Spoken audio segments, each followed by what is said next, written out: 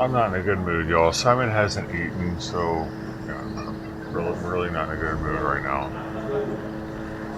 I gotta fucking figure out Simon's situation in like in a minute.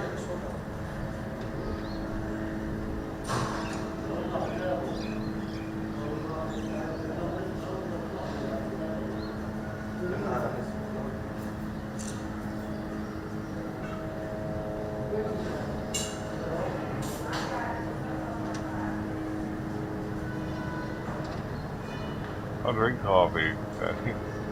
Morning.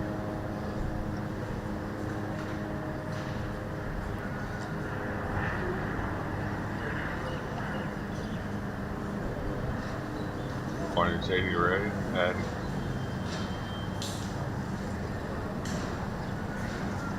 Hey, Clarky, how you been, man?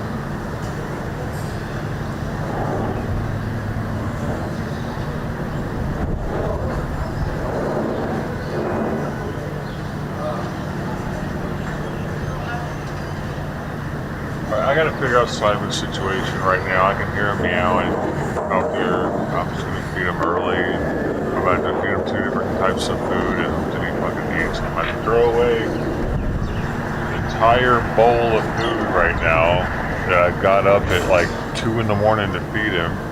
Apparently he didn't want any fucking of it. I'll be back, man.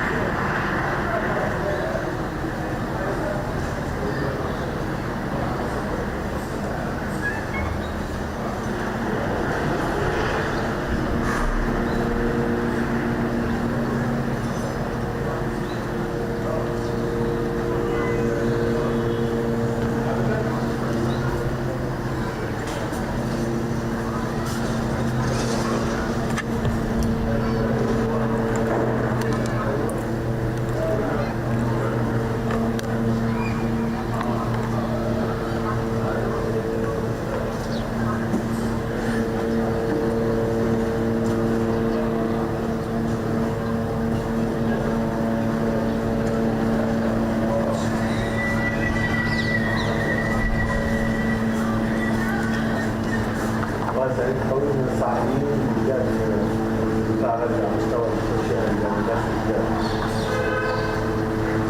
فهي طريق الصحفيين بالذات على مستوى بتاع الرجال لازم ثقافة عالية.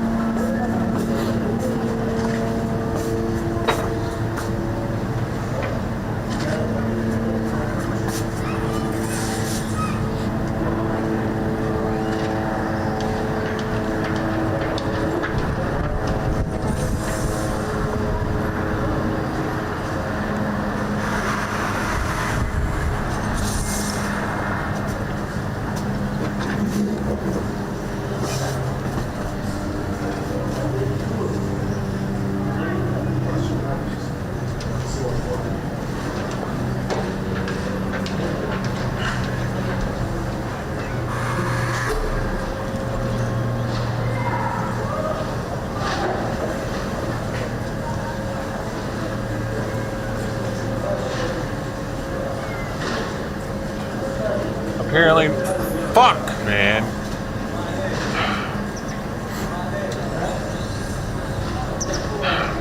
Apparently now he's decided not to eat the lamb, and now he only wants the venison. So I got fucking $80 for food. This is he's not gonna eat now. Are you gonna eat both of them? What the fuck, man? Like, what? Dude.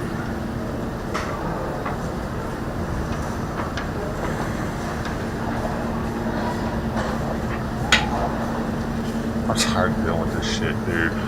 I'm really tired of dealing with it, dude. I want my life back, man. Fuck.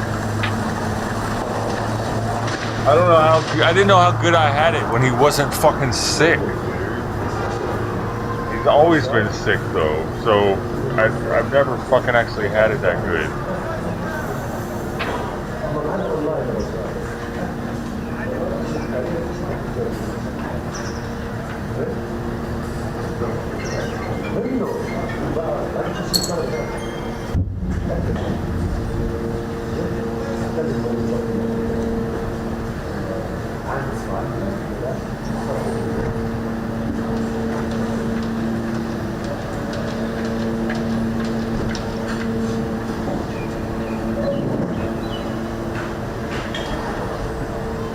It's so fucking frustrating, dude. He had food all night sitting there to eat. Yet I get up and he's fucking crying like there's nothing there. Like, dude. Then I gotta throw it all away and then make him new fresh food because that wasn't good enough for him apparently.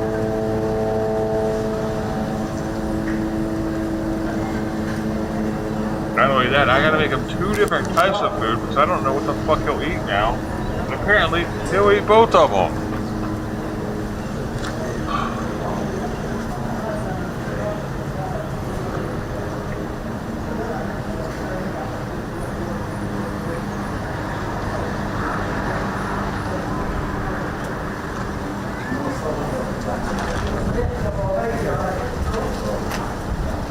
I mean, can you imagine making your kid some food and then he doesn't eat it, and then you gotta make the same exact food for him again and then he does eat it? It's like a glitched out ass fucking computer or something. I don't know why it's broken. Oh, well, it works now. I don't know, I just had to restart it.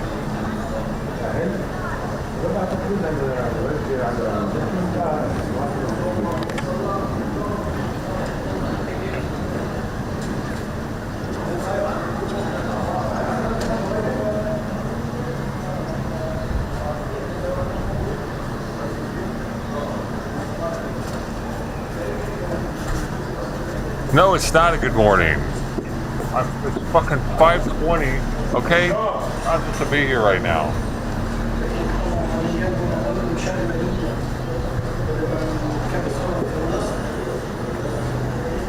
Sober for this shit. I've told you I can't do this shit sober. I cannot do this without weed. If I won't. I'm not gonna do this without weed.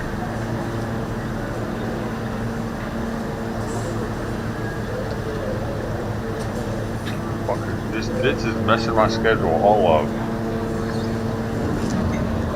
I normally have a very regimented schedule. Simon usually eats every day at 5:30 on the dot, or 5:30, 5:40. Gets his medicine in, and I stir his food.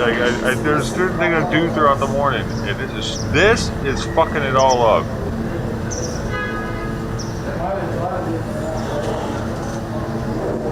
I gotta give Simon some more food.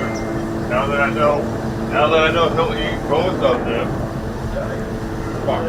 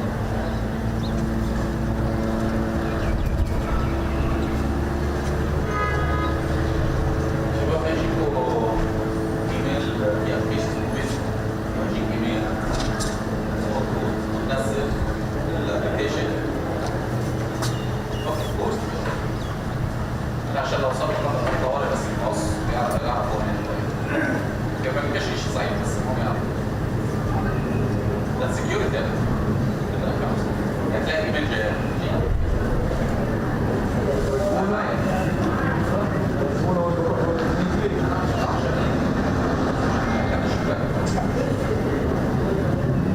في ابلكيشن اسمه هيجي ايميل في ابلكيشن وصلت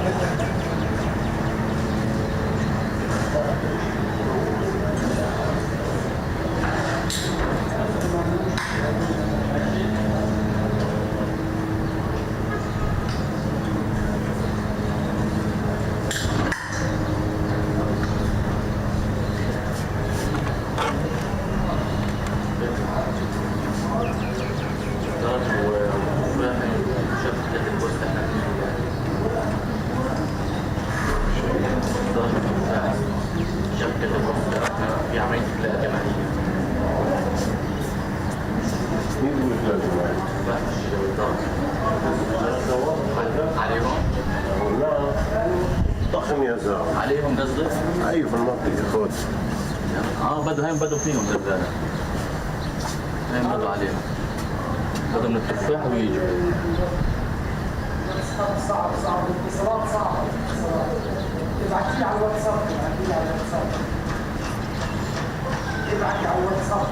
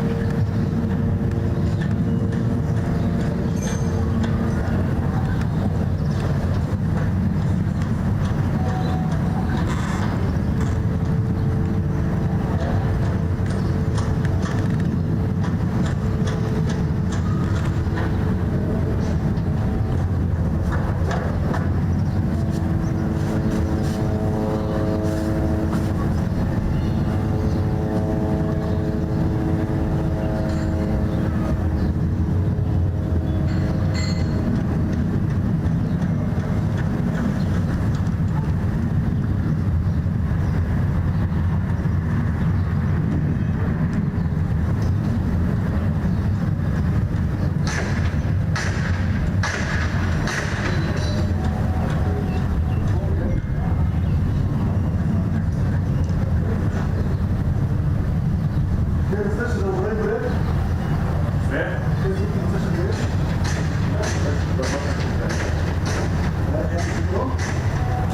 يا ابني لسه مش انا رسمي ما عملوش رسمي بس ما عملوش رسمي. مش بس بدك تعمل فيديو رسمي خلاص.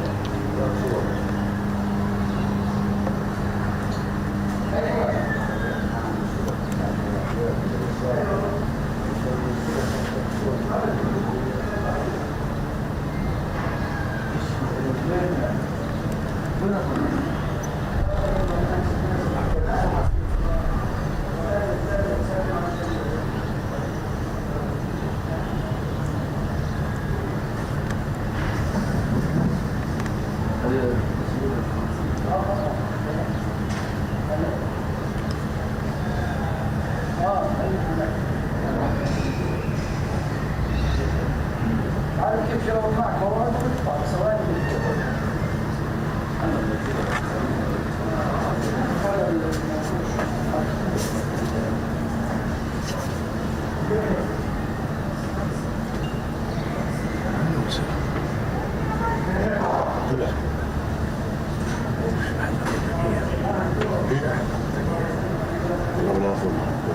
Cannot hold it.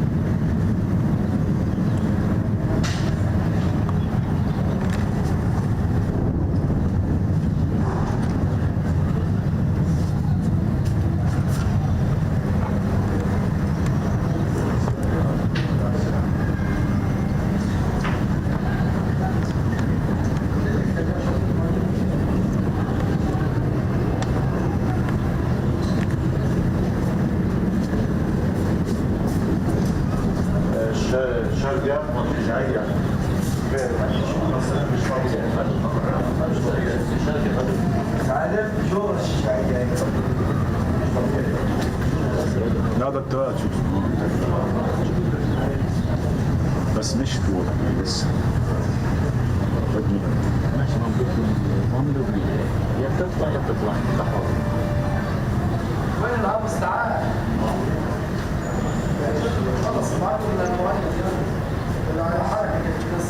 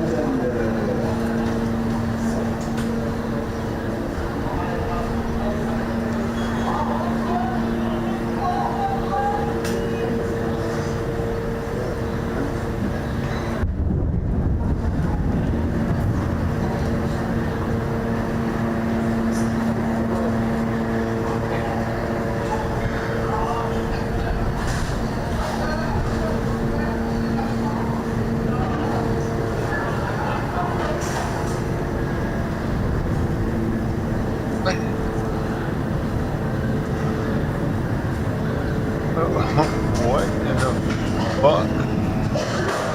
The streamer is trying to use devastation to grow your channel. A new channel, you elite. Fuck off. You're an idiot. There's a community here. Check this out. Here's how this works, you fucking moron. These people know each other that are in here. They talk to each other, sometimes daily. If I go live, they have a place to come look at this with each other. If I'm not live, they don't. Do you see? Do you see what I'm here for? I'm doing a service here. I don't get fucking paid hardly anything ever. Okay? And I hardly get any subs or follows for doing this. 1 or 2 a day, maybe. Fuck you.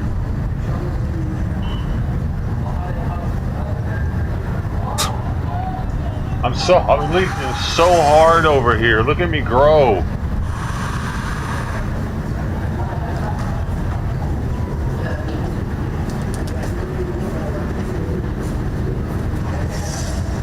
Act like I'm over here like Lookner. He's got 13,000 people. Fucking go fuck with him, man. No, you can't, because he'd ban your ass and at quickness.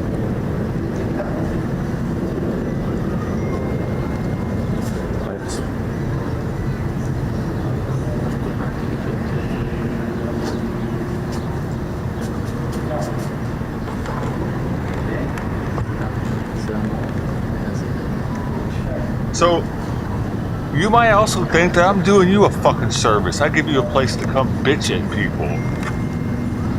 Idiot trolls.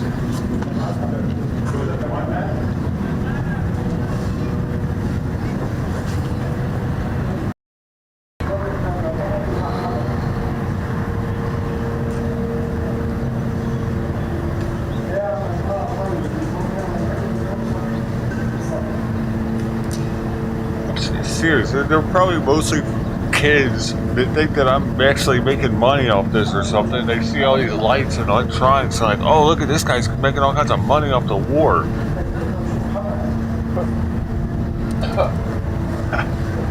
Thanks, Bitcoin McGovey. I love you, man. I love all y'all except for the assholes. Can't love them. Sorry.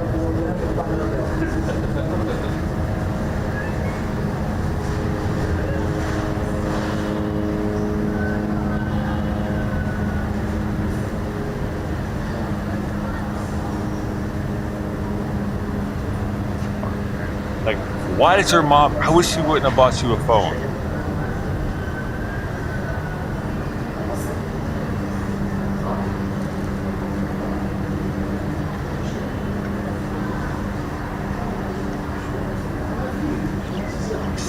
Looks like the idiot left anyway. Whoever it is.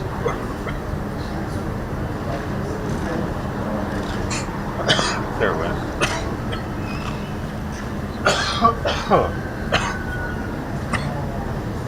Had to pop it.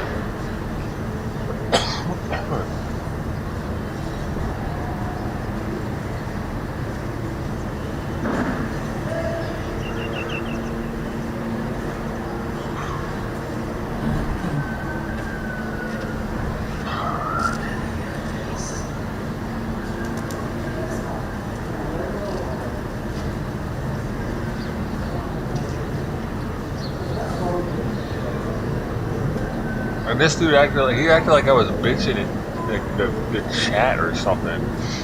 Letting shit off my chest, dude, because I'm going through some shit. That's another thing. Like, people, like, a lot of trolly ass viewers expect for us to be like robots. Not have any emotions at all, not have any personal life, just get on here and be happy. Hey guys, how's it going? Sorry, I'm not Dr. Disrespect. Don't fucking watch a made game streamer. Maybe you'll get all that from them because they're fucking sticking bits and super chats up their ass constantly. Of course they're happy.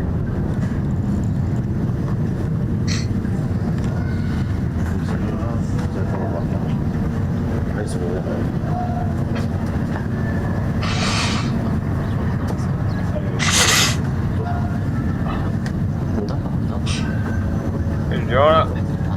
Oh God! Hey Ted, man, I appreciate you keeping it locked down last night. I came in here and I saw you still in here. Man, I came in here to do something. I think it was to Simon food. I can't remember his medicine. I can't remember what the fuck it was. I think it was his medicine. And you were like, man, I got another 3 hours of drinking in me. Dang, man, Ted's holding it down tonight. I gotta sleep. Oh, you can't. والله لا دخول انت You know what I'm talking about? لا ما تخشوش خشوا تروحوا بس مش هتخشوا والاغنياء دخلوا يسووا عين تاني السكان بتصير شو اسمه مدام. That's all do it here too. طالما دخل يدخل يفتش كذا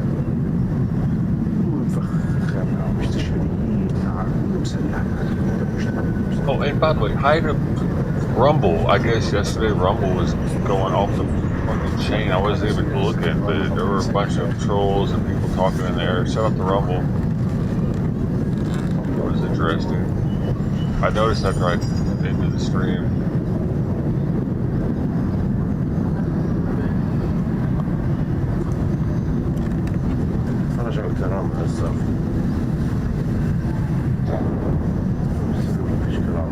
Did I miss you, Dave?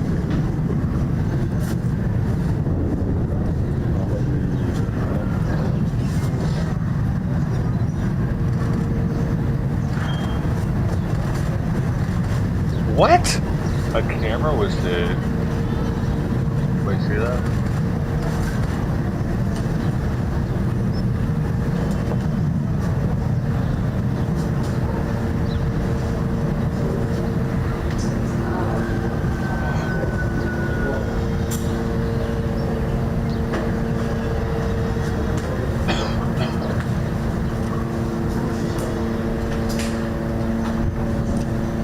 People are so jealous, man. People are so fucking. That's when all the haters come out. Whenever you start getting like a little bit of viewership as a streamer, that's when the haters come out. And they're like, "Hey, fuck you! Why do you have people hanging out with you, asshole?"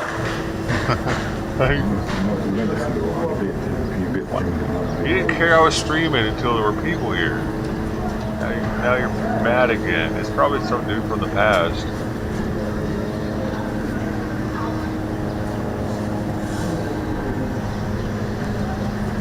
They're happy as long as no one's here. As long as like I look like I'm struggling, that makes them happy. they come by, probably check in and look, and they're like, haha, haha, idiot, still struggling. And then I'll pop off on a little bit on something like this, and they'll have to come through and talk shit. Try to convince everybody that I'm an asshole and not to watch me. Because they actually wish that they could do this. Just do it, man.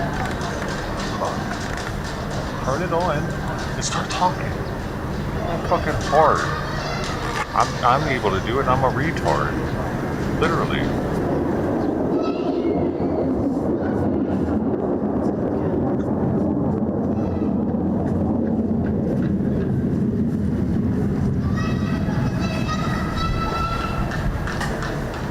Oh, fuck yeah, I'm still struggling. Don't get it wrong. But, I mean, there are times where I'll have literally no one talking for an hour, dude. Just me. Just recently.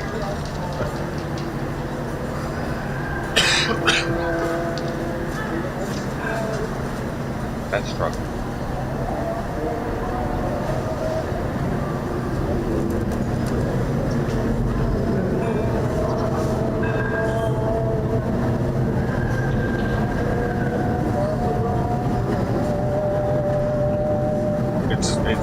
I don't know, try it out. Talk to your camera while it says 5 people are in chat and none of them are talking for an hour and you're talking for an hour.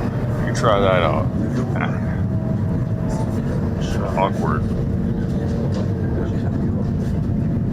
Don't know if anybody's even there or not. Are they there? Say anything. Respond to those people.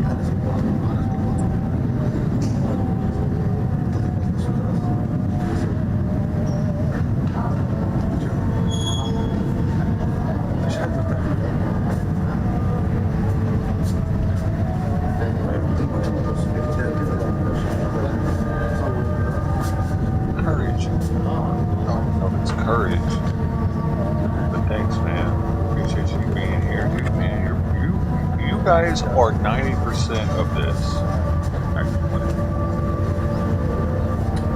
I could do this, dude. If y'all are here, dude, you know how many people try this shit? Nobody's in their chat, and they just keep doing it every day.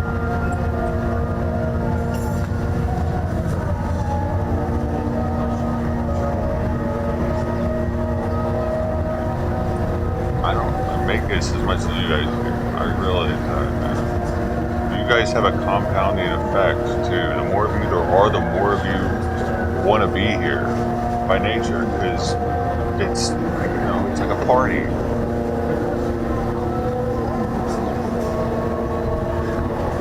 Different ideas, different. That's why I try to keep the chat up for the different streams. I try to find a chat that's got a lot of people in it, because that in itself is it's a draw. Like your words, their words matter in our word family.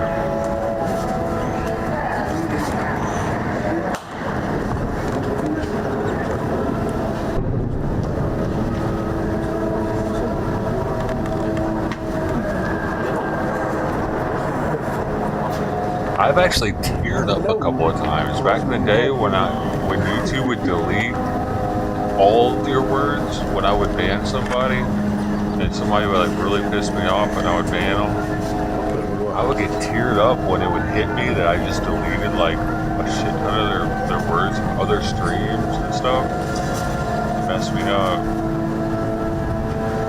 Thankfully they stopped doing that.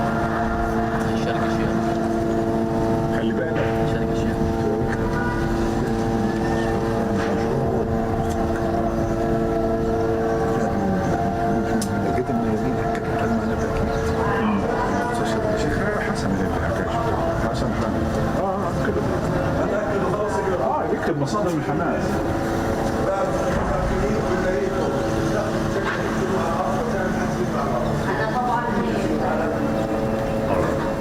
Let me see if I can find a video of that camera being hit.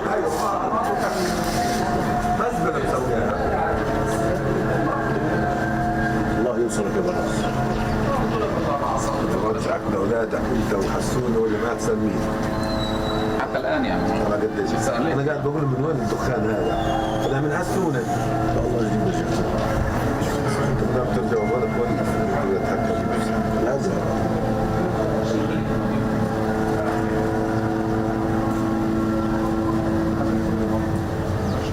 Oh, is that what this is? The power station? ولا ابوك ولا امك احسن مين؟ جوازتك مش لا Does it only power Gaza though? مرضى وكبار سن اللي حدا يعكزهم ويوسف ضل عنده اولاد. Oh wow. It's مشكلة صح؟ what? Damn, Israel really has too much power out there, dude. No pun intended. Like, they can just knock that shit out and they have zero power and it won't affect Israel at all. That, man, dude.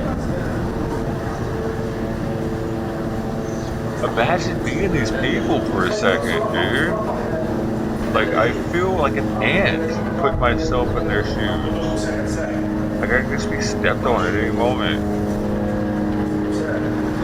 Stuck in this little area. Like, we got the beach and stuff. It's pretty sweet and all, but can't get out. Got a couple exits. One to Egypt, one to Israel. Can't even do any trade with Israel. With Egypt. Only can do trade with Israel.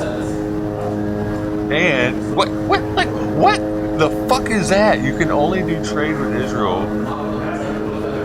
because they're gonna look through all your shit probably if you leave Israel and come back.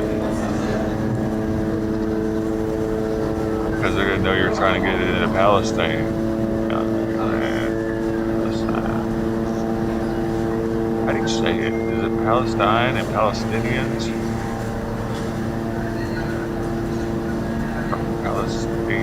Palestinians. Palestinians, ain't it? Palestine? I don't know.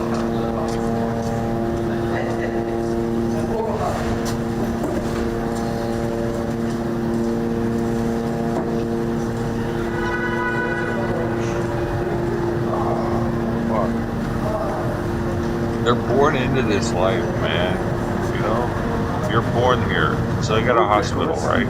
You're born in Gaza, and then you got all this praying 5 times a day going on your entire life. This is all you know.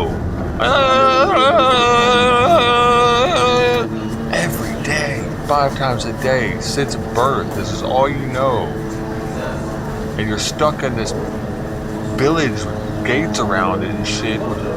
It's like, dude, you kind of got to put yourself in their shoes a little bit to realize how fucking crazy this is.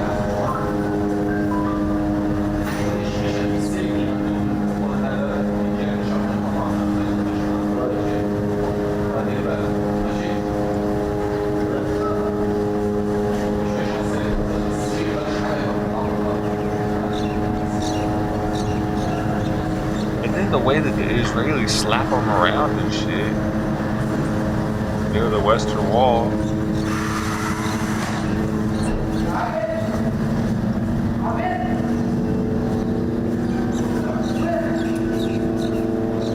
They actually treat them like they're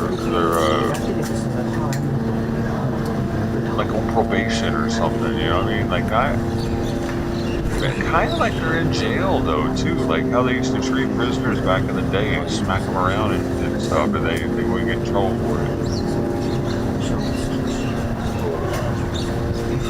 The way they hit them, they wouldn't get away with doing that if they were American police.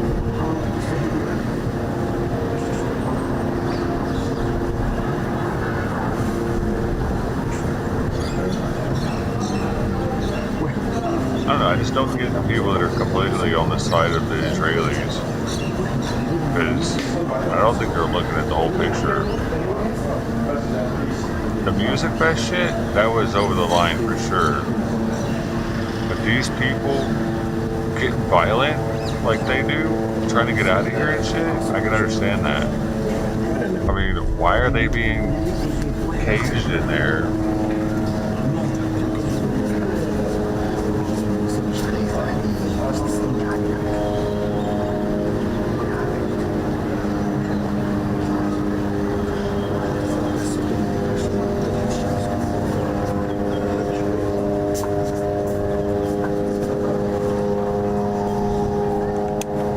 And not to mention this, the bombings and airstrikes and shit they'd have to deal with on a pretty much yearly basis.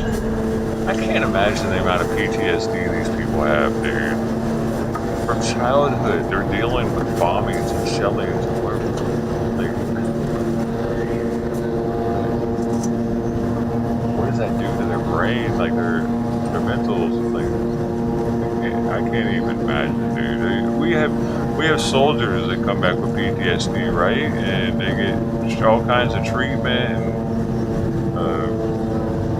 and disability. They pretty much can't do anything anymore. Some of them,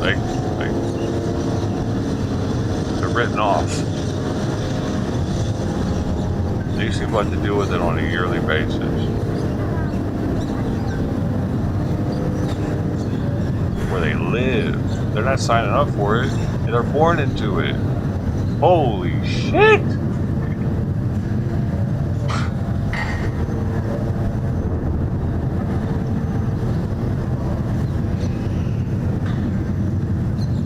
Dude, I feel weird as shit about their situation, man. Like it really, I feel something inside over it. It's messed up. But at the same thing, dude, in the way they're trained, like they're indoctrinated really young with all this religious stuff 5 times a day, the prayers,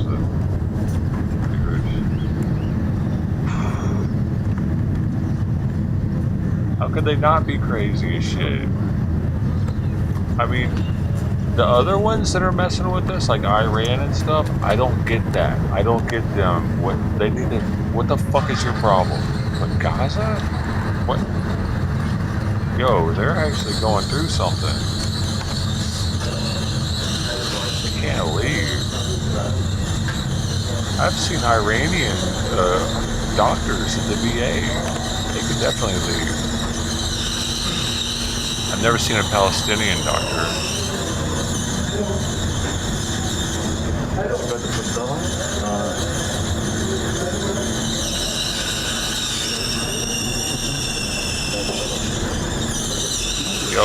Yo. Just tighten the belt a little bit, man.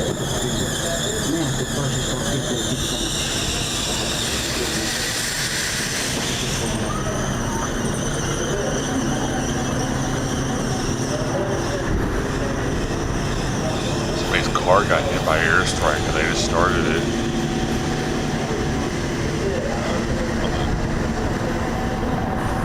Yeah, it'll still run.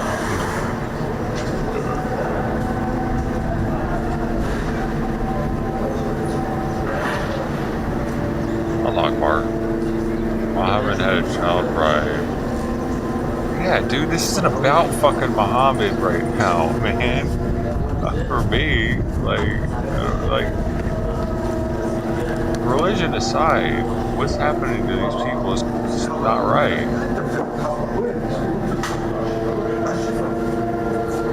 But at the same time, they want to be there.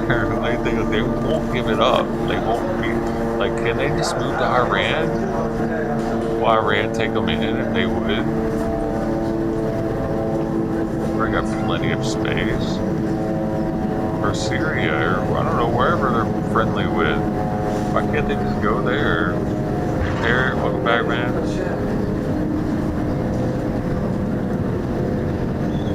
Out the door.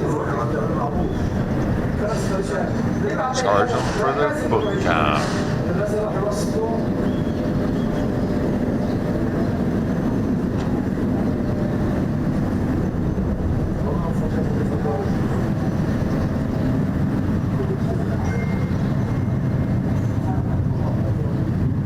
No power and water. Oh, right, they can do that to them too. Right, they can just cut them. Well, what they can do is they have half of power, is my understanding, because they still have the power station, I guess. Or is it the water that they have half of? One of them, they have half of what they need already locally, and they got the other half from Israel. I'm not sure if that was water or electricity.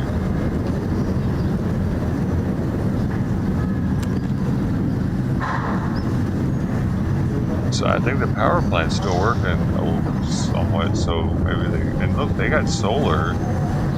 These smart asses, they got solar too. Solar. People have solar out there, dude. So there's something. They wising up on that one. Solar's everywhere.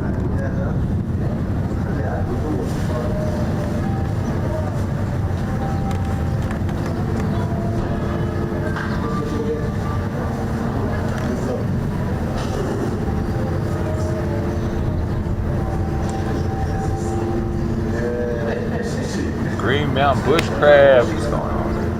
How you doing? Oreo rub.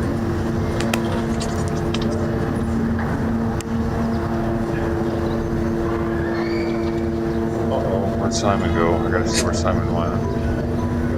What's happening over here? That was interesting looking.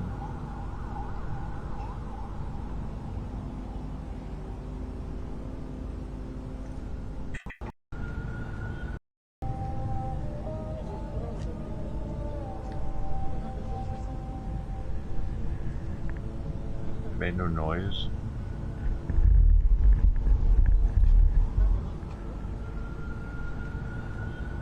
What's it smoldering? I guess something's just on fire. Oh, dude, has there been any good above shots of any of this?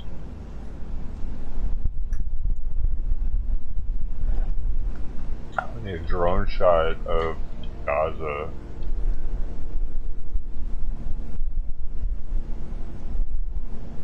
2 hours ago, here it is. I figured it was out.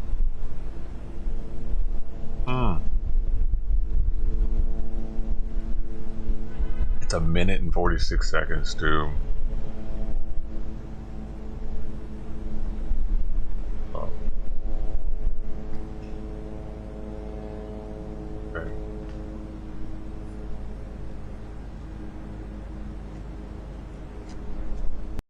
That sound there. No, I was trying to sound.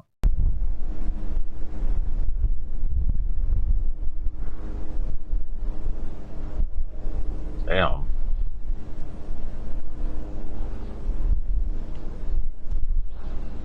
That's pretty bad.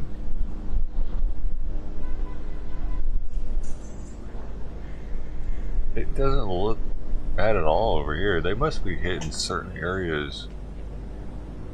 Damn, dude, why does it look bad at all? And they, like, why is this area like screwed up?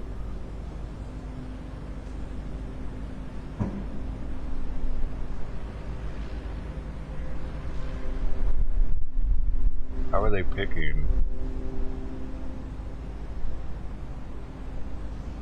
Man, where's all the furniture? Where's everything? How is it just dirt now? Is it already stolen?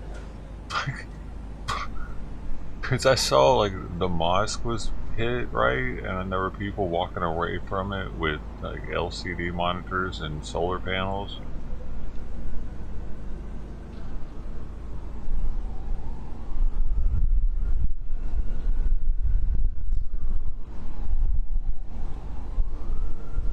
No, it was a dartboard and a solar panel. Yeah, because I remember thinking they're playing darts in there.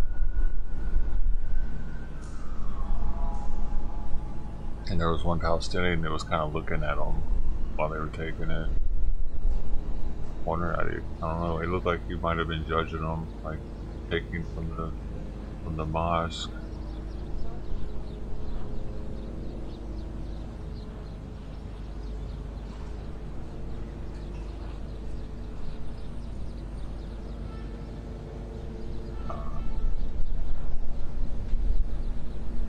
Apparently this guy's name is Steve. This cameraman here, everybody calls him Steve. Someone must have said his name once on stream, so now everybody gives him shit. Kind of funny. He never talks. I've never heard him talk.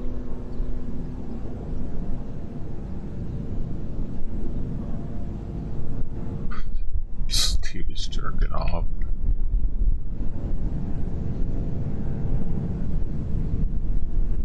Steve is here. Steve got my wife's boyfriend pregnant. It's like they're constantly talking to him and talking about him to me. He never says anything. Oh.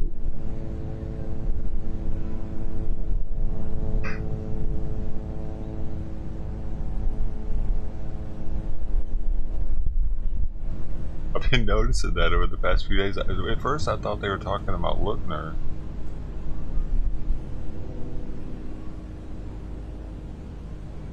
One of them said something that clued me in that it was this guy. I forget what they said now.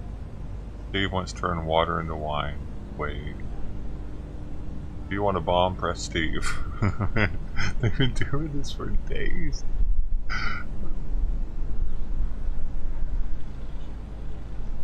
It's kind of cute. The stream's been going since October 7th, so that has a little bit to do with it too. They haven't ended since October 7th.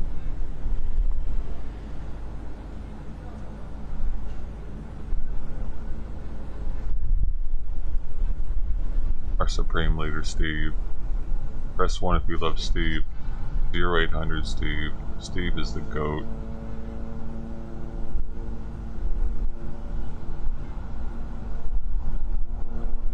Steve, love Allah.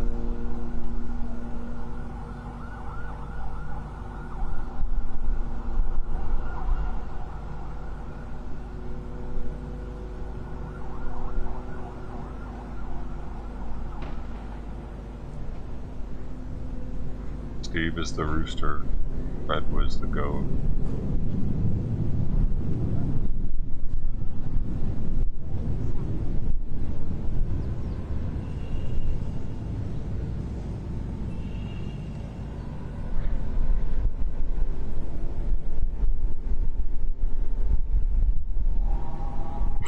Steve gave all the virgins unibrows.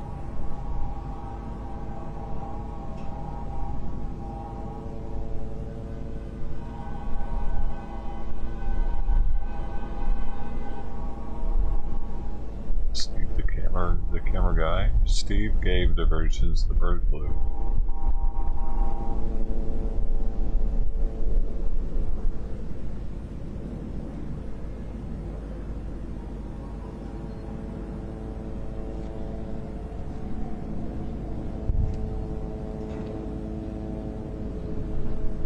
Eiffel Tower collapsed, by the way.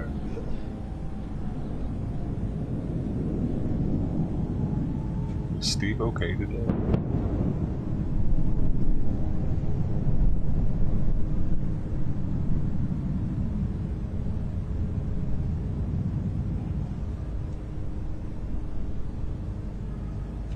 Steve gave all the virgins Taylor Swift shorts. What are Taylor Swift shorts?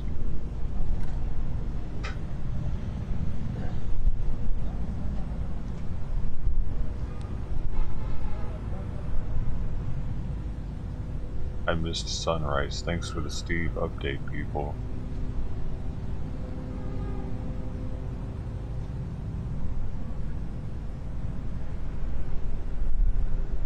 You need more coffee for this? What are you talking about? Got Steve here.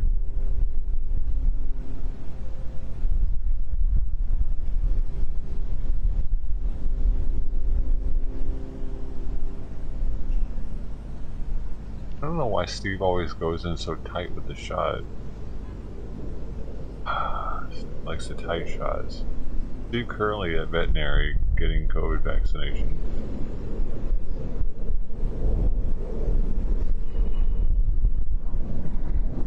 I don't think Steve's ever been on camera, man. It was at his turret, someone say, "Hey Steve." And he was like, "Huh? Don't say my name, man." Well.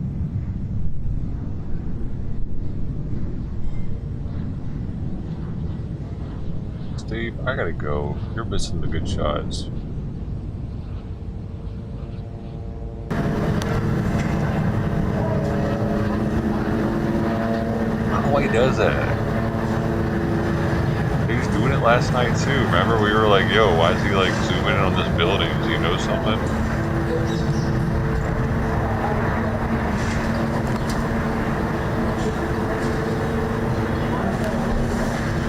And there's only 156 people in this chat. There's like 1,500 in that other chat. This dude's doing way more. He's constantly moving it around, making sure he's getting into different stuff. That dude's chat's just comical because there's so many people there. That's what I'm talking about with how you guys become the content. You are more important than what's on the screen. That case in point on that stream, because this guy's stream is definitely better, showing much more. But the chat's not rolling, and it's in Spanish. So people aren't going to want to stay. I know what the fuck I'm talking about here. I'm a streamologist.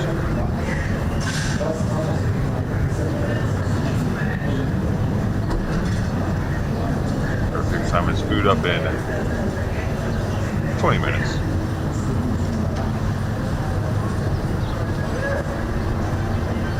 I would like for him to eat a little more, but I'm not too worried about it. He's getting fat anyway.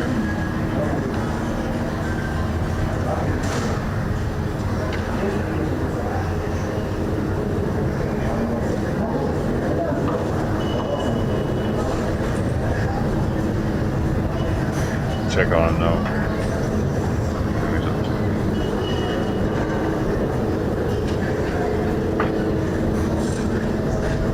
I had 15 girlfriends, all left for a guy named Steve. That's sweet of me. What does that mean?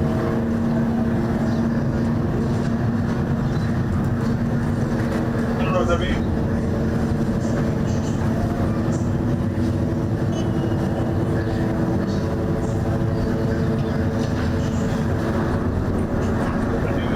I need to timestamp his breathing real fast.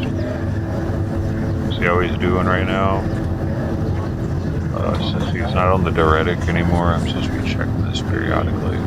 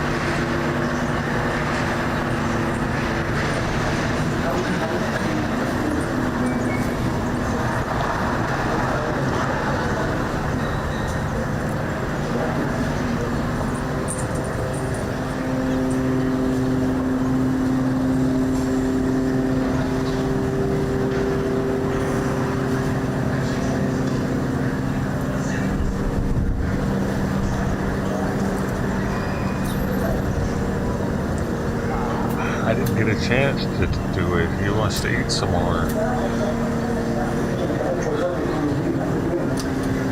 Run over.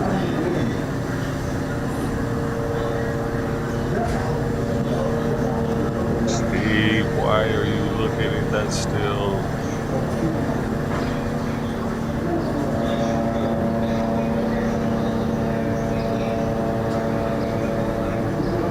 I think Steve is taking a nap, and actually, real talk, that might be what's happening.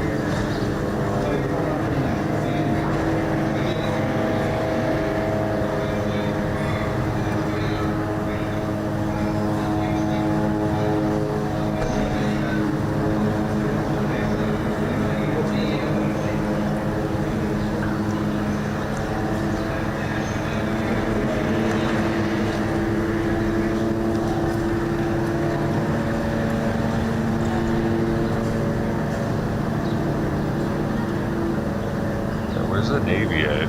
Anybody here? Where are we at? Oh.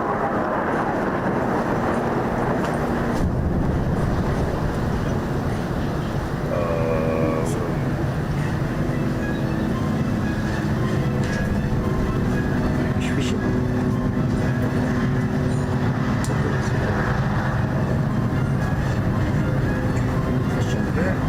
Very well. Hurry up a little.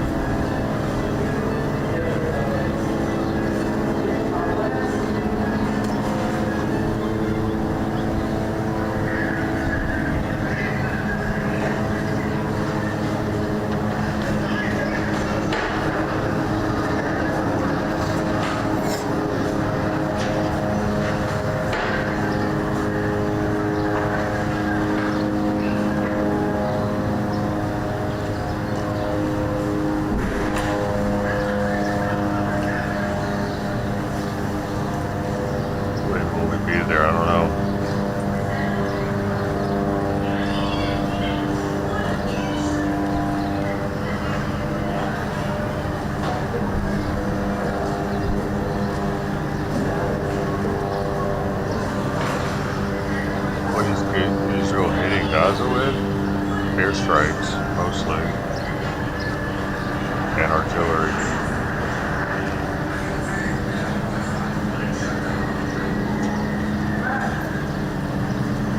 Howitzer, mobile howitzer tanks. Tanks with howitzers on them.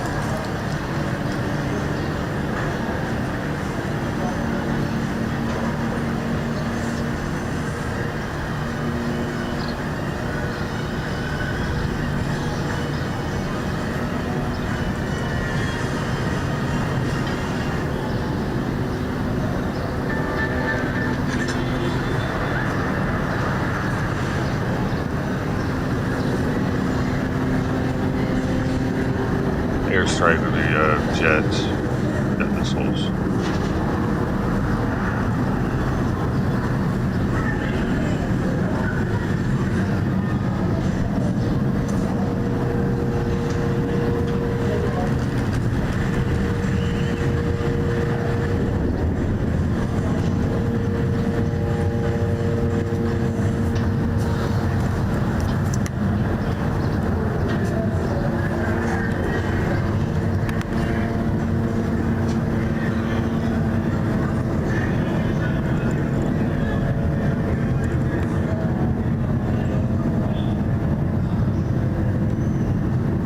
Dude, I think they're using our jets at night.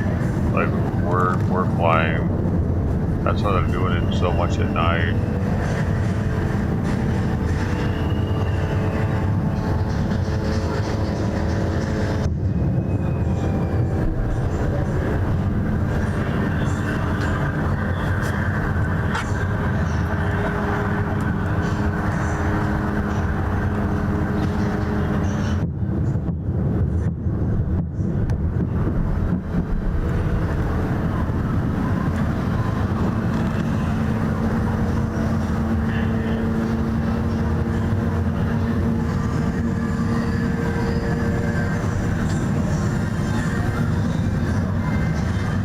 So that must be the area that's a ghetto within a ghetto, where they're hitting. That's why, that's probably, like, everybody probably knows the areas that are going to get hit eventually, because those are the areas that are like projects or whatever. That's where the gangsters live. Starting to get it.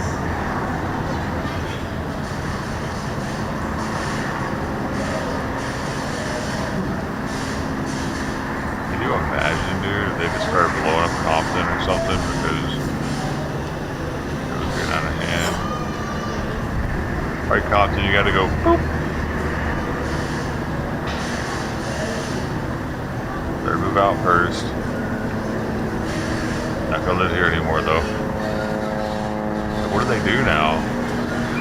What are those people supposed to do? The survivors from those buildings. Where they go now?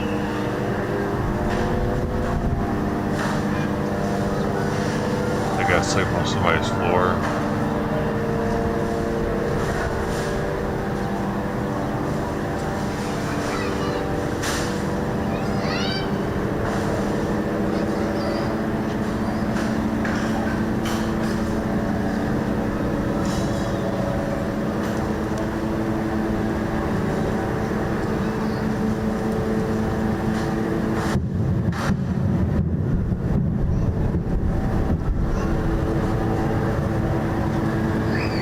A lot of pets die during this too.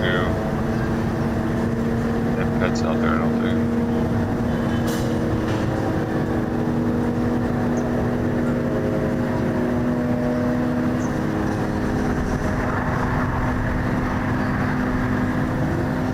They're probably numb to death at this point.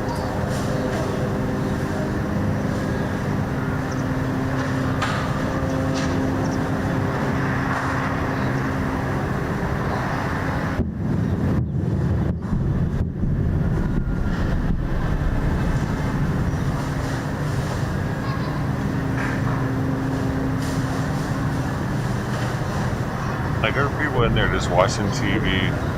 They can like hear this in the background, and they're just trying to like not think about it. miles away. And then you can see all the smoke from it also. Like, that'd be so surreal living there.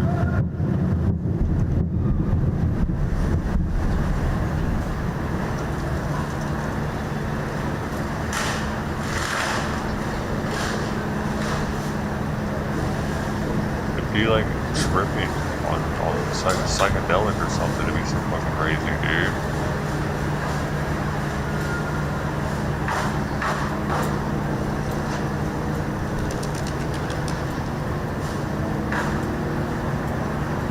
Shell shock.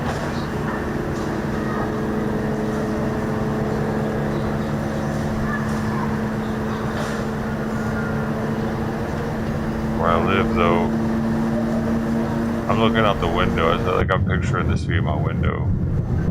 I'm just looking out and thinking, this is life stuck in here. Allah Akbar. When's prayer time? Oh wow, I'm kind of hungry. Oh, that's just rice though.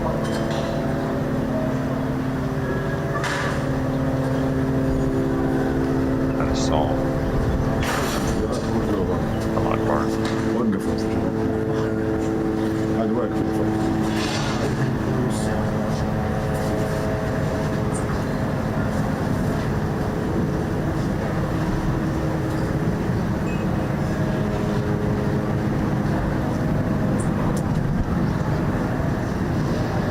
And then on the other side of it, you have the Israelis who have all this power and wealth.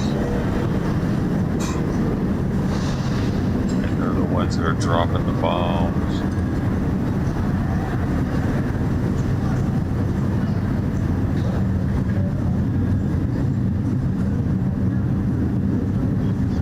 But at least the bombs are precise.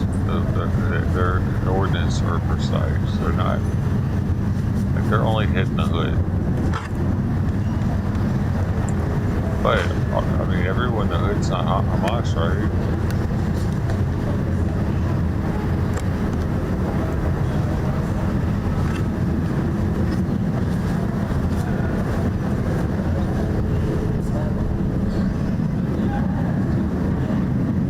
Like, everyone in the hood's not a gangster. Here.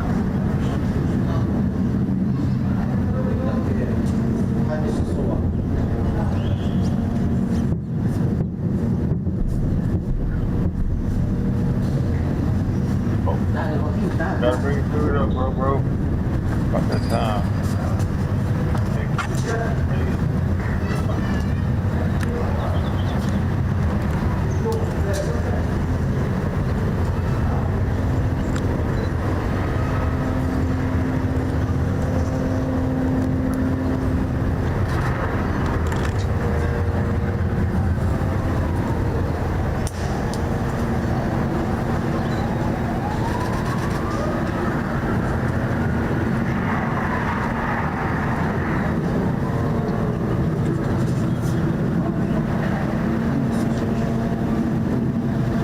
صور جوية.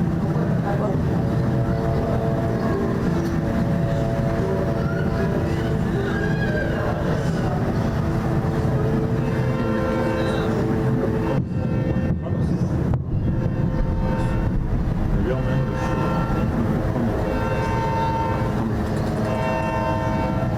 عنده صوم بالليل.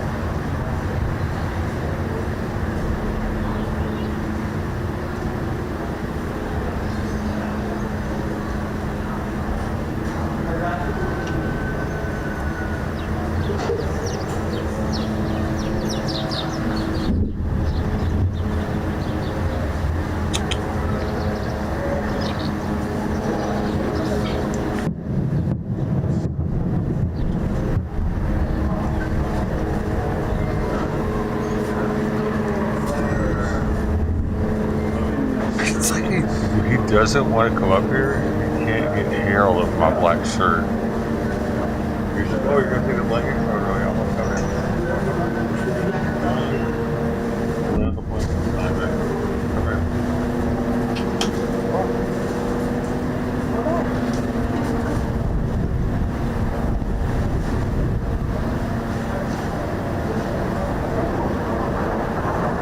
I swear that's it, dude. They want to put their cat seeds everywhere. Little white hairs all over everything. There you go, Scope. Come here.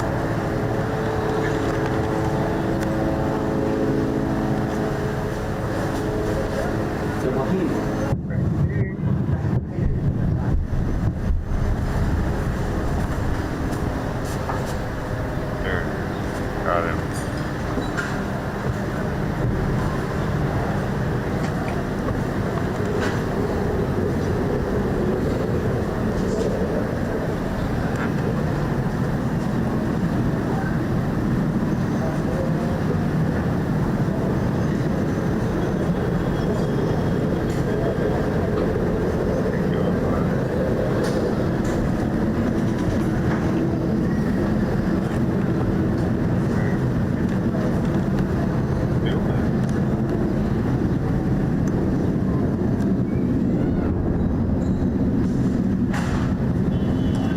He's trying to get him as high as he can down here. He's like, look, you don't have it. You don't have my hairs on you.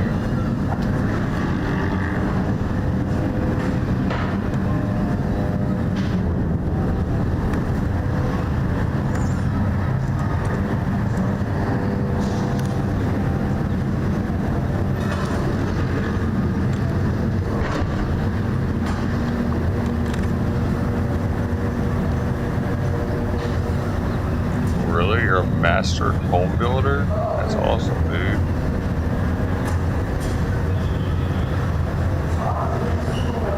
Huh. Okay. Are you flexing or something? What are you doing? Are you gonna build me a house? Are you offering? I can't afford it though. You do it for free.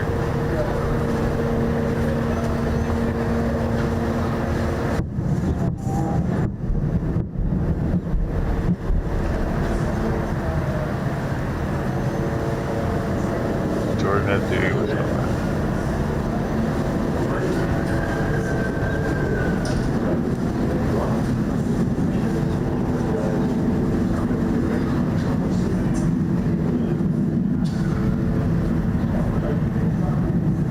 I'd be thankful.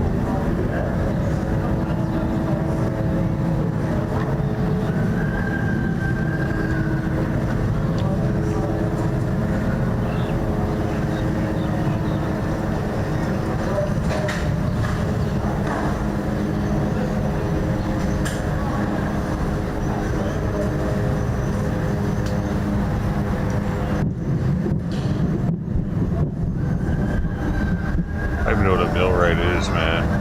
Maybe shape wood.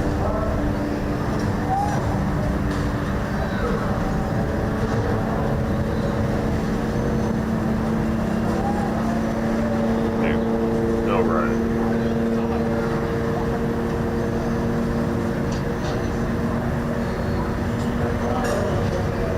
Mechanic that kept the mill's machines running smoothly.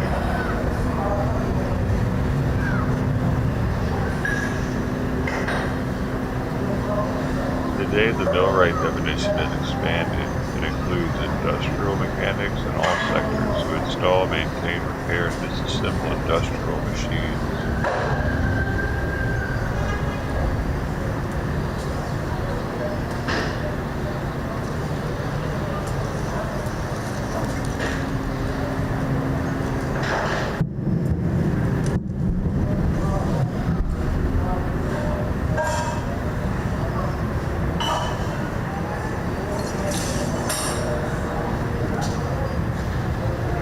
I think I've been a millwright before.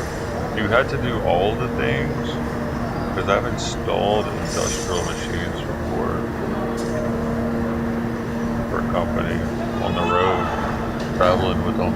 I was going to go to South America with them even. Should happen though. I guess that's a mill rate. I don't know. We were installing pipe conveyor blower systems.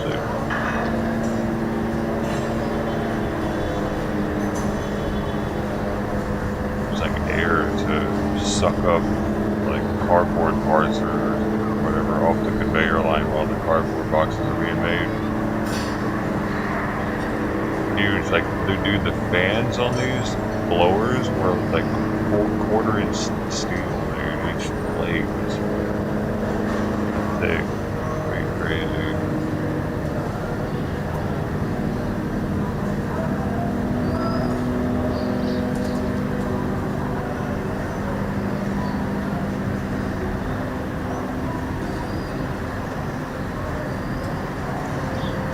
I was a millwright, I didn't know it, dude. I just thought of myself as a laborer.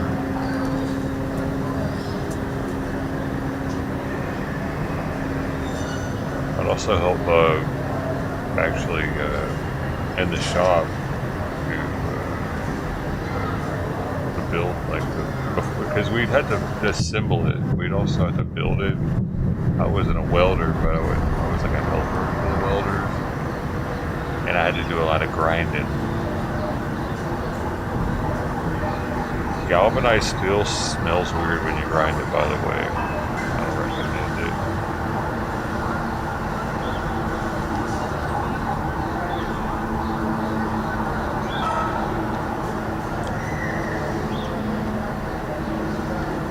But I didn't do any damage.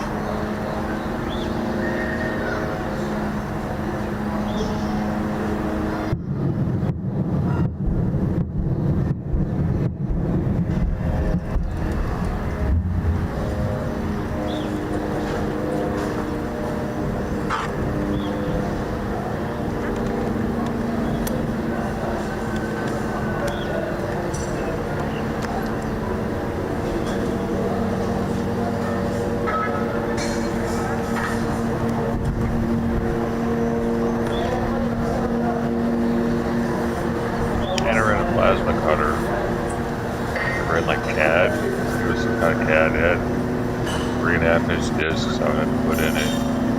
Do a program for different. I had to do it manually. That was a kind of a cool job though. Out of all the jobs you can have in a metal shop, that's one of the cool ones.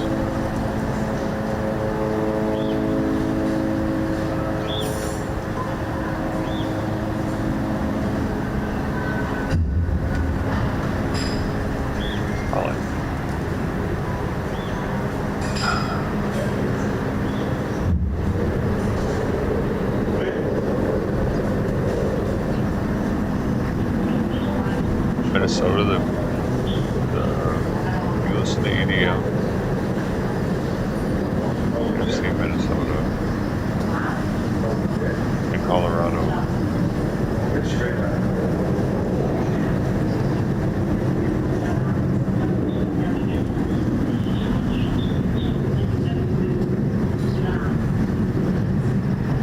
We were listening in Minnesota.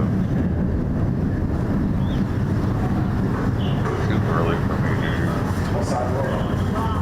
more weed. My coffee.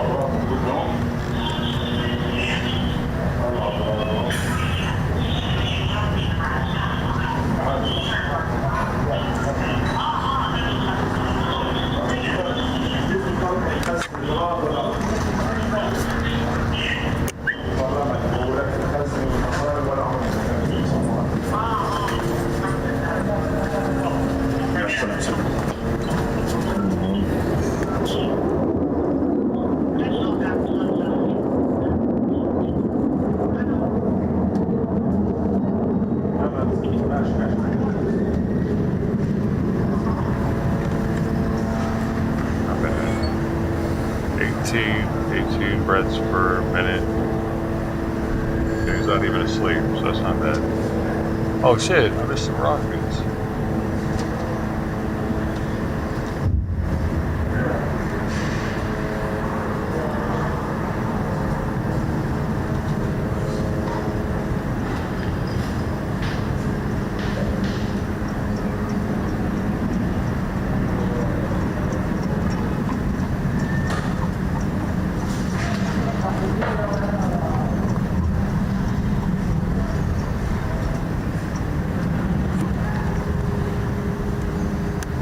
Well, welcome from Minnesota, dude. That's pretty cool.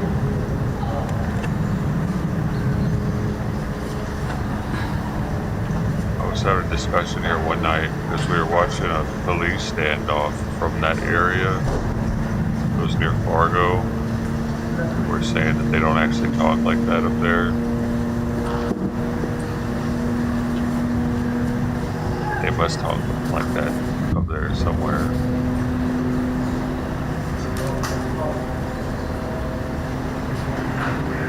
True story, man.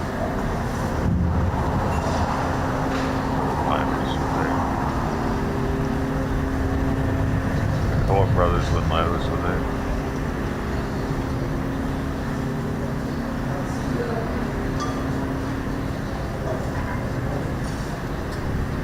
Alright, sweet, Jonah.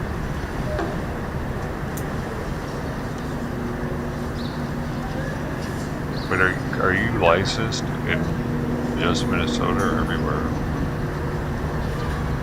Is that a thing? Can you be licensed everywhere in the country? Federal contractor's license?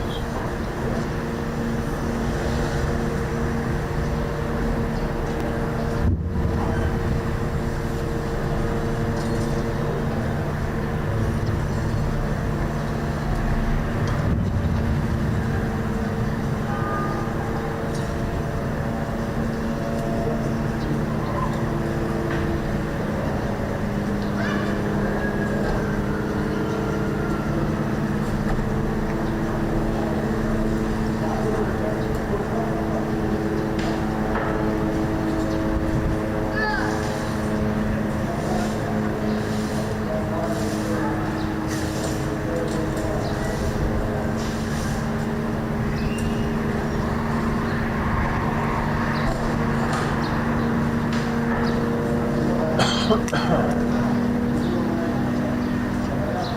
don't know how any of that works, man. As far as the work being insured, where like, if like there was like cracks in the building, I know you gotta like when you hire a contractor, you gotta make sure that they're the real deal, or you can end up getting screwed over.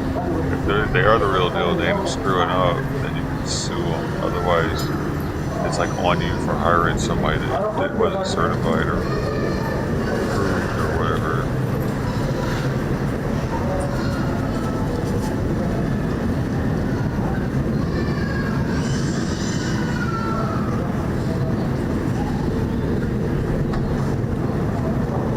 Nobody got time for that. Nobody got time for that. Nobody got time for that. Hey, did y'all know that there was, if you missed it, there's a single malt Israeli whiskey called Milk and Honey. They have like 3 different types. Milk and Honey Distillery. It's out of Tel Aviv.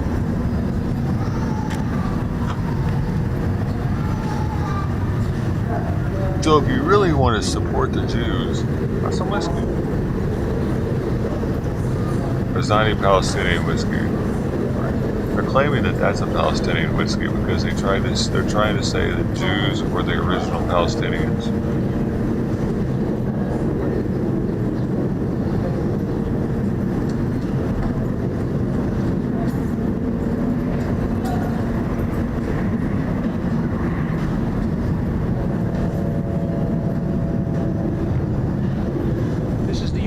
States of America, damn it.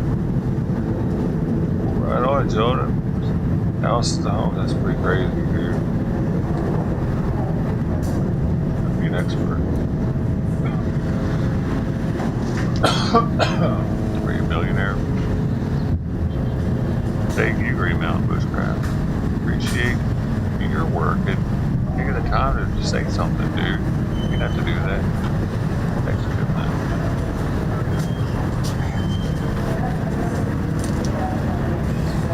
Vice Mayor JD. Good work.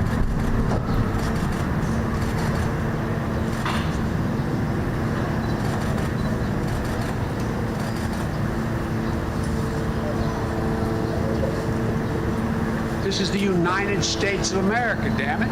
Oh, new pal, thanks for this up. I need to figure out why that's doing this twice every time.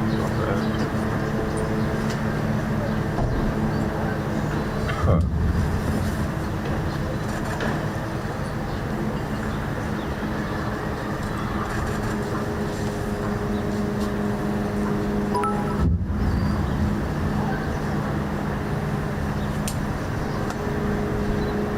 Electric Blue coming through with the 200 bits. Thank you so much, Luke. Appreciation, man. I need to look over at Twitch more often, I guess. Damn, dude. Good morning. Thanks for holding down last night with Ted. Oh, you had a bottle. You had a bottle of milk and honey. It's pretty good. Which one did you have? I'm looking at the sherry one. They also have a cognac one and a regular. Richard sing along. على السن على ابو فنون ابن العائله على هنيه على ابو معمر الله لا يرحمه. Good morning. Alright guys, dude, I forget that I'm dual streaming sometimes. Tori, good morning on Rumble. Russia. Also might be there. طالعين لايف احنا. Issue will never be resolved since the time of Joshua. If he didn't clear it out, this thorn would remain until the new kingdom.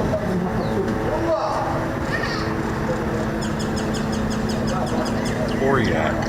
Username checks out. He knows what he's talking about.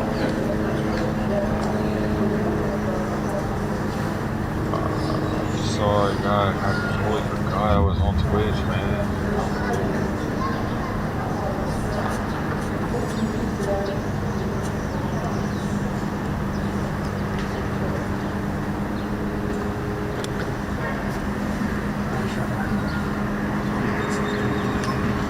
جبت صورة صوري خمطة.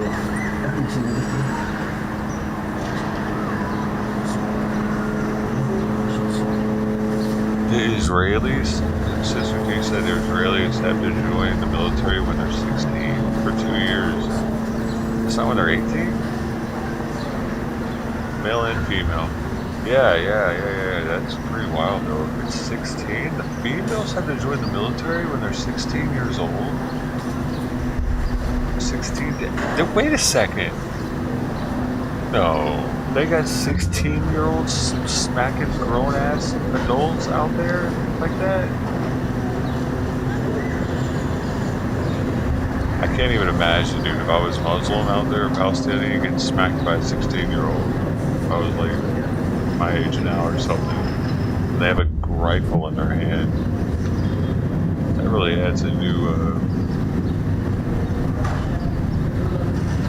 adds something new to the equation.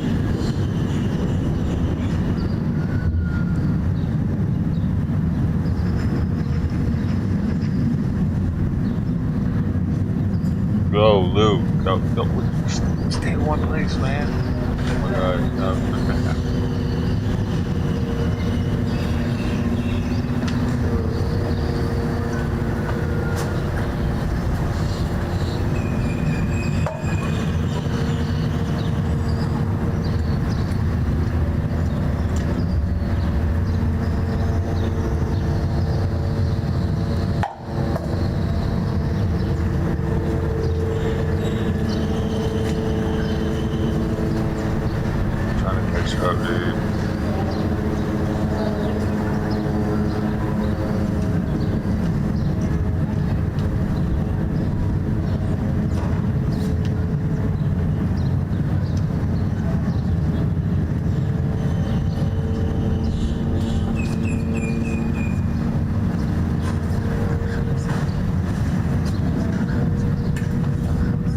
did it.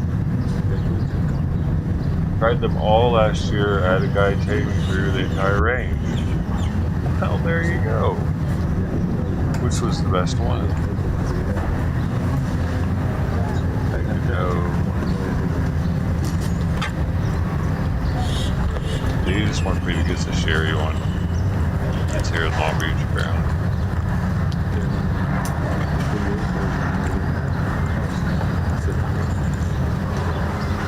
See, you know we're in the good area of town because you got these big ass solar panels everywhere. In the hood, I bet there's not as many solar panels and they can control those people more.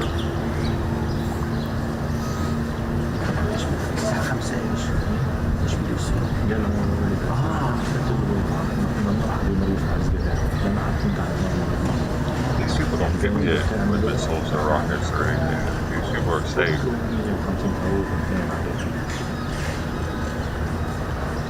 If they were in Israel, not like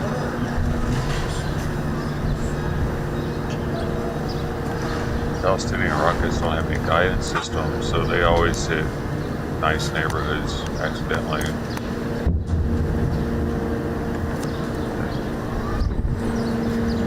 It could happen just as easily as a shitty neighborhood.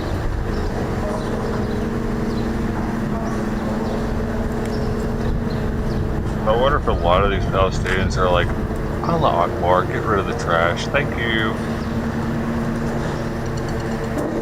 Like if some of them are like, they're okay with living this lifestyle because they're more affluent, right? And they got the solar panels. They're not going to get hit with any kind of things. Them other people, like, if you're born in the hood of Gaza, how do you get out? You see how hard it is to get out of the hood of America, right? People that are brought up in the hood. It's like if you don't join the military or get a job that's getting you out, it can be very difficult to get out of the hood.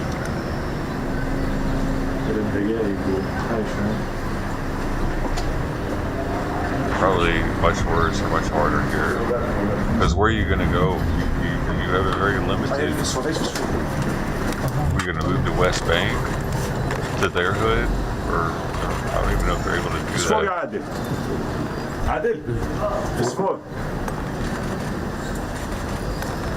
Oh, did they hit the good area of town?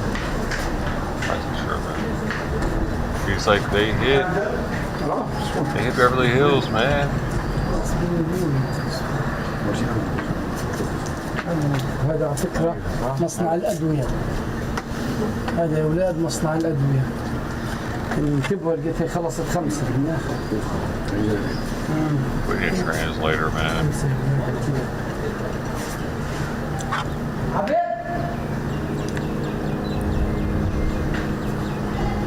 What's the big deal with this blue cloud? They're freaking out over this.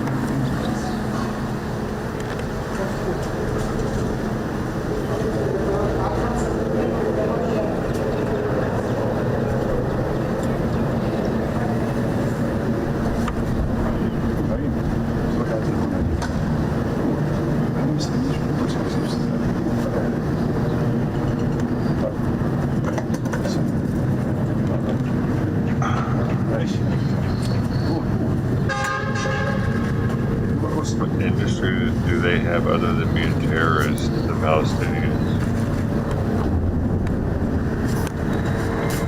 I don't know. Do they make rugs or something? Like textile, some sort of textile good?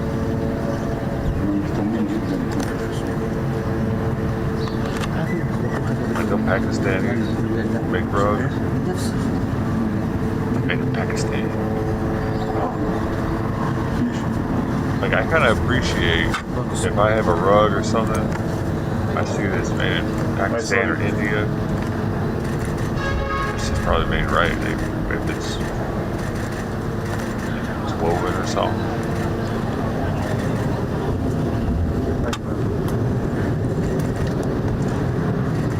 Pakistani rug. Persian rug, that's like the highest quality, you know, it's still like they spread it out a little bit. Whoa. The fuck?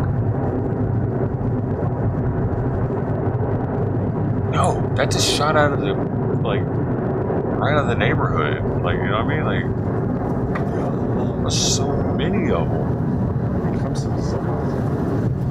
Oh my God. Is that the hood though? Or is that shooting out of the hood area that doesn't normally get hit?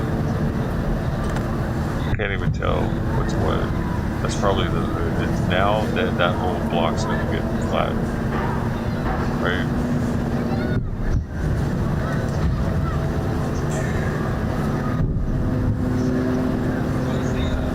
Why isn't it flattening right now?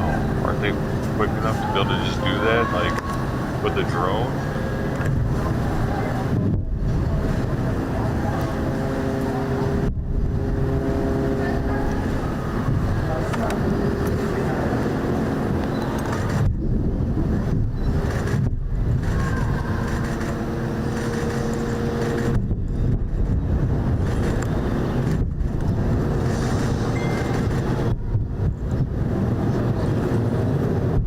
Hell, those things are going like straight up.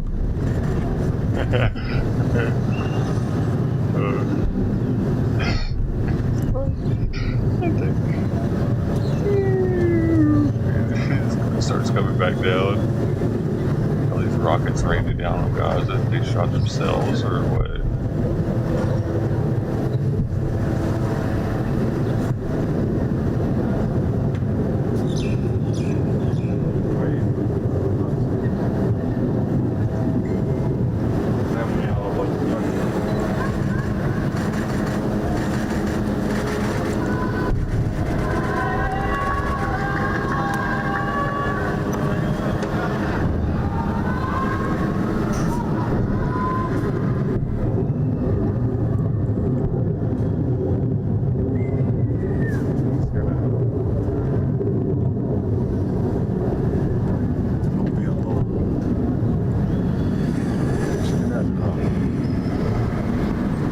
How did they get those in there, dude?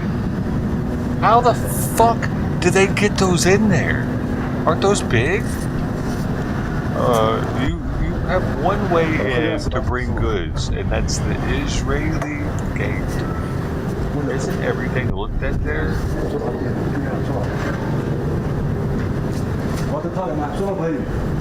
It's quite impressive that they're able to get all these rockets inside of here, able to shoot them back out of there. It's not like they're building them inside, dude. من الديسك الثاني الديسك امسك بس امسك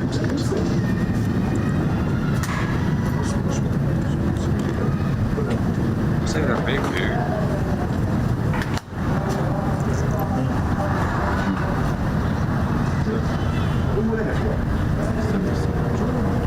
I mean, hit an ammo down. Oh, they were launching. What do you think?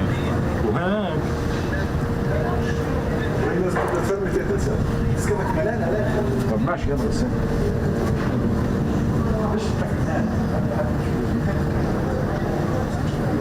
Most Palestinians work unskilled labor as agriculture and construction. What do they construct? Gaza after it's blown up? They're like the dudes on Fraggle Rock. They're building stuff with the radish dust or whatever the hell that was.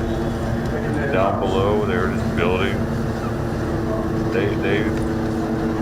They served a purpose somehow because, right, that it was like the cycle of things with the Fraggles, the radishes or something. Weird.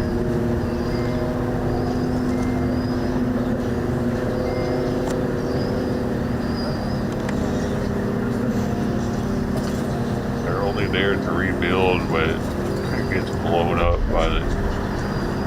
That's their existence.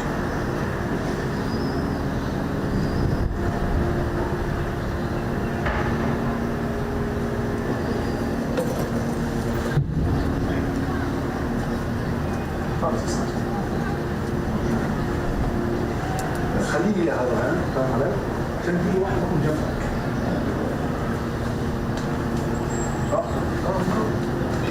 Like prison labor, dude.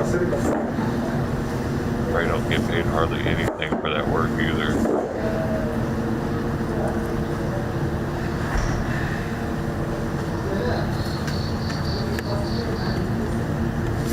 At least they live near the beach, so it's pretty sweet.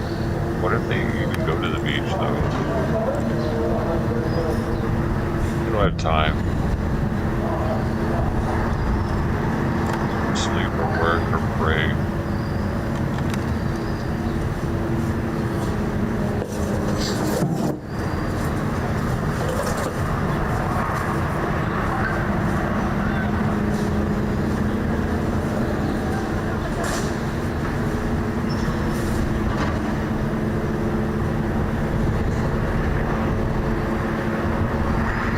They have a life of pain, dude.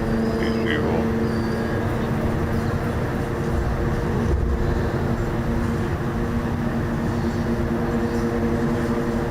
مجزرة وين؟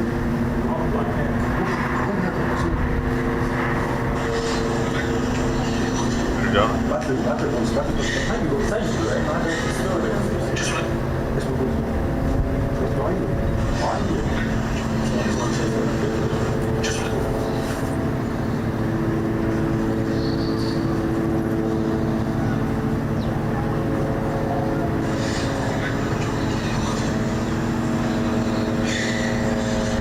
Mike triple one.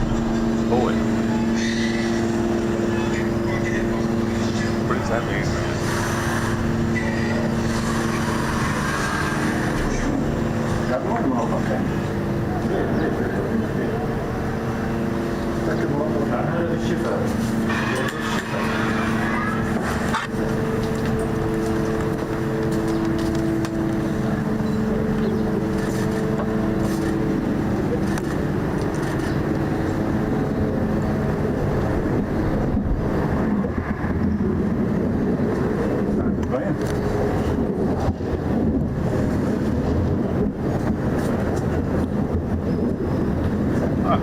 He just licked cologne off my wrist, dude. He was like, oh,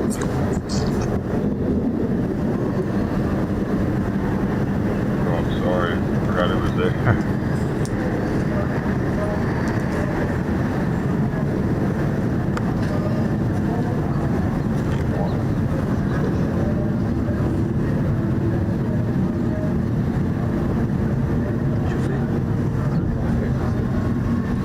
Antonio Banderas, it smells sweet.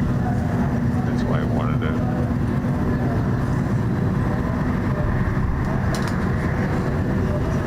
Ex got it for me. One of those bottles is just sitting in the bathroom. Like, I don't remember exactly where it came from.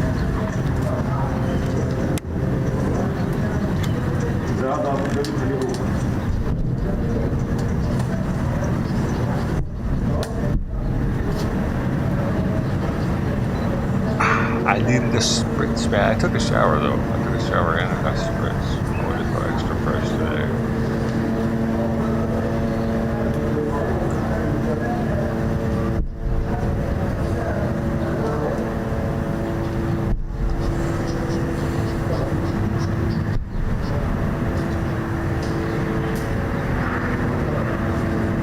Wait, Simon's knocking out.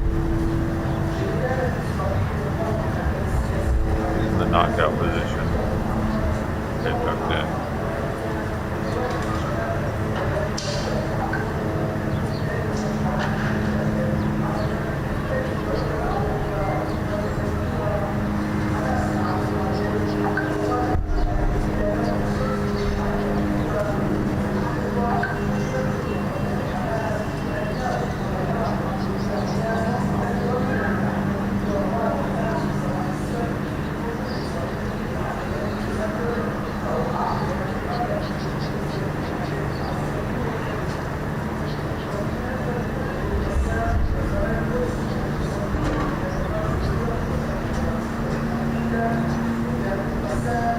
Still in Poland, ladies and gentlemen.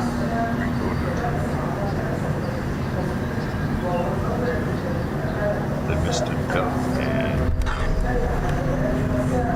Mr. Duffin built me a house.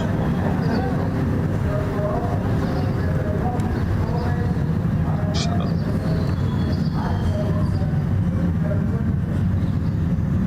Hey, it's 7:10. You know what that means? Hey, dude, I'm gonna start doing that. It's actually, that's when I should be dabbing for real. It's 7:10 time. All the dabbers out there, let's go. This is the inaugural 7:10 dabbing for the stream. First one ever.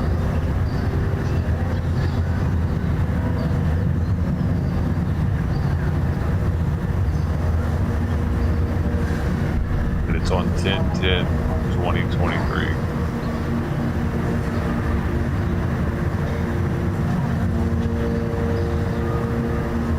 Hey, you want to get high, man?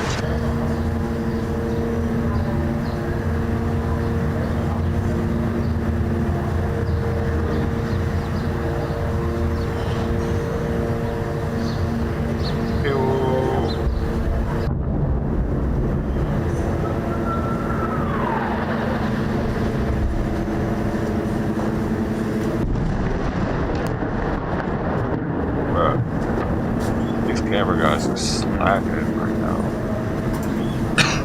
That sounded like it was close enough to see, bro.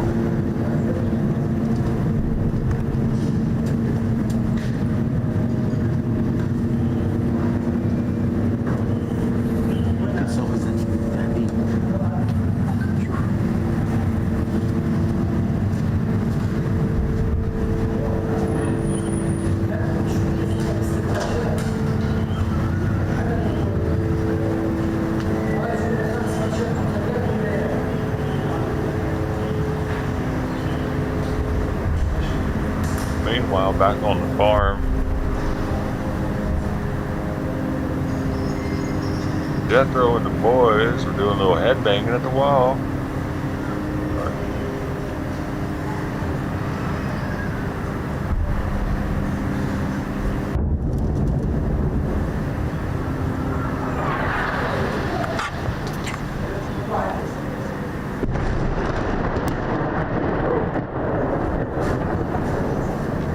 Now he's gonna get us in the vicinity at least. Sweet Bowie. And Sweet Boy now. Those sound like artillery strikes. To me, I think that's what artillery strike sounds like. But I don't know for sure.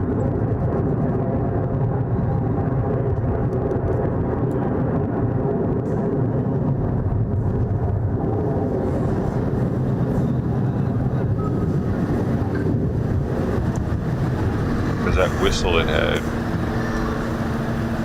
Whistle as it came in, you know. I don't know, that could also be a rocket.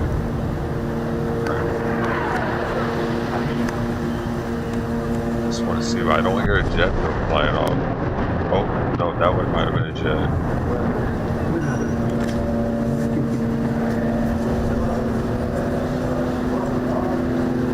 What made that explosion? Bum, bum, bum, bum. But God dang, this one though. Where did he get that? No. He just moved that, didn't he?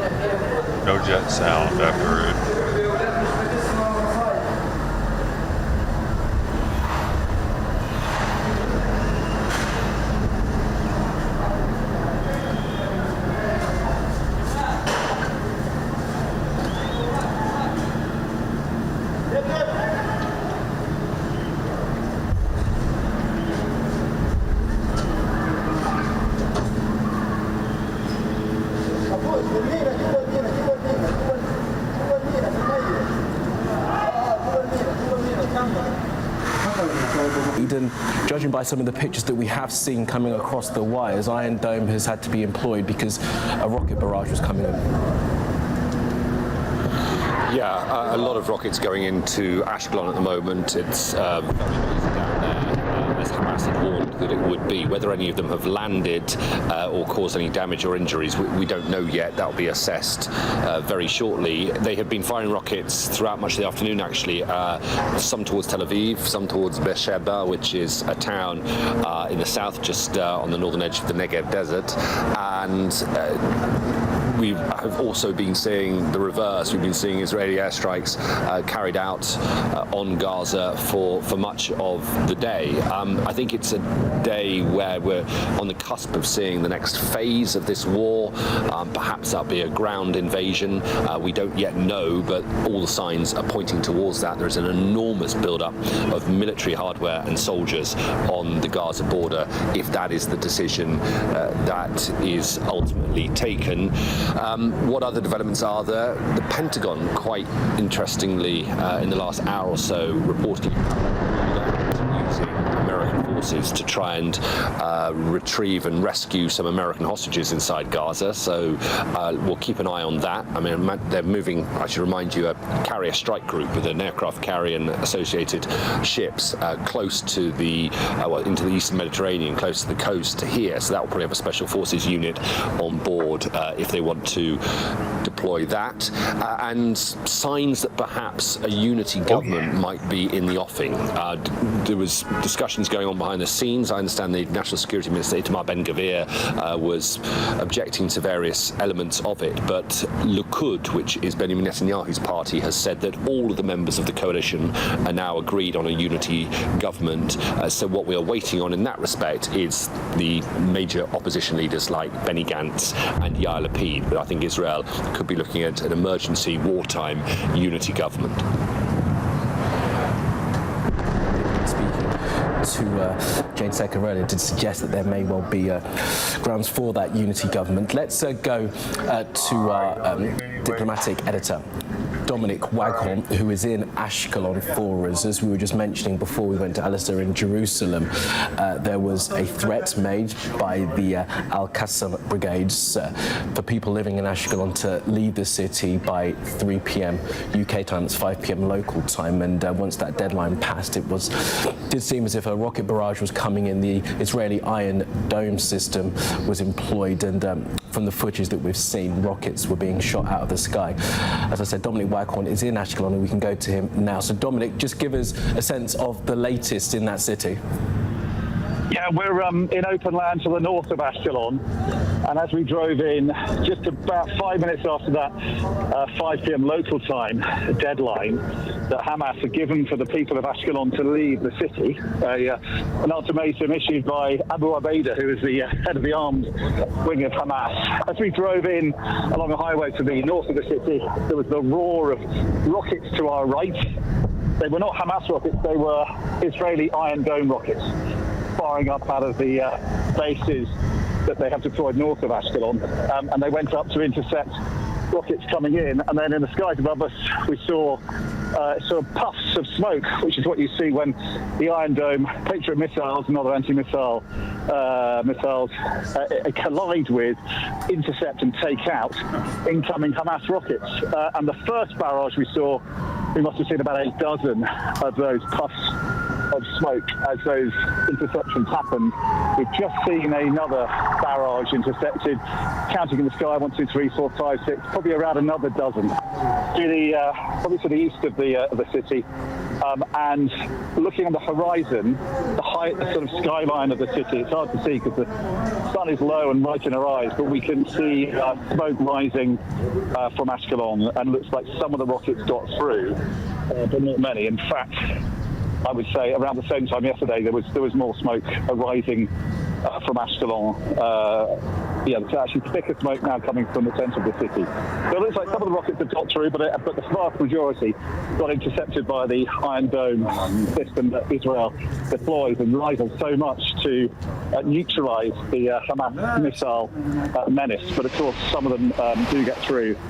And it is a spectacular sight as you see Iron Dome rockets and missiles firing up a sort of mid-level, mid-sky, high-level sort of dueling going on as missile meets rocket and takes it out. As I say, most of the rockets seem to have been taken out, but there are now pools of smoke lifting from Ashkelon, which is further to our south. I don't think quite the barrage that Hamas had led us to believe might happen, because they were saying the entire city should evacuate. As I say, Abu Ubaidah, the head of the armed wing of Hamas, had threatened the people of Ashkelon. His argument was that the Israelis had told Palestinians that they must leave their homes as they launched their very punishing air offensive for a second day in Gaza. The Israelis had been warning people to leave areas shortly before launching airstrikes on them. And Hamas launched this and threatened this in retaliation for their own people having to be displaced and evacuating areas. They said the people of Ashkelon, which is the city directly to the north of Gaza. They're saying the people of Ashkelon would have to leave. I mean, I think a lot of the city had evacuated already.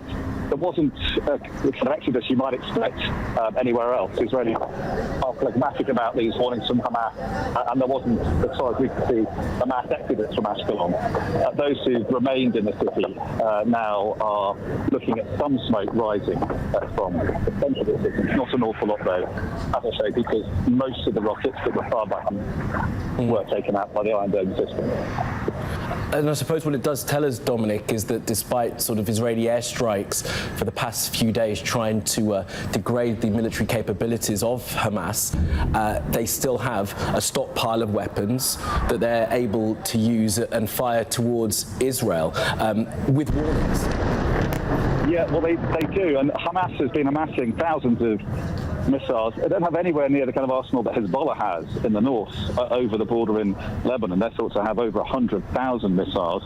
Hamas are thought to have fired 5,000 on the first day of their Operation Al-Aqsa Flood, as they've called this offensive. Well, those missiles fired at the same time as Hamas breached the fence in at least 30 places and poured through hundreds of fighters who then went through the neighborhoods, the communities of southern Israel, wreaking havoc, pillaging, massacring, raping, and then dragging more than 100, we think, Israelis back into Gaza to hold them hostage.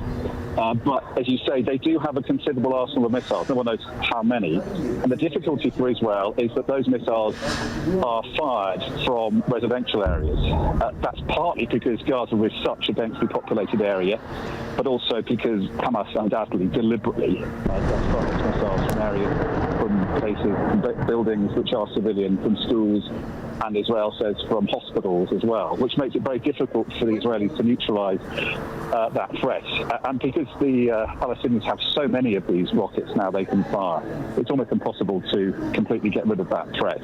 So they rely, the Israelis now, on stopping these rockets once they've taken off, intercepting them in the skies over southern Israel, and on the whole, the majority of the rockets get taken out. But because the Palestinians are able to fire so many, some do get through, and some have done the damage and are killing people. Yesterday, we were at the scene of another rocket attack where 4 cars were caught or ignited by one rocket coming in, and a 50-year-old woman was killed there. So sporadically they do kill Israelis, and they are a huge menace. And the problem for the Israelis is that they are very random in their nature. It's terrifying. It terrorizes the Israeli population who don't know when these rockets are going to come in next. There's very little warning given for them by their own missile early warning system, and so it is frightening for the Israelis to not know when these rockets are going to come down next and where they're going to come down, which is another reason why so many of these communities have emptied out.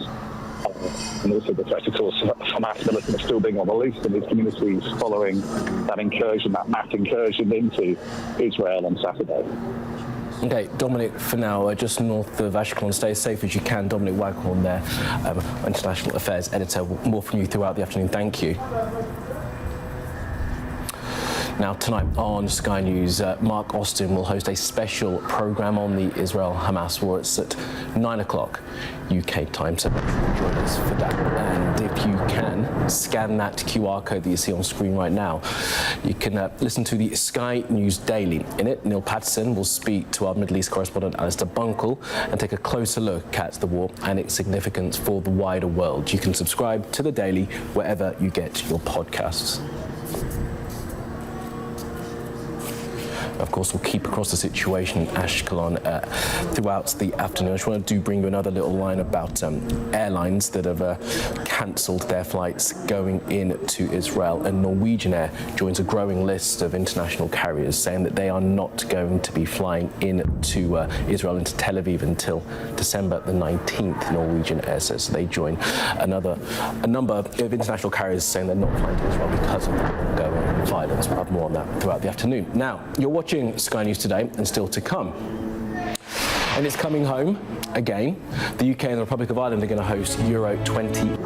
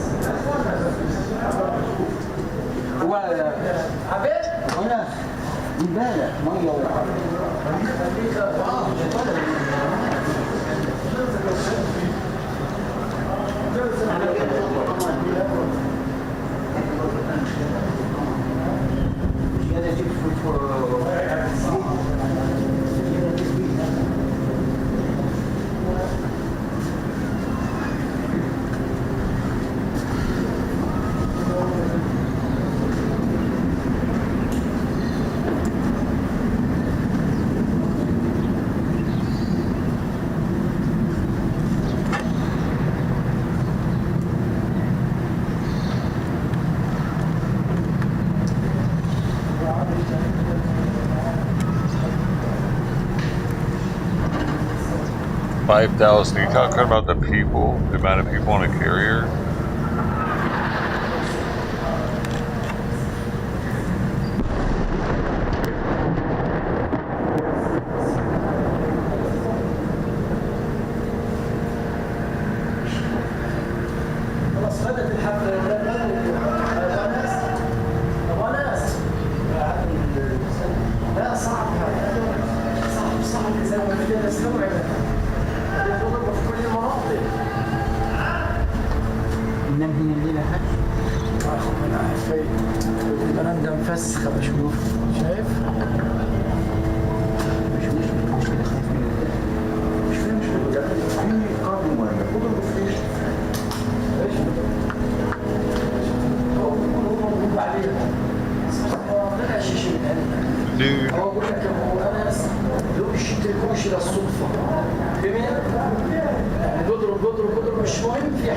It's more than just the carrier though, dude.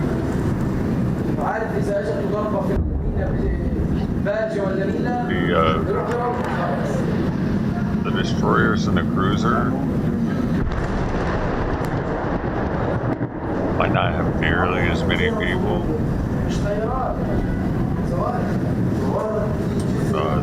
The missiles.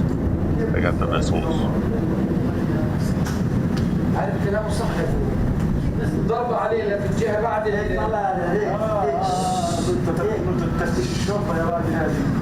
بعد الانسان. Because they're getting 4 guided missile destroyers.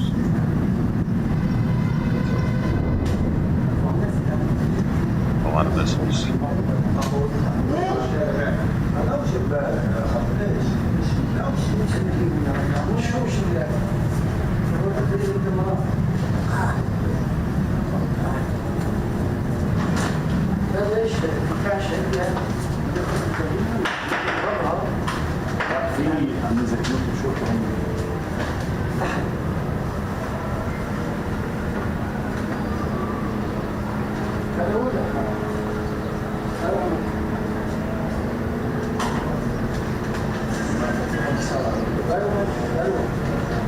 Cruiser probably has missiles too. Sure it does. Might have more than the destroyer.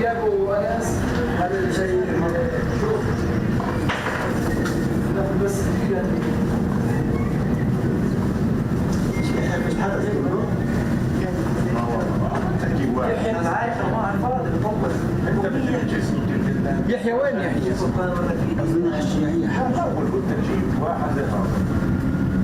مش عارف انا وين بدنا ننام ولا غلطان. Yeah, بس guys gotta be some cruiser. هي حروب ولا واحد حيضل اصلا لا في سينا لا اما تحت الارض. كان والله بسيط هد ماني زي ابونا.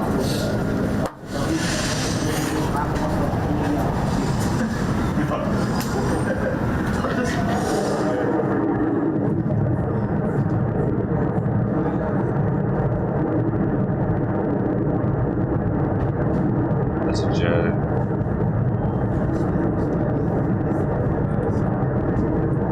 Unless they're firing off rockets again. Oh no, they're firing off rockets again. Palestinian rockets. I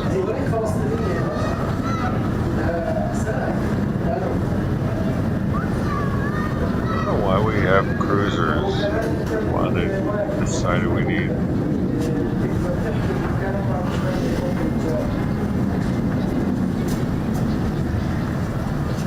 First ordered and authorized in 1978.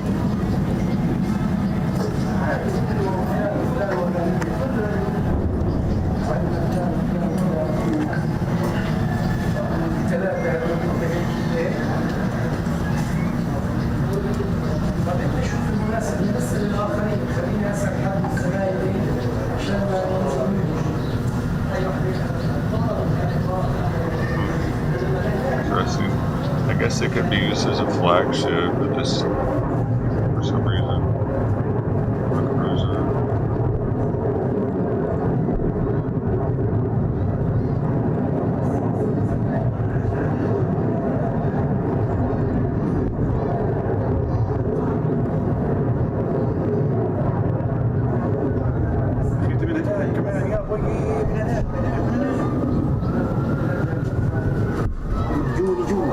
شوف لسه الحين بيطلع انت شوف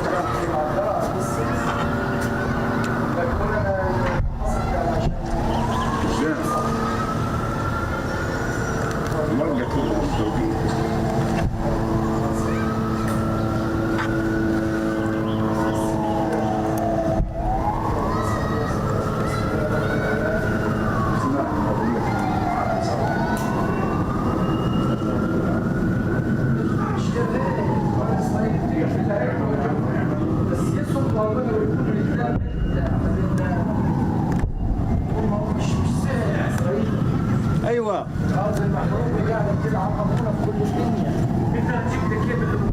تقدر شوف وحدها وين فوق بس ليه بدنا ناخذ على المينا يا عم خذ المينا خذ المينا خذ المينا خذ المينا هذا كله اطلعوا كله هذا هنا هي تعالي كله يلا شويه حاضر خلاص صار I can't believe they're able to do this, dude. With that drone up there, how are they not being taken out with something right now?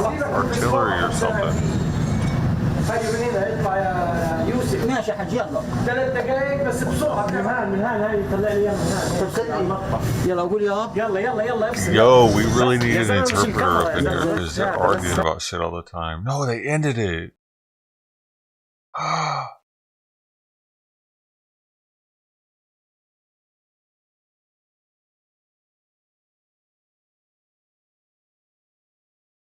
You didn't want him showing the area that they were launching from or something, probably.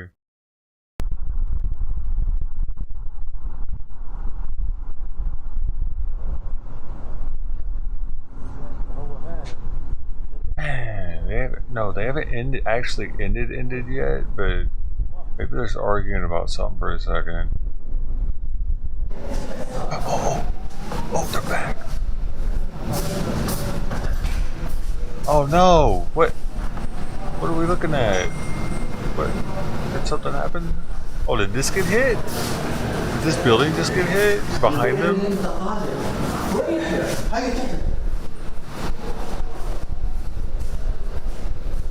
I mean, this one doesn't look like it's over here. Did the boats get hit? Did the boats?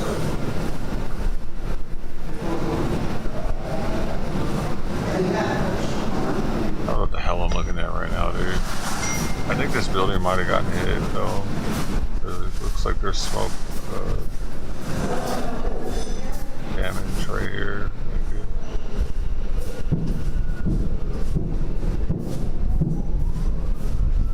There we go.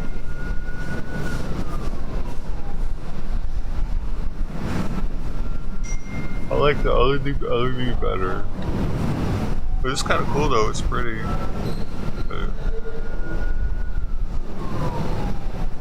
Watch the rockets.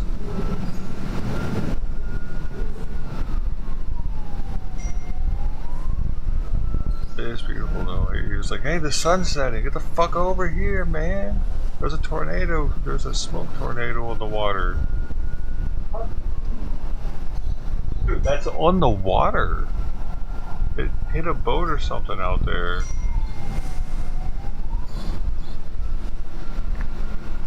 So it's not smoke damage. It just. I know I didn't know what I was looking at.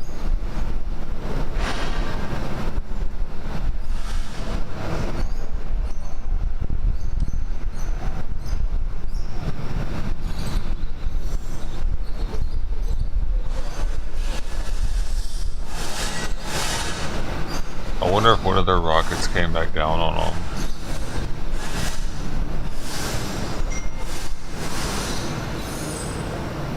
I don't think Israel did that. What do you guys think?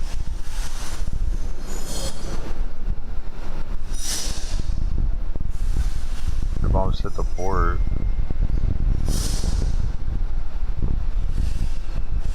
Different port, right?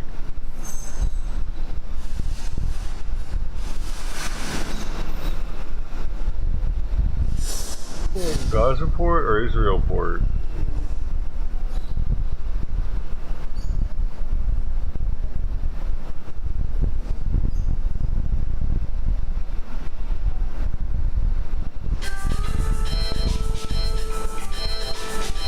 Oh, sweet, downstairs.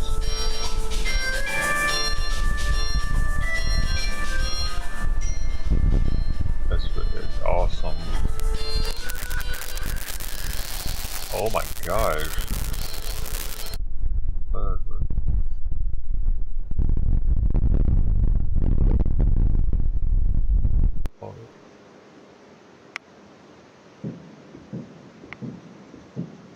What's talking in their chat, dude? Oh, live commenter mode. Only viewers selected by a channel owner can comment.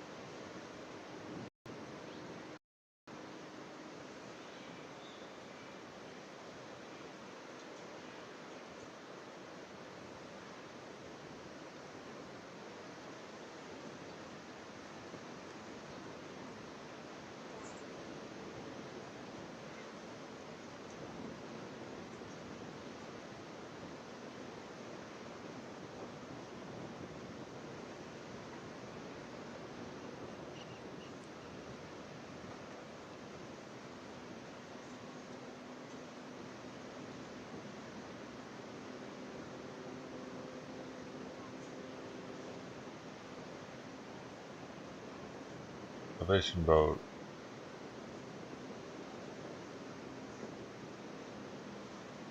Who hit it?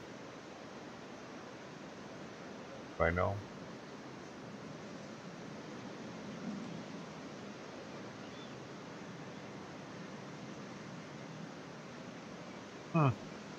Dude, this guy was like, Allah Akbar, dude. I'm gonna park my boat at the very edge. That way I know it's safe. Allah Akbar. His friend's like, huh, Allah Akbar.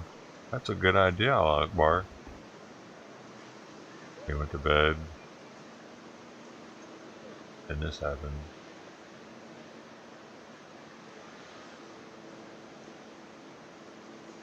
Allah Akbar.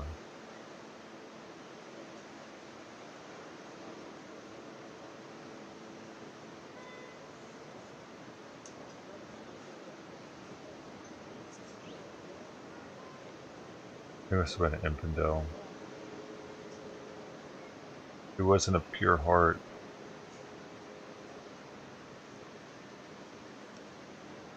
Allah Akbar.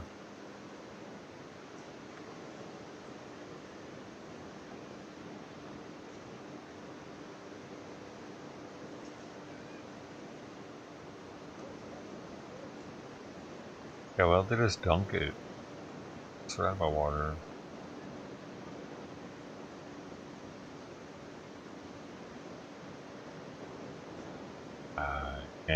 You can't push on it. It's all hot.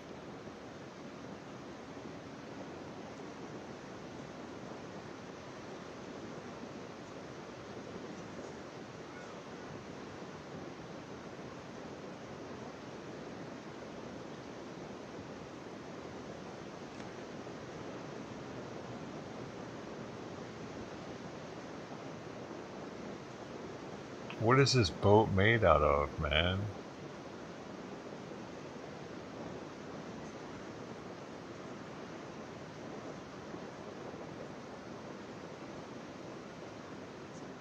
It's the most flammable boat I've ever seen. Israel just hit an ammo dump, didn't they? That was in a boat.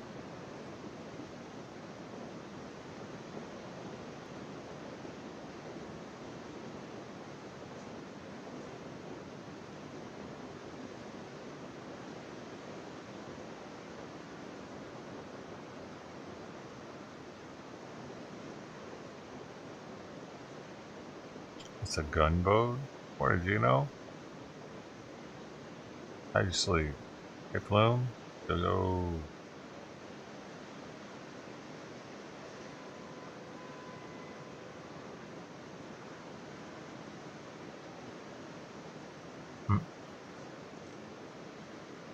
You sure it tomorrow?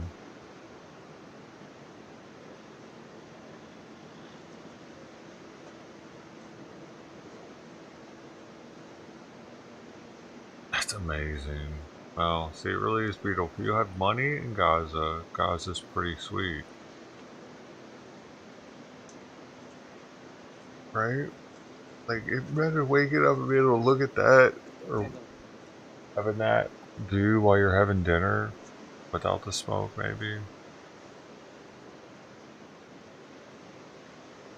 Pretty sweet, right?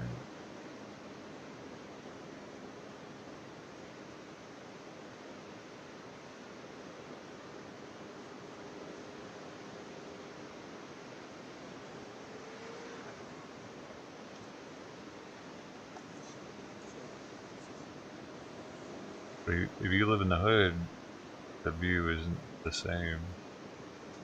The buildings. I can see it's buildings all around you.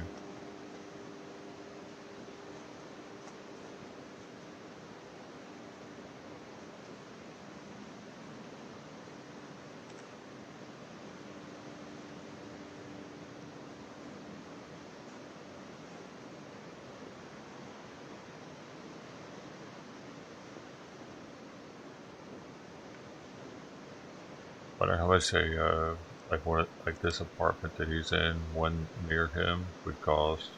Because this dude's probably on the roof, but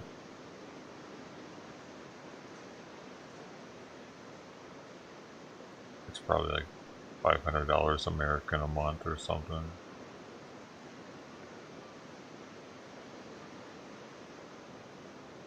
Well, maybe it's like that. Oh, the boats are catching each other on fire.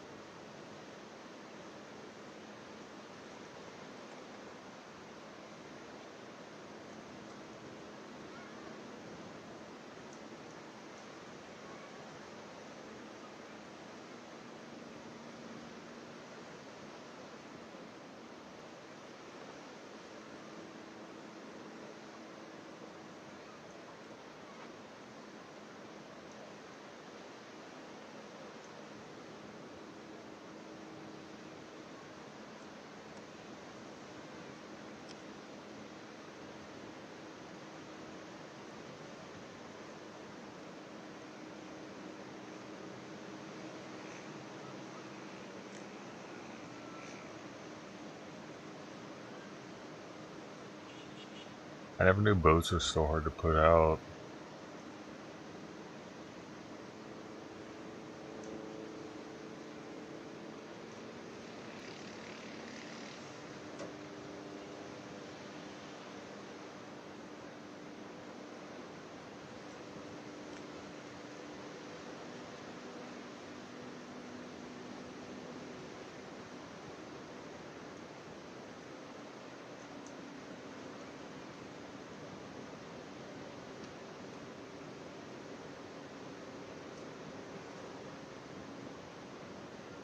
What are all these things? Fishing pole holders?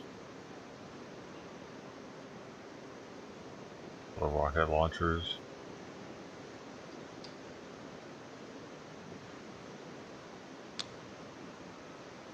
Allah Akbar.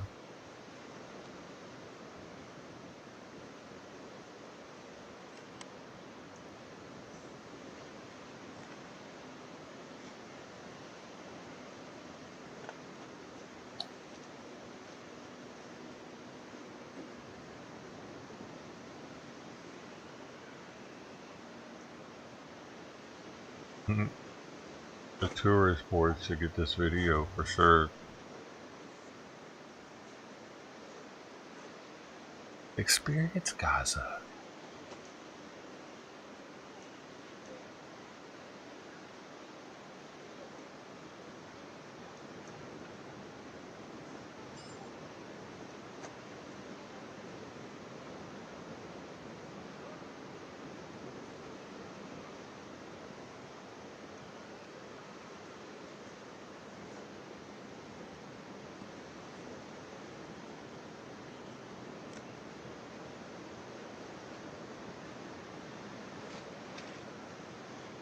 Hey, I got an idea. How about you stop spraying gasoline on it and use water? Oh man, it's like, why is it smoldering so long? What are they doing over there?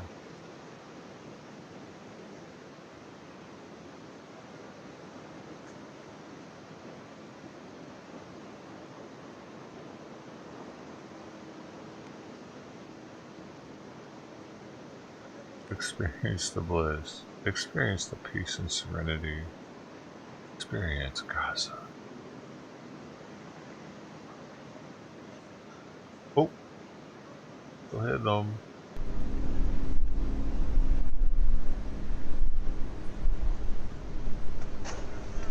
That was probably when a missile battery was at, or a rocket battery where they were going to launch from. Oh shit. Ooh.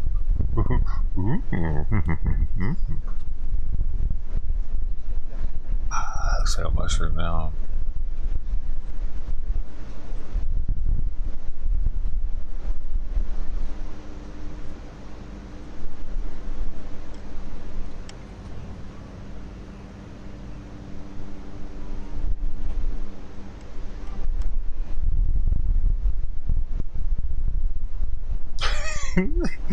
Okay, I'm convinced now they're spraying it with something flammable.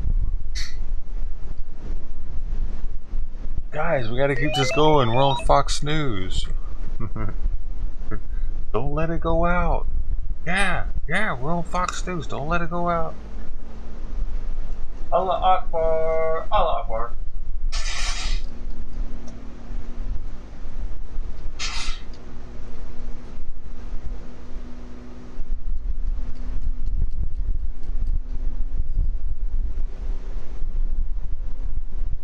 Level 13. Whoa, Barbara with the quadruple OG and Ted with a level 13. We got.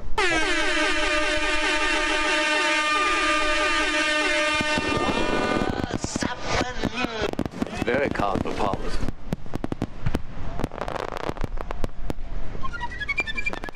Skinny penis, skinny penis, skinny penis.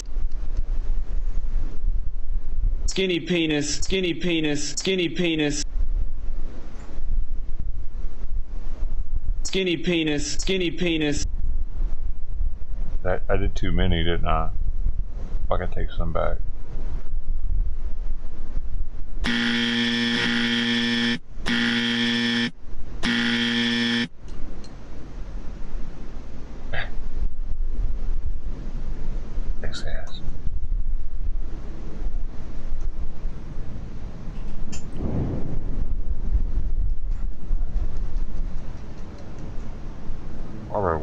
400 hours, by the way.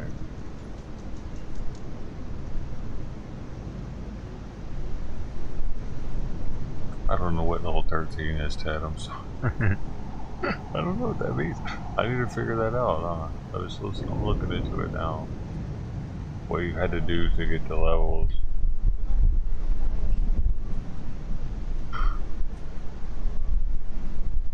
Might be the highest one. Yo, this one's lit right at the tip.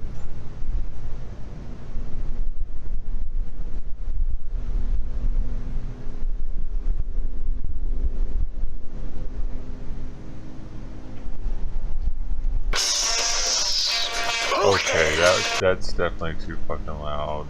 I gotta do something about that.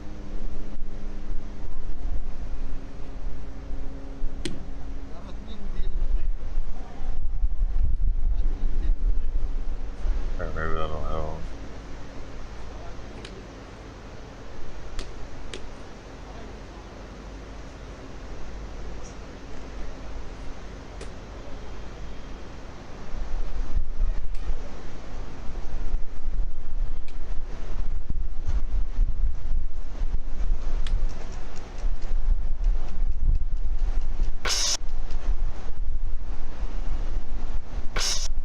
Why is it so loud?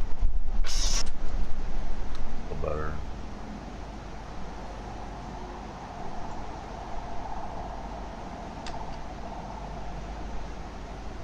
Alright, the boats are now considered boring. Everybody's on the boats. Alright. Boats are old news now. Boats are old news now. Put them over here. And there you go, boat.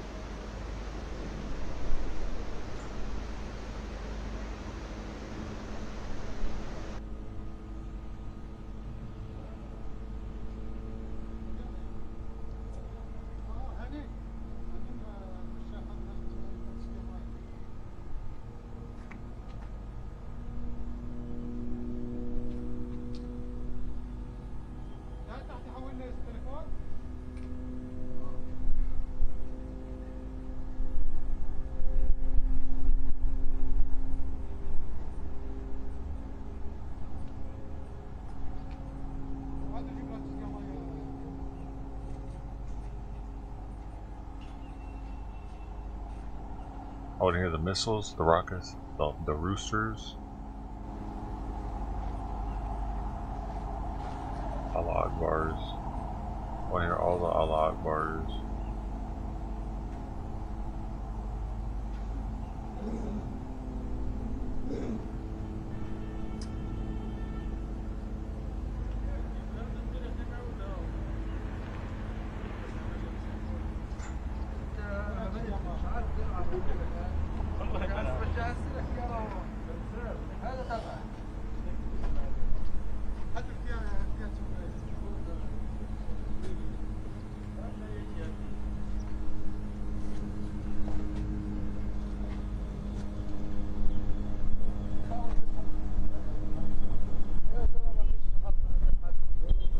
This mode, it probably happened on accident, or it had ammo in it. Something in it they knew about. Or Palestinians did it to themselves on accident. Because the rockets, some of them are going straight up.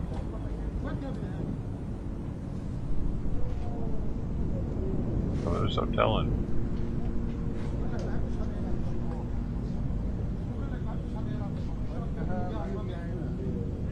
Maybe somebody lit their own boat on fire. Maybe it was a homeless dude living in someone else's boat.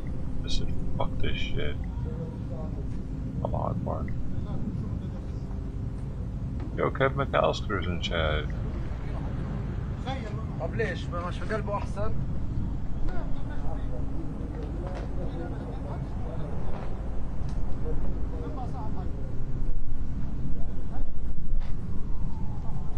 Yeah, that's what happens. Israel, if you go over your fishing limit, they blow your boat up.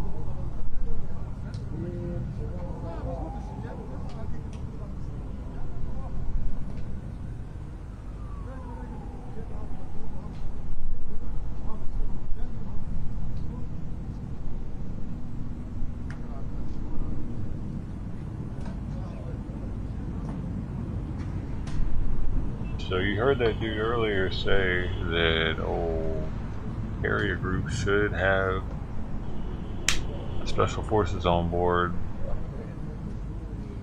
They'll get the hostages out. That's what I was saying yesterday.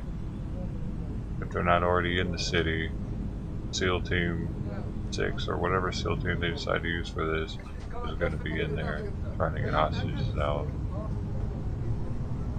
They come in on the carrier. Or they're already there because they came in on a submarine, which that could have happened already.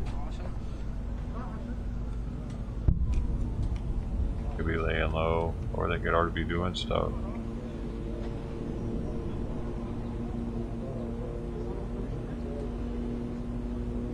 They're probably already there.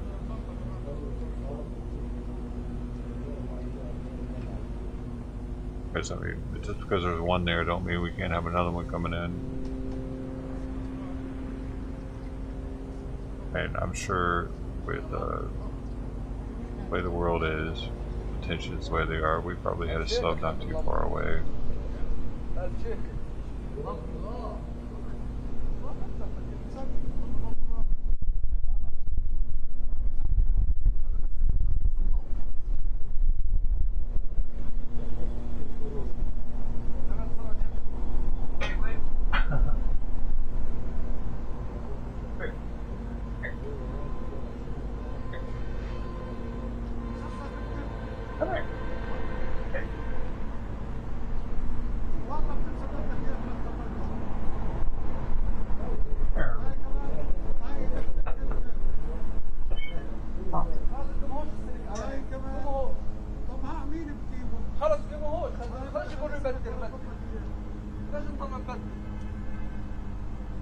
خلاص عاجبك هذا السلك خليه ثابت هيك.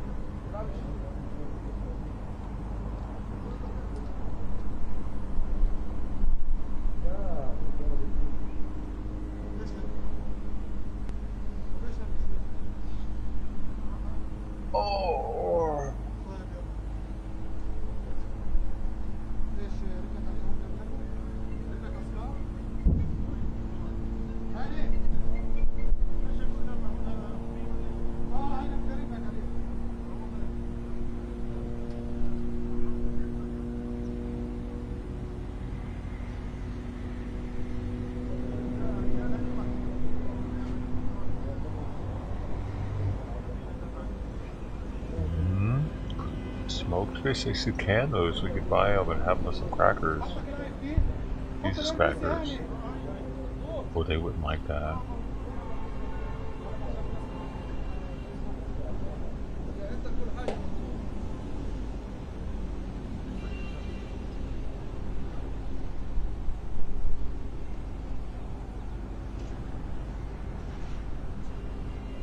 Question isn't what Steve can do for you, but what can you do for Steve?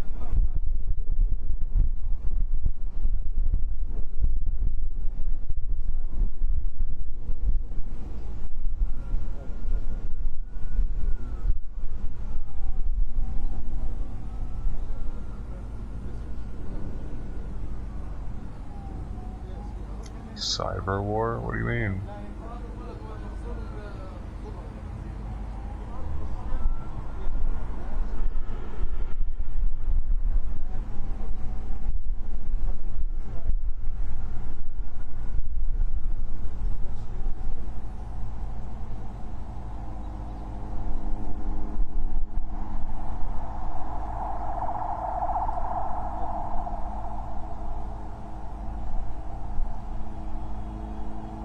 Breaking news, what's this? From Gaza after warning residents to leave the city of Ashkelon. In just a few days, the cost of this war has been catastrophic. More than 900 Israelis are dead. 830 Palestinians have been killed in retaliatory strikes. And Israel claims to have killed nearly double that number of Hamas fighters within its own territory. Now, the fate of scores of hostages taken into Gaza is unknown. We'll bring you now the key developments of today. And the IDF, as we said, say that the bodies of 1,500 Hamas militants have been found following Saturday's incursion. The Israeli Prime Minister, Benjamin Netanyahu, says that all political parties have agreed to a possible formation of an emergency unity government. The IDF say that an airstrike has killed 2 senior Hamas officials in Gaza. The officials are the economy minister and a member of the Politburo. And as we have just been reporting, seconds after a 5 p.m. local, 3 p.m. UK deadline passed for residents to leave the city of Ashkelon, Hamas launched a barrage of missiles at that city. Many were intercepted by Israel's Iron Dome defense system. Well, these are the latest pictures from Ashkelon as rockets were fired from Gaza. As we say, the Iron Dome seemed to intercept many of the missiles, but you can see from those contrails there in the sky just quite how many rockets had been fired into Israel and how many of those Iron Dome Patriot missiles were able to knock them out of the sky as they approached that city. Well, International Affairs editor Dominic Waghorn is just north of Ashkelon, was there while this barrage began. He's joined us now by phone. So, Dominic, what can you tell us has happened in Ashkelon in the past hour or so following that initial barrage? Well, we drove in from the north of the city at around 5 o'clock, which was the time, that's 5 o'clock local time, the time that Hamas had given us the deadline for their rocket attack, and they'd urged people in Ashkelon, they'd ordered them to leave, evacuate the city, because they said the attack was going to be so serious. We are now arriving at the site of where one of the rockets got through, and we're surrounded by emergency services, ambulances, and we're going to make our way through down the street to see what's happened. We understand at least one location has been hit by the Hamas rocket, and a number of people have been injured, at least one critically injured, according to local media reports. What I'm seeing now is a residential 4-storey apartment block with some of the windows blown out, some damage to the windows, the shutters on the windows, and emergency services inside the apartments dealing with the aftermath of that. There are electricity cables blown out from the pylons down the street, and a lot of Israeli soldiers and emergency services in the area. In the middle of the road, there is the remains of the rocket strike, and you can see the tarmac's been badly damaged by it, and bits of tree have been blown off. So the damage here is, I guess, superficial. It's not structural damage, but certainly at least one car has been damaged. We've seen on social media footage in another location, I think, of cars in flames.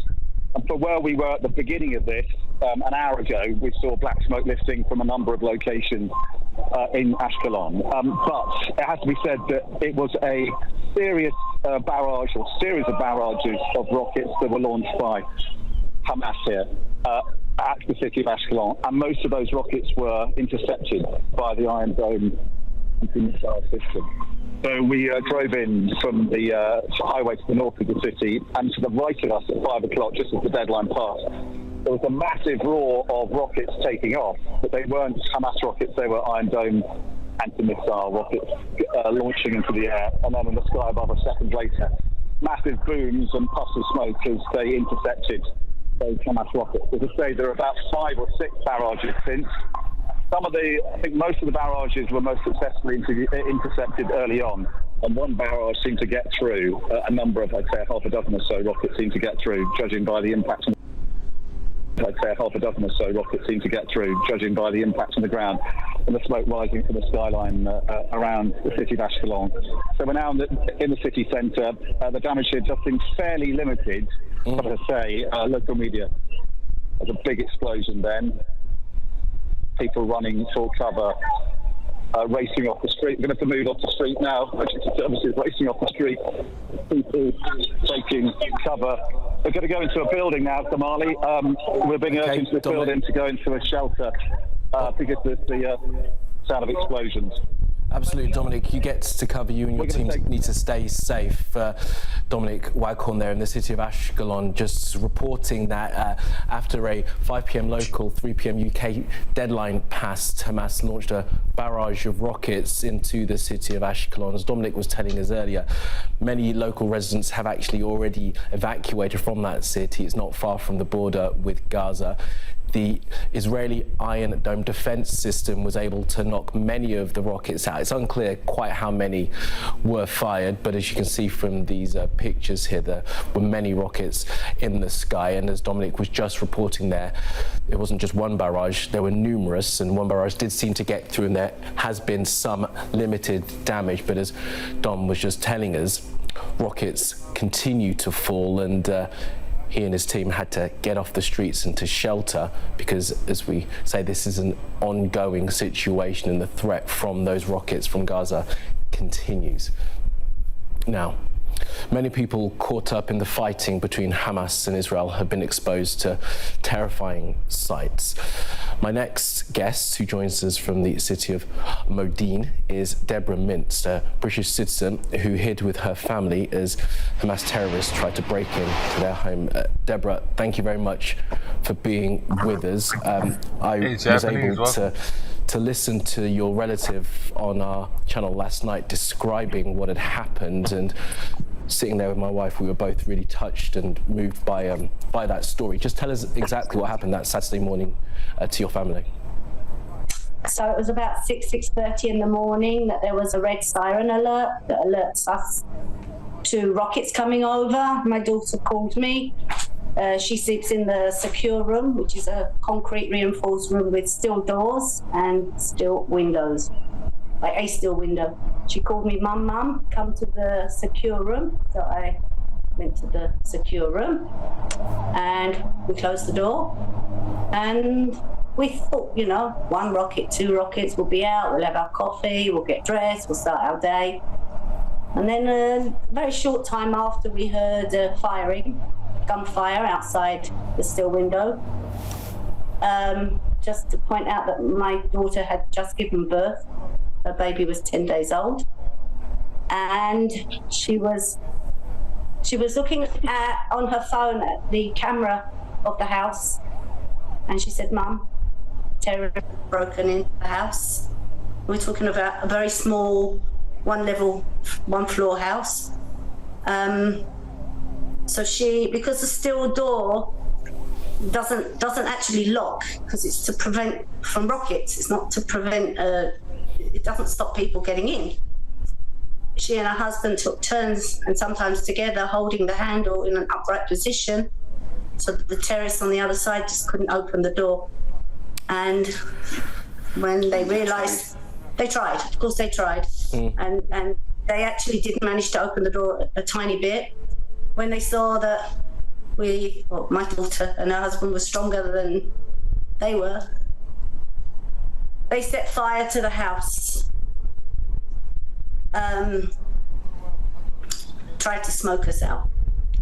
And because the door had been open a tiny bit, the smoke came into the secure room. Of course, we put clothes and whatever we could, but we didn't have any water. I mean, we weren't. We don't think something like this is going to happen. And we spent the next 6 hours in a very thick, smoke-filled concrete room with no air, no electricity, of course, with a newborn baby. And when we felt that the terrorists were not in the house and not around the house, we opened a steel window, we put the baby up to the window, we tried to let smoke out. We took breaths of fresh air. And when we felt that they were coming back around the house, we closed up everything, threw the baby on the bed. And this was a backwards and forward thing. And until we now know it was actually almost 9 hours from when we entered the room. At the time, we didn't realize how long it was. We heard Israeli soldiers outside, and we heard somebody call Uriel, my son-in-law. And even then, they had to secure the house. Even then, it took time till they managed to get us out. I can't describe for me personally. One of the hardest things was to hear my dog burn to death, screaming. That's a sound that will never leave me. Shooting around the house, knowing you've lost, not me, but the kids have lost everything. it was terrifying. It was a terrifying experience, and I think because of the Deborah, it's absolutely a terrifying ordeal that you've had to go through. Who are the people you're sitting with? Unfortunately, my producer hasn't told me who you I'm have sorry. with you there. It's okay. This is my daughter Amy. Okay, Amy, and is that Ariel as well? And this is her husband Uriel, the father of Kai. And Amy, Ariel, it's a tragic experience that you had to go through. I do want to ask how your baby is and how you guys felt when this began on Saturday morning.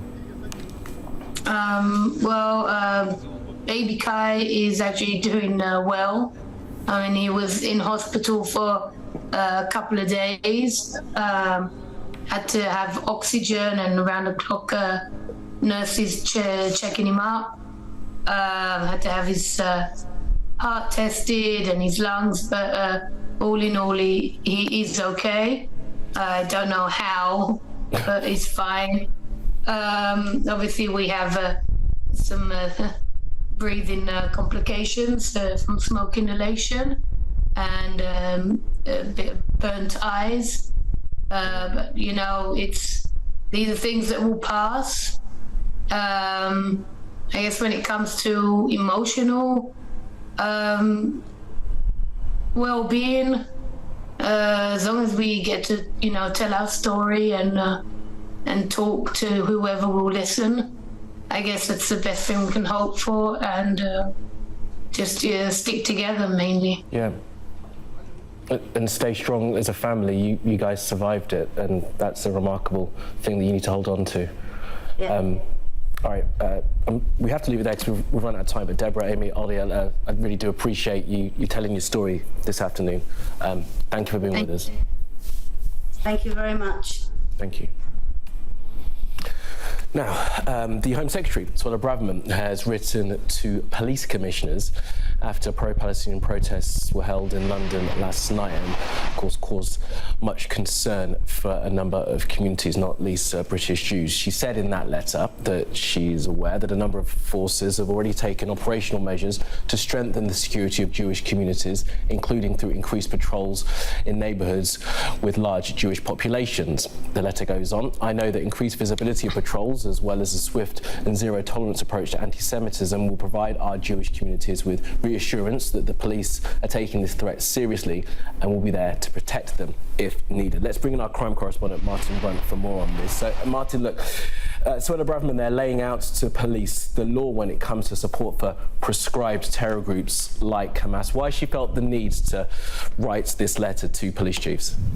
Well, she believes that what's beginning to happen, certainly happened last night, is a familiar pattern. She says that when Israel has been attacked in the past, then anti-Israeli, anti-Jewish organisations will use that as an opportunity to feelings and cause havoc and spread fear within Jewish communities.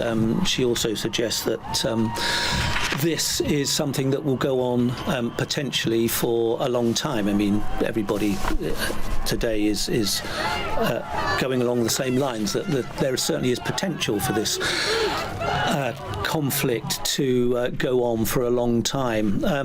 In essence, what she's doing is reminding police of the laws around protesting and encouraging them, urging them even to implement them to the full. She has, of course, in the past accused police of not policing protests properly, accusing them sometimes of being too woke and taking up woke causes at the expense of crime fighting. So what she's done in this letter, and it's quite an involved letter, she's reminded police of the laws, and she says that Hamas is a banned organisation, and it's a crime to belong to the organisation, to invite support for it, and to arrange a meeting in support of Hamas. She lists 6 things that are illegal.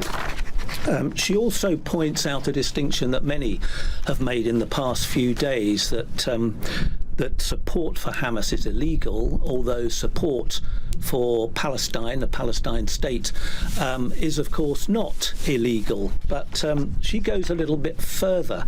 She says context is crucial. Behaviours that are legitimate in some circumstances, she says, for example, the waving of a Palestinian flag, may not be legitimate, such as when intended to glorify acts of terrorism. So it's a bit early to say how this is going to go down with police chiefs, and we're waiting for a response from the National Police Chiefs Council. But I think some of them may be rather put out that they're having the law explained to them and being encouraged, in a sense, to push it a bit further. Well, this is a story that's going to continue. Martin, do appreciate that analysis of that letter from the Home Secretary. Thank you for now. Right, you're watching Sky News Today. Still to come. Why the start of Sir Keir Starmer's speech at conference didn't go quite as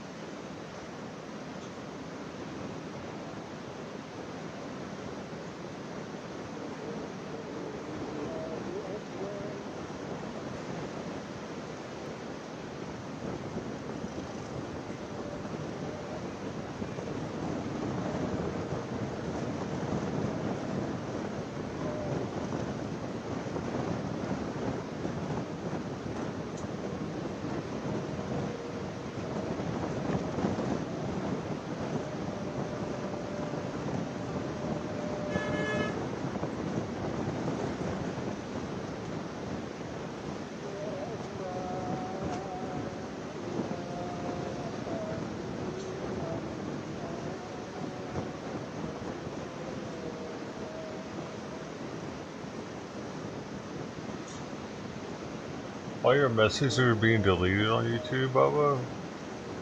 Why?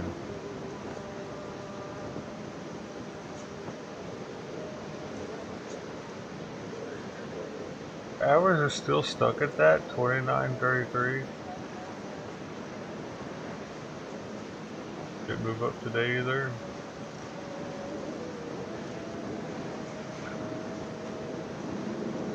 Dude.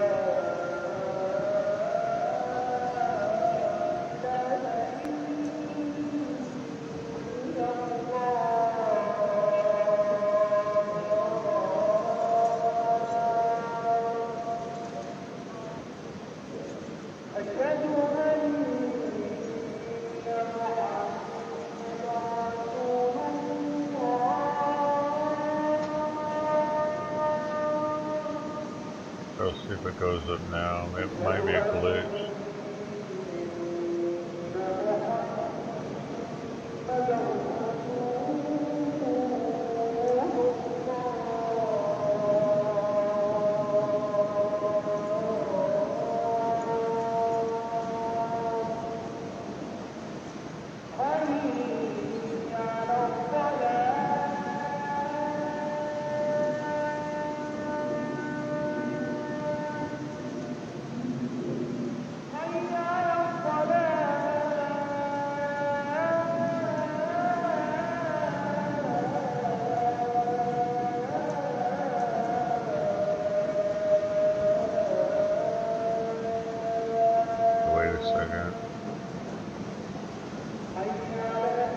Bless you.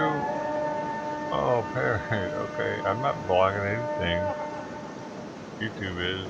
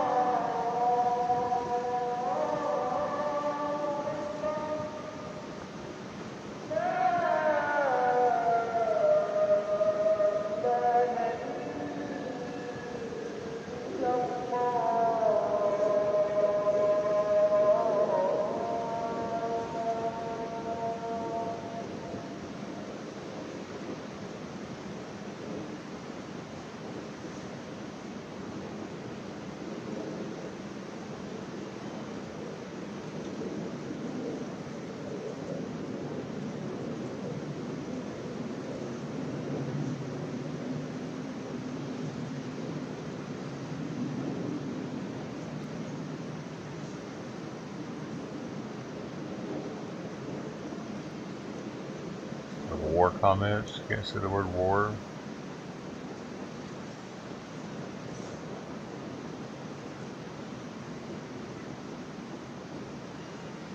Alright.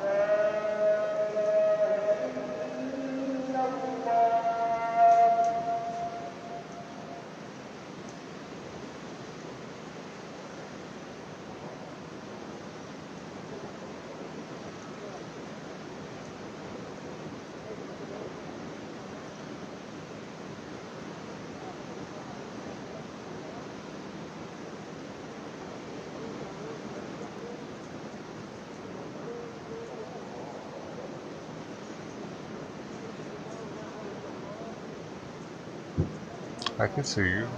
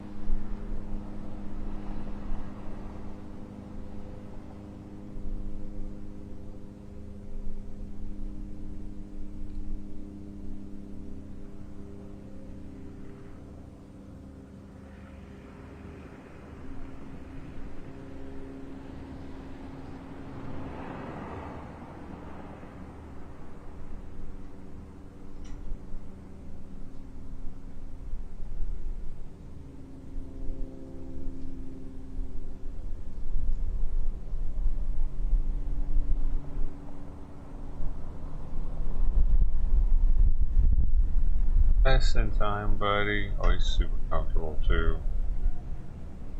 Oh my goodness.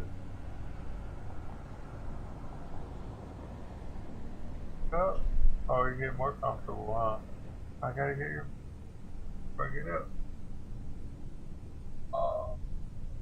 Go put you back on the seat. How about that? Let's see here. I'm gonna see. Okay. How much?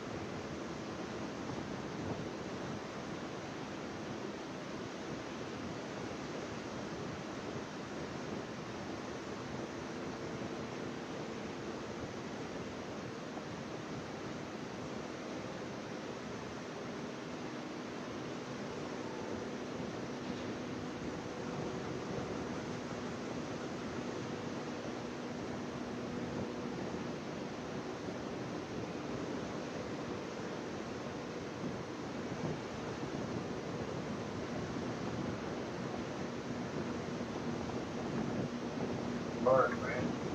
Bro. Dark already.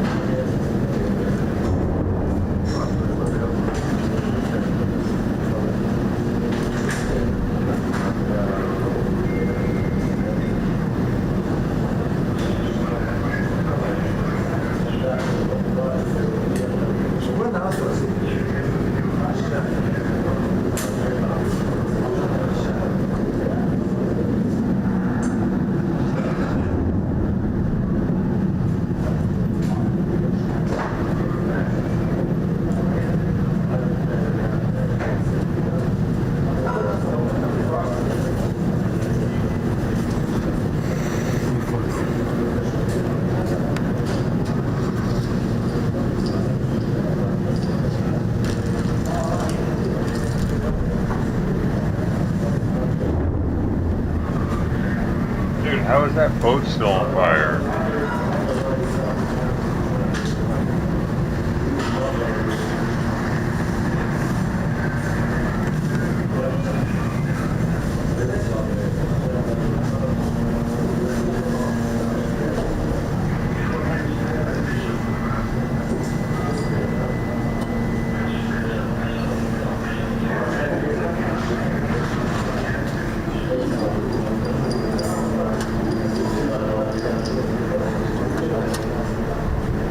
Apparently Milan, Italy is having something. I'm just going to show what it looks like there.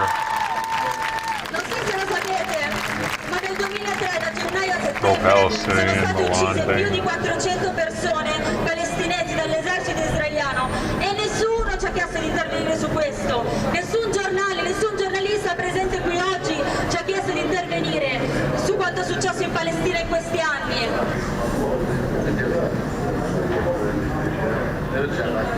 Freedom, man. Gotta let him out of there. Gotta let him out of their cage, man, in Gaza.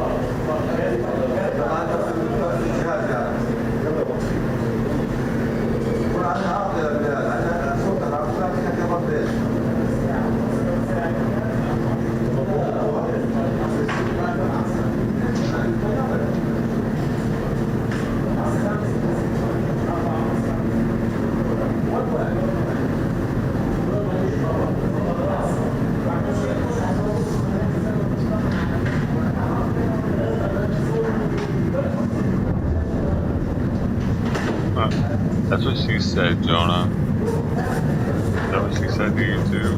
Or you said that to her? Is it too big?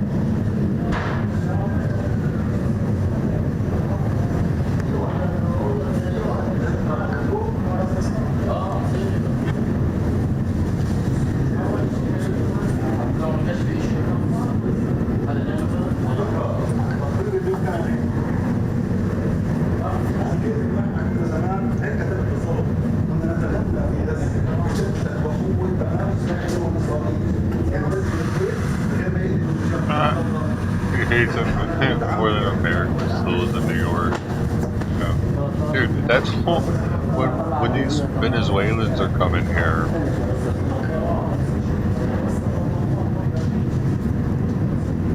Some of them are like, they don't like us, dude. They voiced it on some of the live streams.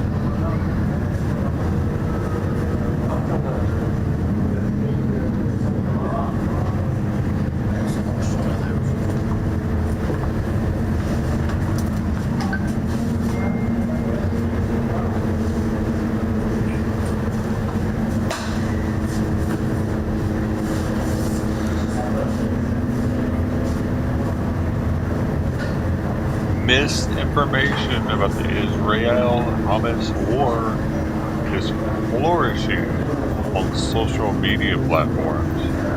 What misinformation, y'all?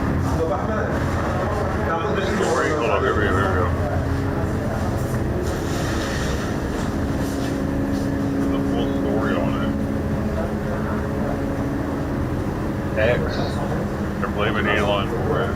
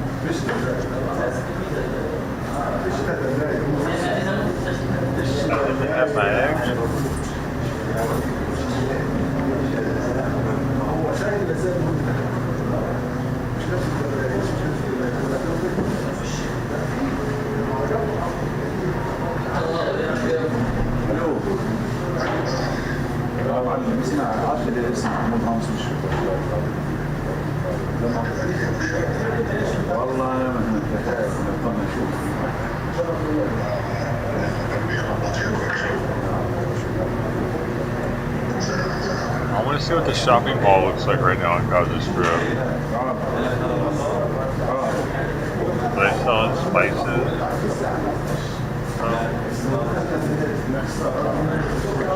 They have chicken.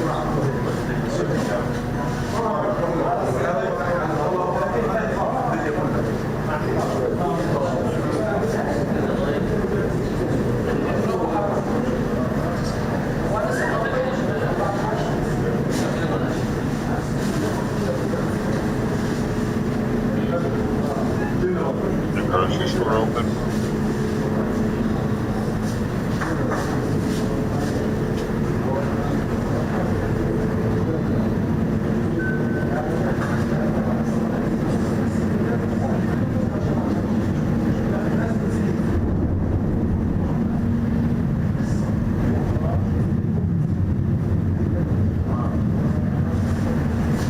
Yeah.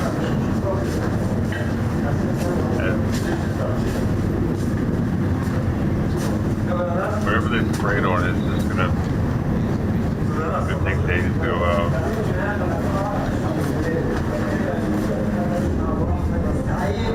they're really hoping to get Fox News to stay on it indefinitely, but they've already went down.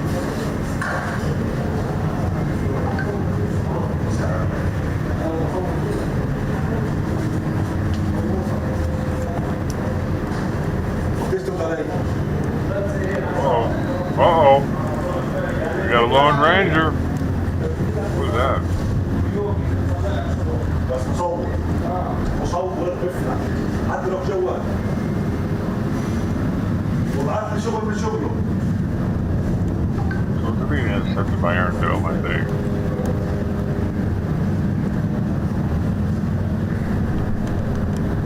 What's supposed to be the Iron Dome? This is that dome.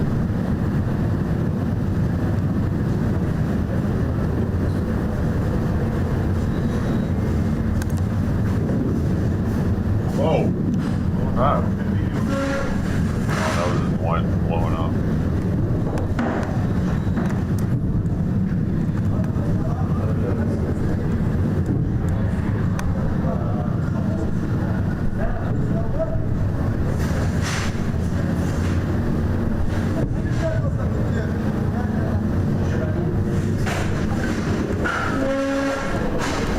I think $100,000 every time one of those explodes.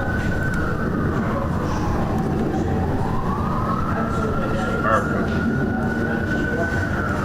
Paid for by America.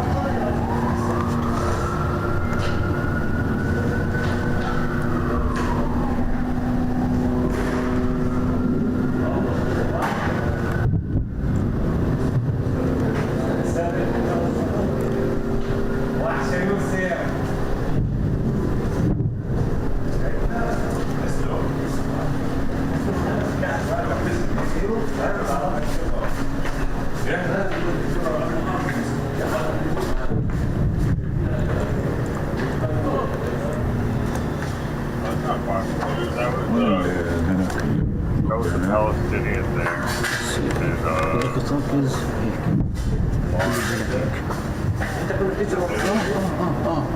تعالوا مسجلة مسجل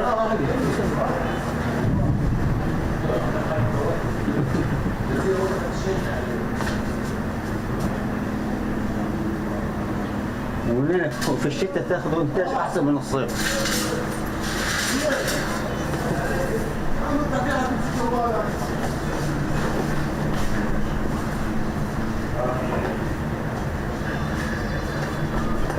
Right?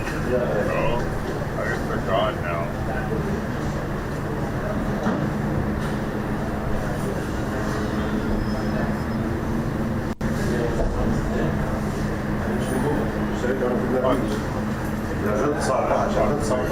They did stay on it, but they didn't stay till the very end.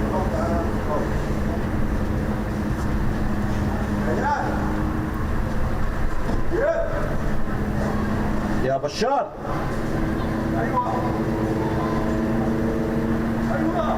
تمام Fox News actually stayed on it the longest though.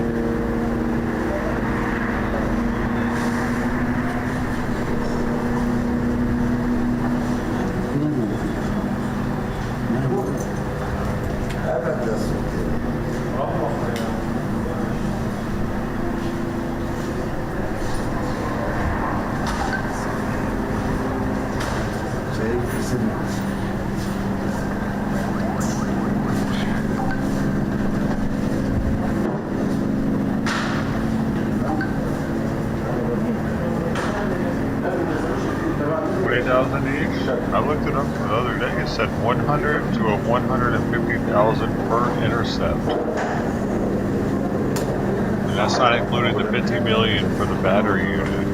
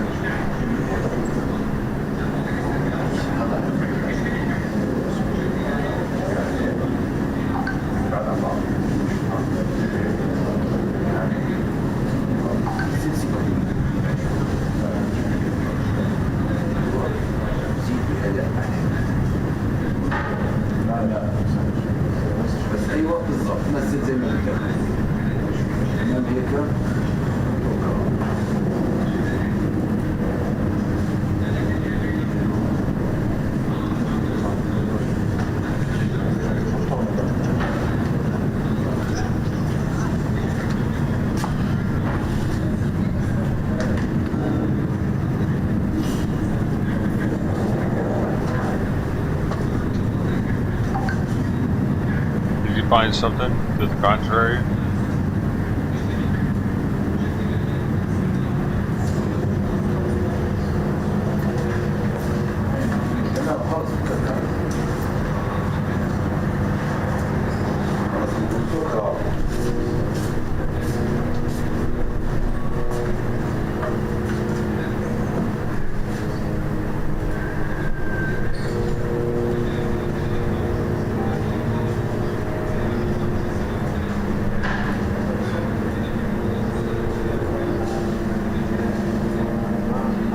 Trust Wikipedia.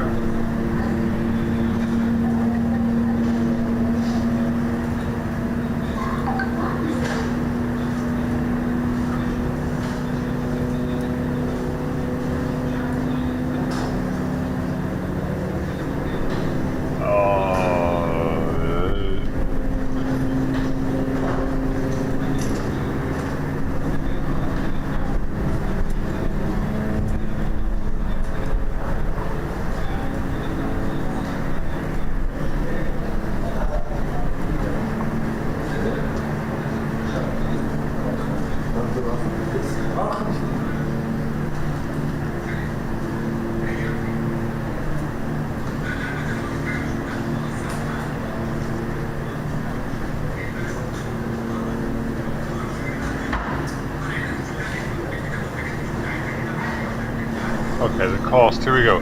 In 2010, before the system was to go, okay, I'm just going to go straight to the 2020 analysis here. The estimated cost of each Tamir interceptor missile was cited in 2014. That's where you're getting your stats from. 2014, from US, $20,000 to $50,000. A US 2020 analysis estimated a total cost of $100,000 to $150,000 for each interceptor. In contrast, a crudely manufactured Qassam rocket cost around $800, and Mohammed's Grad rocket cost only several thousand dollars.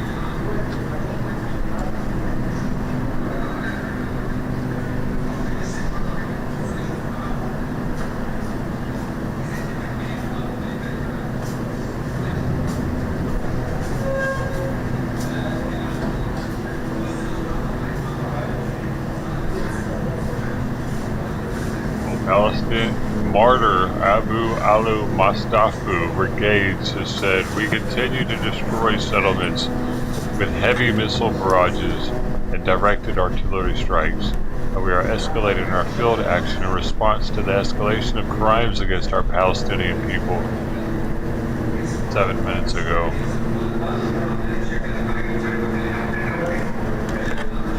I don't think it's over yet.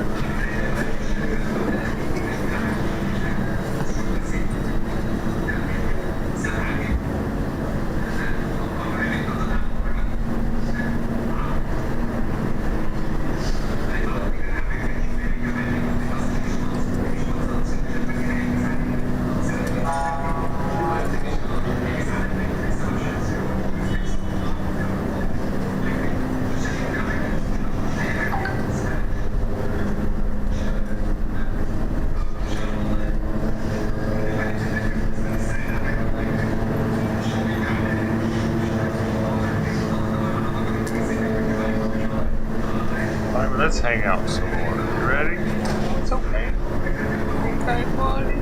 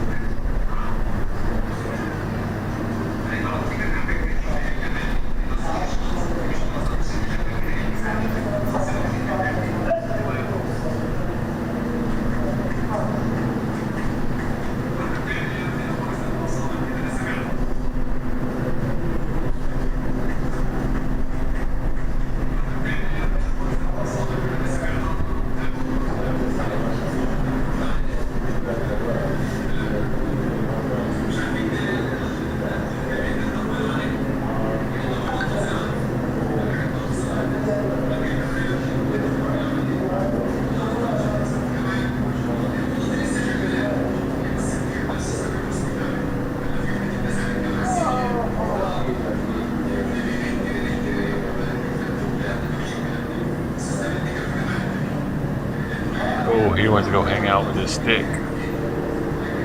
I get these sticks for him. Called Silver Vine. Cat's molar sticks. They smell like some sort of pheromone or something. Cats like them.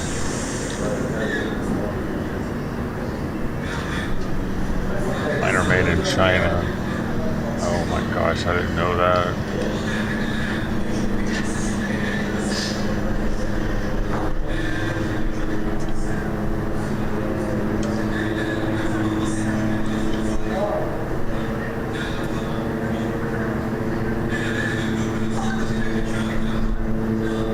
Lost 2 years talking about the Silver Vine. Fuck them, you know? Just fuck them. But in a good way, the way they like it. I want them to be happy.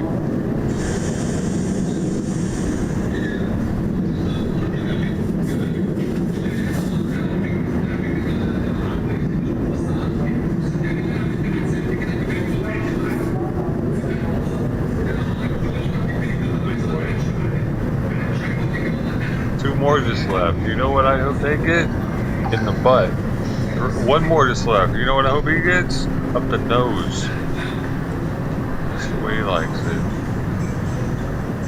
Penis up the nose. That's gonna be animal penis. Kind of smaller. Cooked, of course. We're not gonna give them raw ones. It's your infection.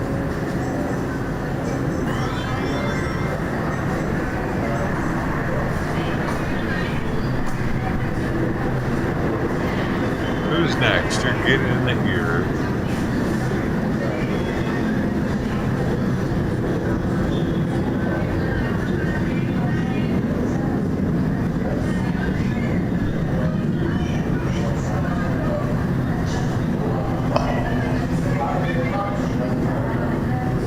Call for pizza. Yeah. They don't have any delivery services, do they? They could probably get eggs delivered, like a bag of boiled eggs.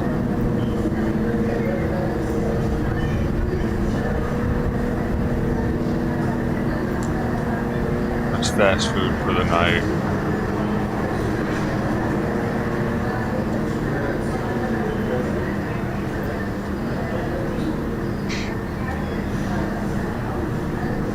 That's Netflix and chill.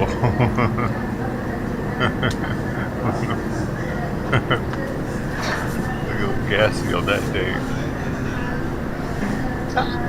Imagine you go over to some dude's house with Netflix and chill, ladies.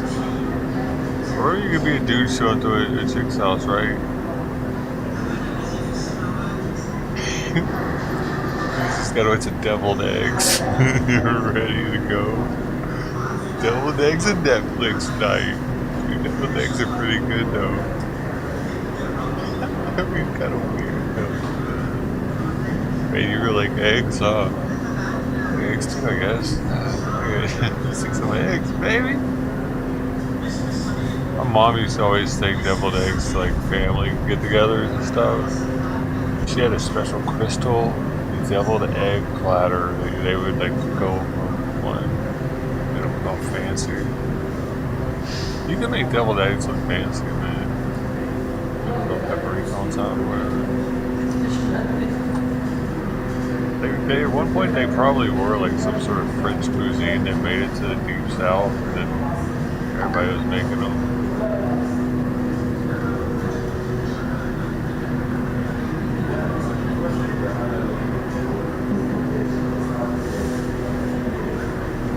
Or in Pakistan, they wouldn't have the deviled eggs because that's sacrilegious. Deviled eggs, I can't eat that. They just have boiled eggs, plain.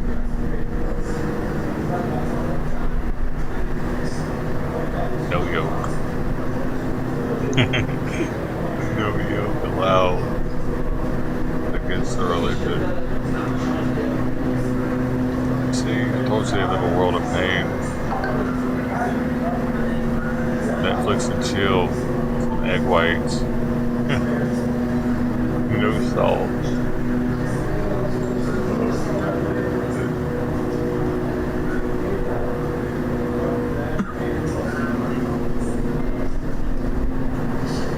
It's good for your muscle building, though.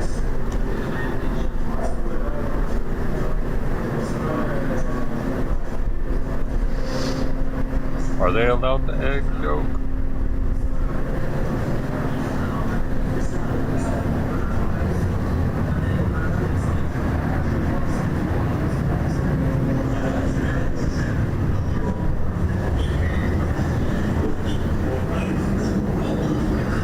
I kind of want to go to a Palestinian restaurant now.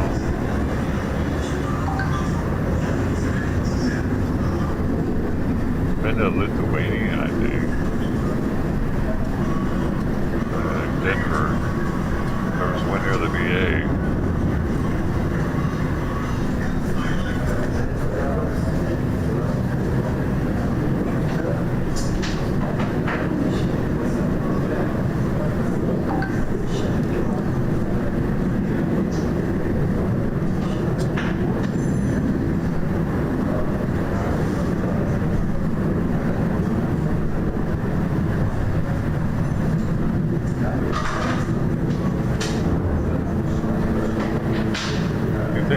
Going to be going on for.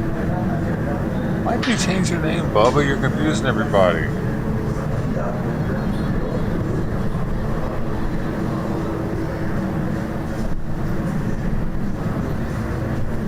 What's wrong with the old one?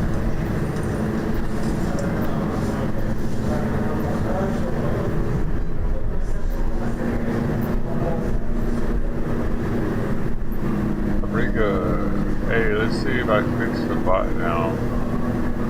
There, lady.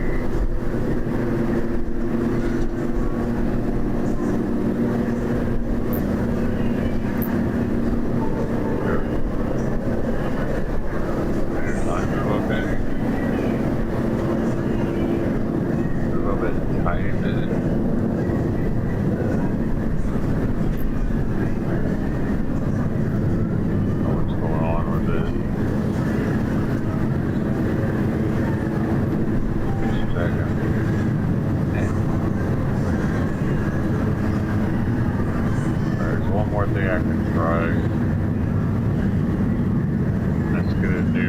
authorization token. I don't know why that would.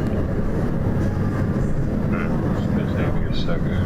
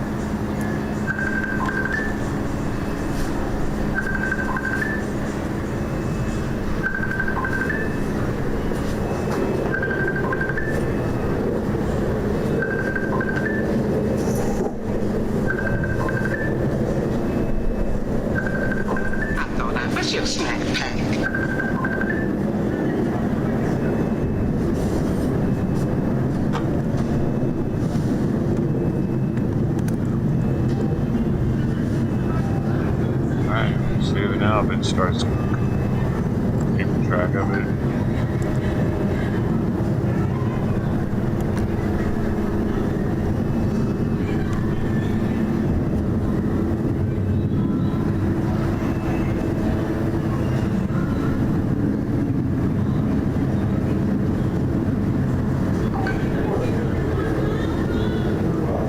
Thanks for letting me know though, this week's I wouldn't have had any idea.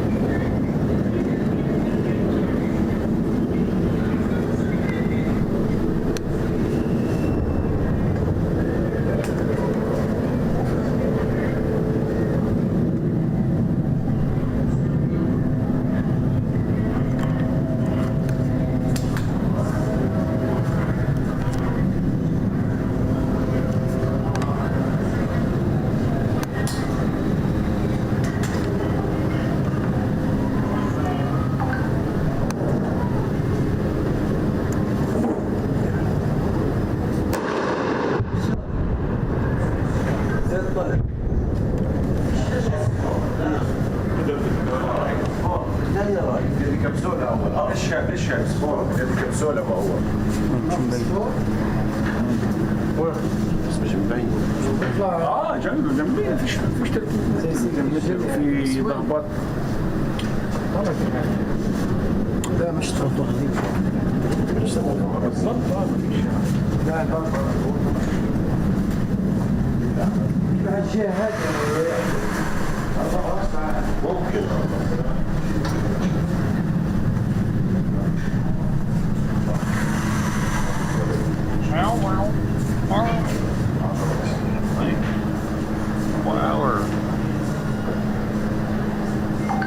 Sam, thank you very much indeed. Sam Coates there from Liverpool. You're watching the News Hour live from Jerusalem this evening. Coming up, we'll assess the options the Israel Defense Forces options I'm talking about as it prepares for a possible ground invasion of Gaza.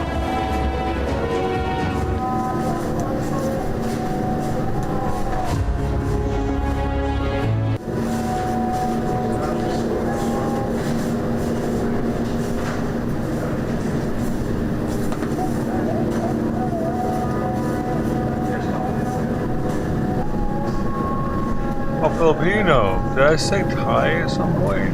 What happened? Mail order. This guy pissing people off, dude.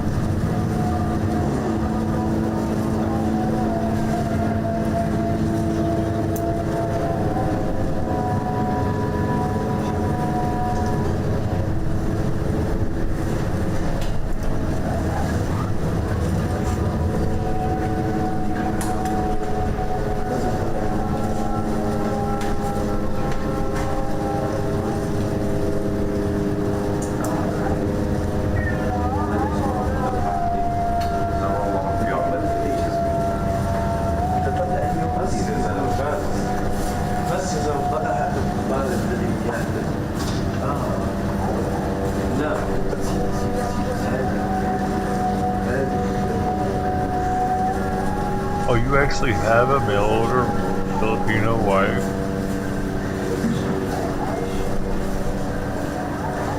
Are you serious?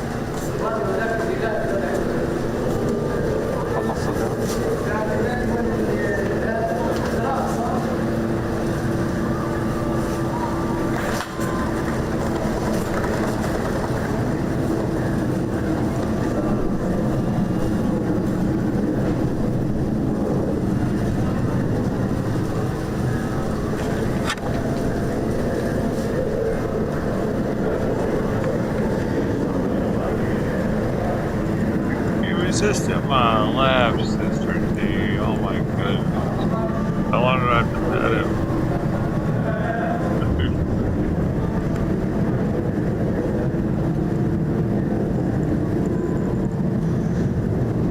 What's this popped up on the screen so everybody can see mine?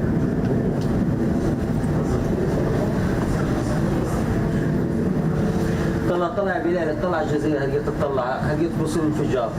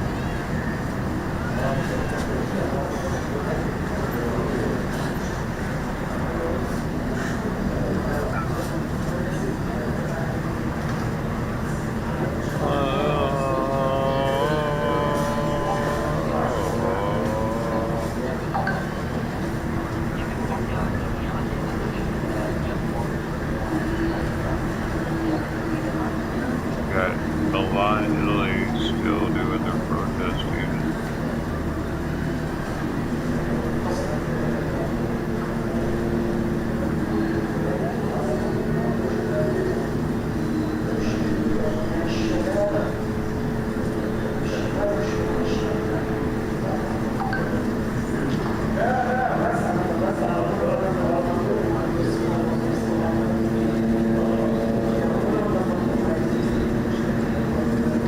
The Israel-Hamas conflict. We'll assess what the United States' objectives are.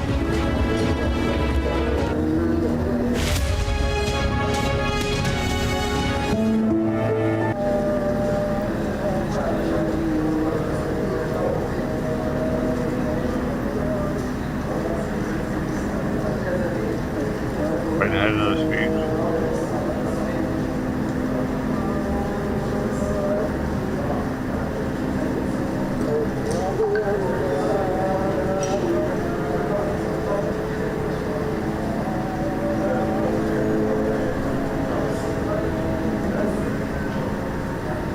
It's red.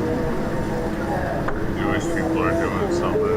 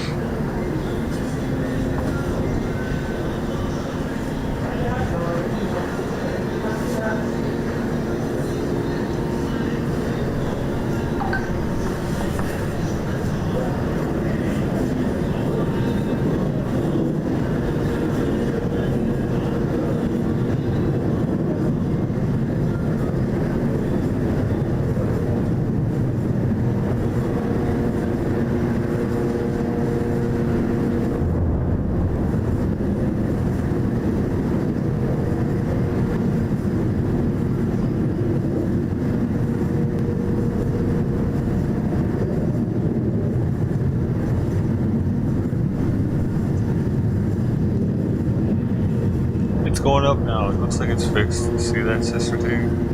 It was 64708 last time. Now it's 64717. Dang, man, I wonder how long that was broken.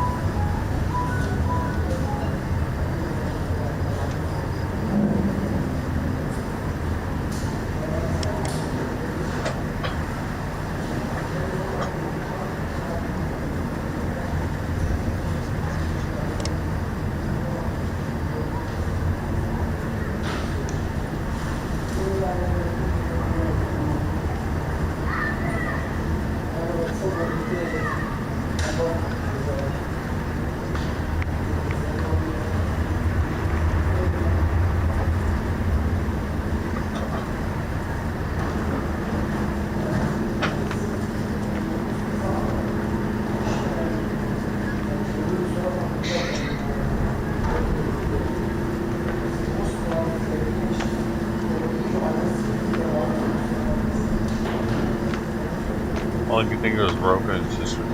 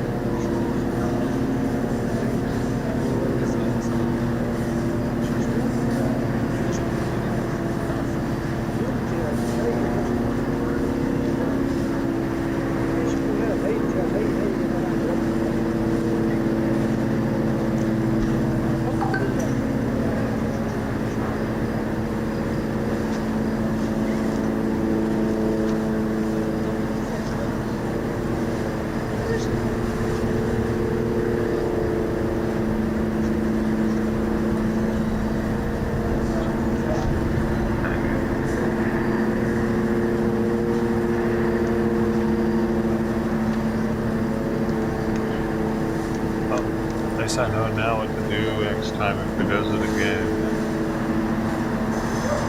Sorry about that. That sucks. So.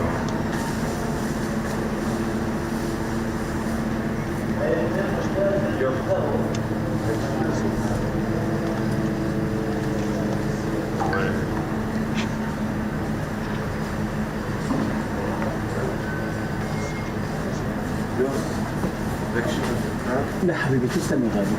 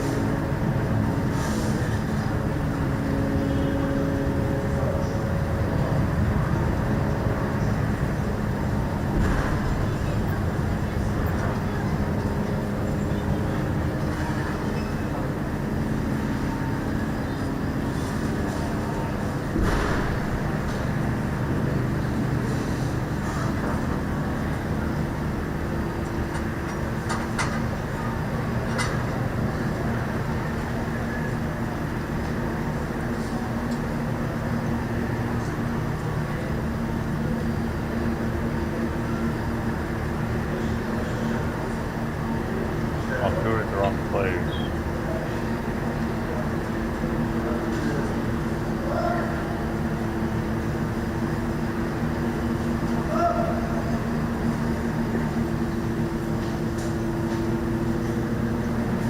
I never turn it off. No, it just glitched out.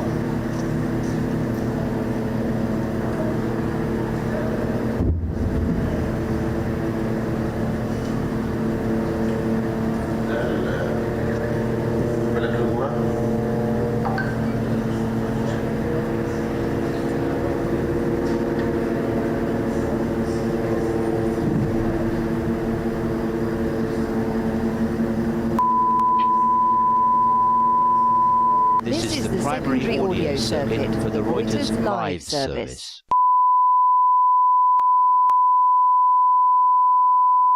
This is the primary audio circuit for the Reuters live service.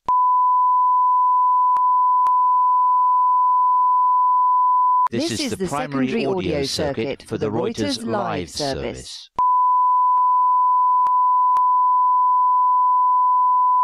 This is the primary audio circuit no for the use Reuters live USA. service. No use New Zealand. This is the primary audio circuit for the Reuters live service.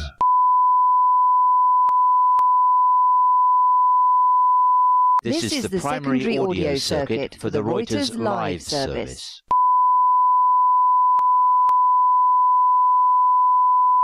This is the primary audio circuit for the Reuters live service. In case you want a male or a female. Huh?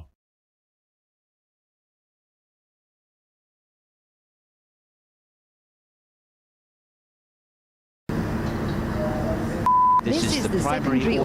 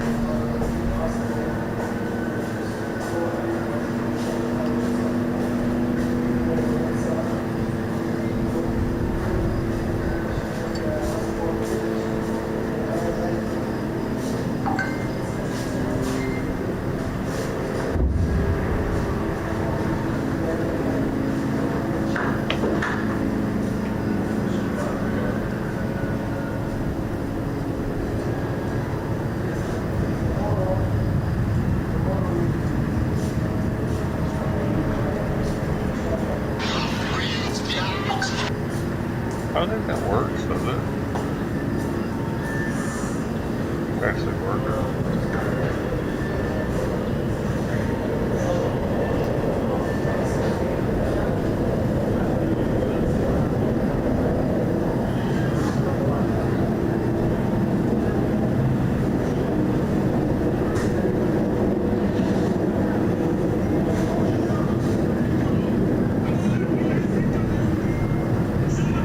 They're all going down.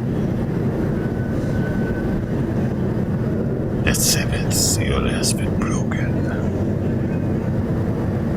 Oh, never mind. We're good. I'm still intact. Jerusalem this evening, coming up in the next 60 minutes. More rockets are fired from Gaza as Hamas warns residents to leave the Israeli city of Ashkelon. Israel's missile defense system is filmed attempting to repel the attack. Also tonight, I visit the main military cemetery here in Jerusalem as one by one, Israel's fallen soldiers are laid to rest. Also, we see the aftermath of an attack on a kibbutz in which 100 people died. We understand that local security had to fight the Hamas gunmen as they came across the border into here, but they were 17 hours before any help arrived. More sustained airstrikes from Israel with entire neighborhoods in Gaza flattened. Solidarity from the UK, London's Jewish community gather supplies to send to Israel. Plus, Holly Willoughby quits as host of This Morning a week after a man is charged over an alleged plot to kill her. And true democracy is citizen-led. Politics needs they need Nutrigrain bars. Send all your Nutrigrain bars to Israel. They need your help.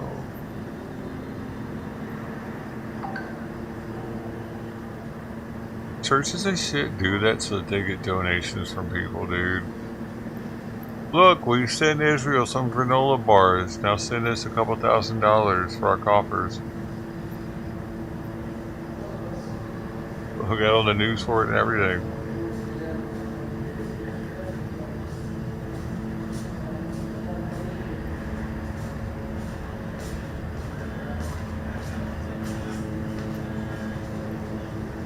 As if Israel needs granola bars.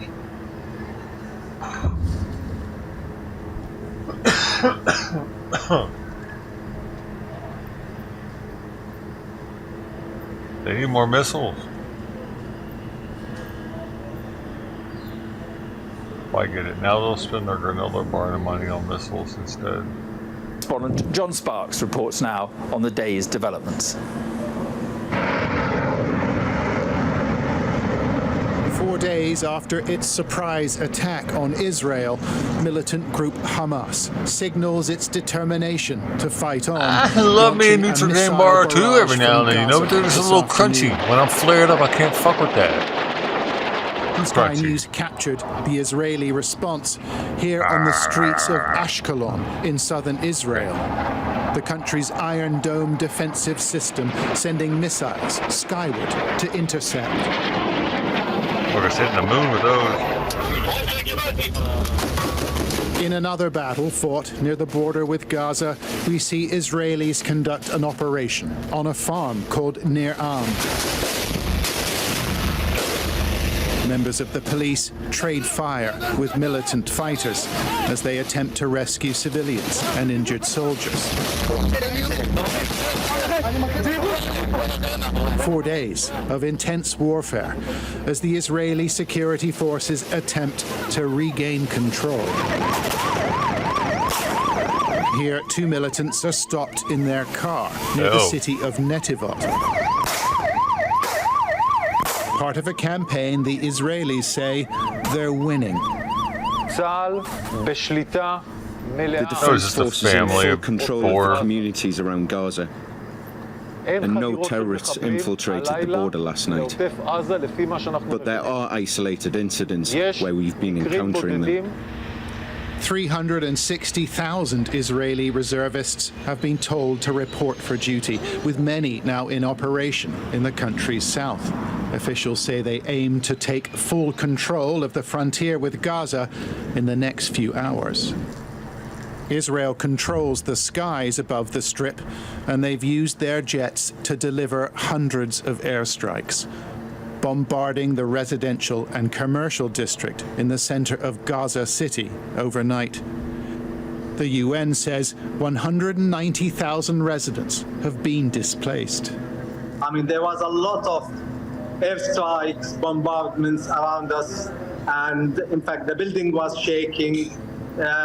This morning, I haven't been out of the shelter for a couple of days, and today I have to go to the pharmacy to bring some medications for the people here, and just walked across the compound. I haven't been outside, and the debris, the glass in the yard and in the other buildings, it's like aftermath of a earthquake.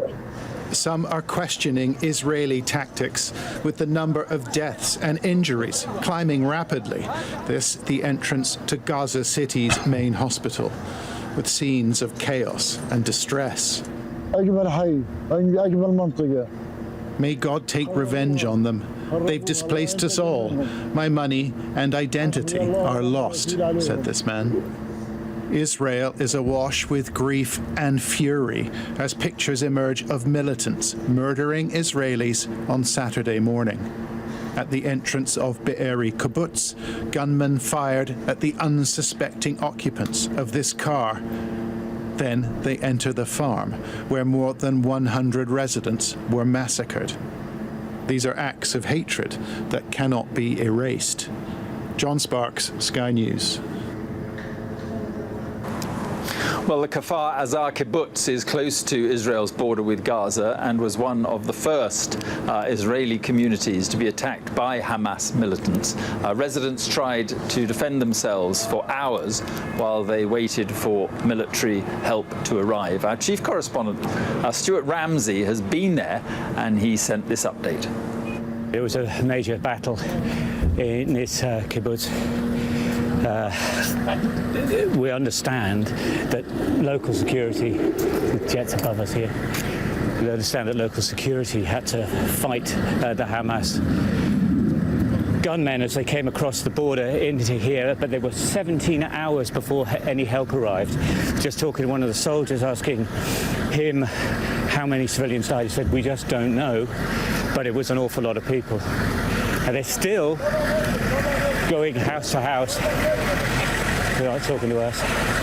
They're still going house to house looking for booby traps. We just came across a grenade that was behind a children's play area.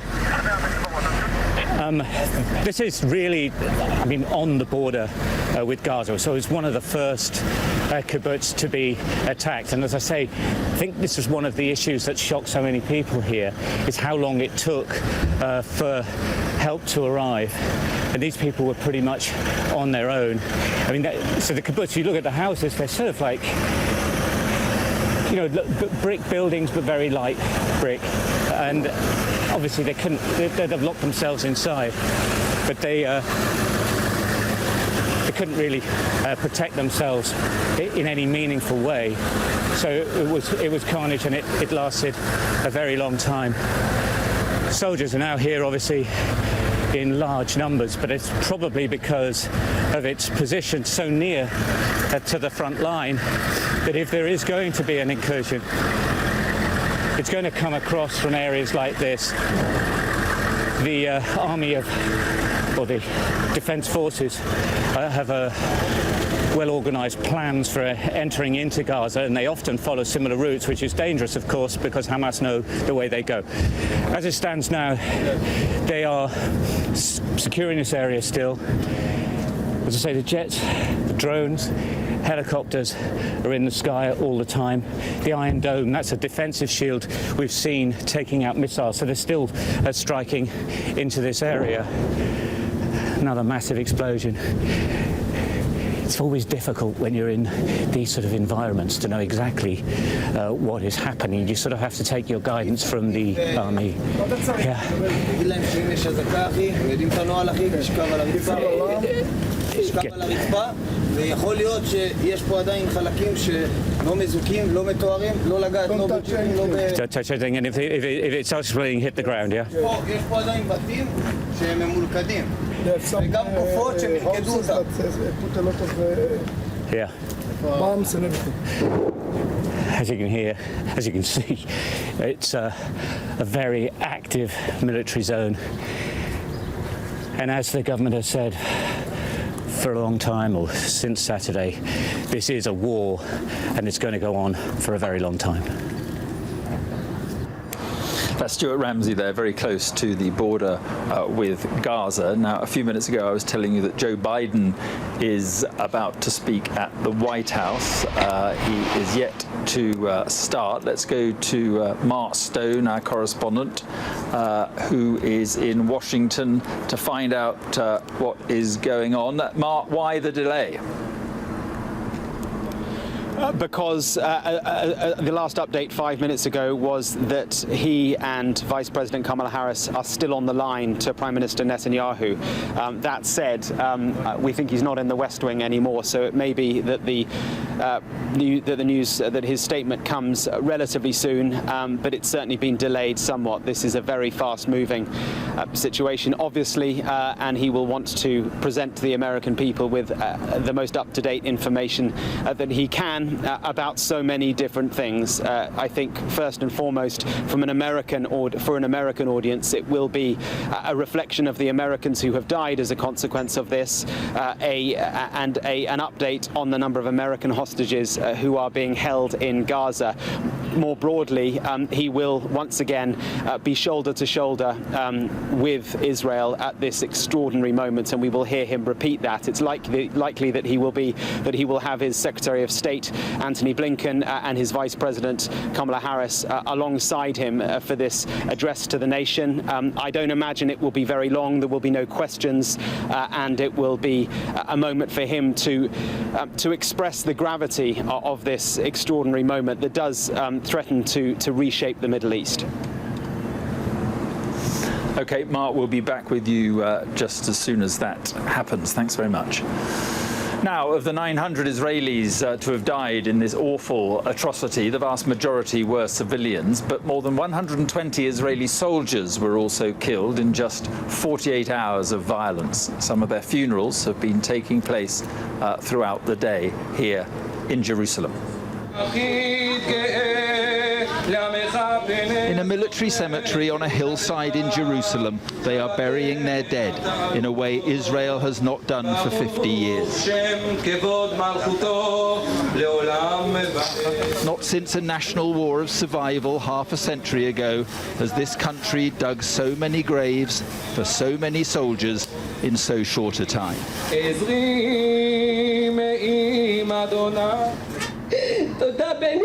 And today the shock of it all gave way to unremitting grief.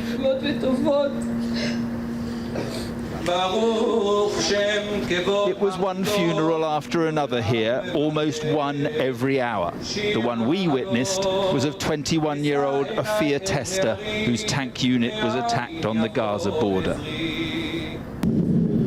With fighter jets threatening to drown out the eulogy, it's clear the sense of security they have cultivated here has been shattered in 48 hours. But it is, say those mourning their friends, a moment that will bring unity to a divided Israeli nation. I believe that everyone here, those who, in the right side of the map and the left side, everyone wants the best for the country. It's tough. We disagree about a lot of stuff, but in the end we all want the best for the country, the best for the citizen. It's been quite a divisive year for Israel. Do you think this will bring a sense of unity? Is that something that will come from this? I would say that always in times of complete crisis there is unity. We'll see what happens afterward. Families destroyed by loss. It is what war does. And the overwhelming sadness is that on both sides of this seemingly unbridgeable divide, there is much, much more to come. Well, with more than 300,000 of its reservists now mobilised, all eyes are on what the Israeli military does next. So what are its options? Here's our defence and security analyst, Michael Clark. It's in the nature of military affairs that all options don't look very good at the time. And Israel's options in relation to its work in Gaza look particularly unattractive at the moment. It's involved in a bombing campaign from north to south. Gaza is being very intensively bombed, more than at any other time in its recent history. More bombing in the north than elsewhere, because that's where the Israelis figure that Hamas has most of its facilities, keeps most of its ammunition and so on. Most of that bombing, too, is in civilian areas. There's no such thing as a non-civilian area in Gaza. But Hamas stores its material inside civilian buildings, even mosques. And so the Israelis are bombing civilian buildings. They are reportedly using bunker-busting bombs to get below the surface in some cases. And if you live in somewhere like this, in Rimal, say, then a building suddenly disappears. It's a missile strike. There's no warning. Suddenly, the building blows up. And that's going on constantly now. However, it will come to an end quite soon, because the Israelis have got to decide what to do next. I'm fairly certain in my own mind that they will attack on a multi-pronged front, both from the sea and from the land. A multi-pronged attack makes perfect sense, certainly to me, because it spreads the risks. It makes it easier to get into a very heavily urbanized area. In an urban environment, tanks aren't very much use. There are too many buildings towering over them, too many tunnels and sewers underneath them. It's an infantry-heavy job. It's very brutal, very difficult. The infantry just has to work its way in, building by building by building. And it's not easy, and there will be losses. Of course, it's all complicated in Israel's case because of the 130 or so hostages which are being held throughout Gaza. But I don't think that will deter them from moving in when they think that is what they have to do. They will take their chances. Doubtless they'll do the best they can, perhaps with special forces and intelligence to rescue as many as they can. I'm fairly sure that at the end of this process, Israel will have removed Hamas as a physical entity from Gaza.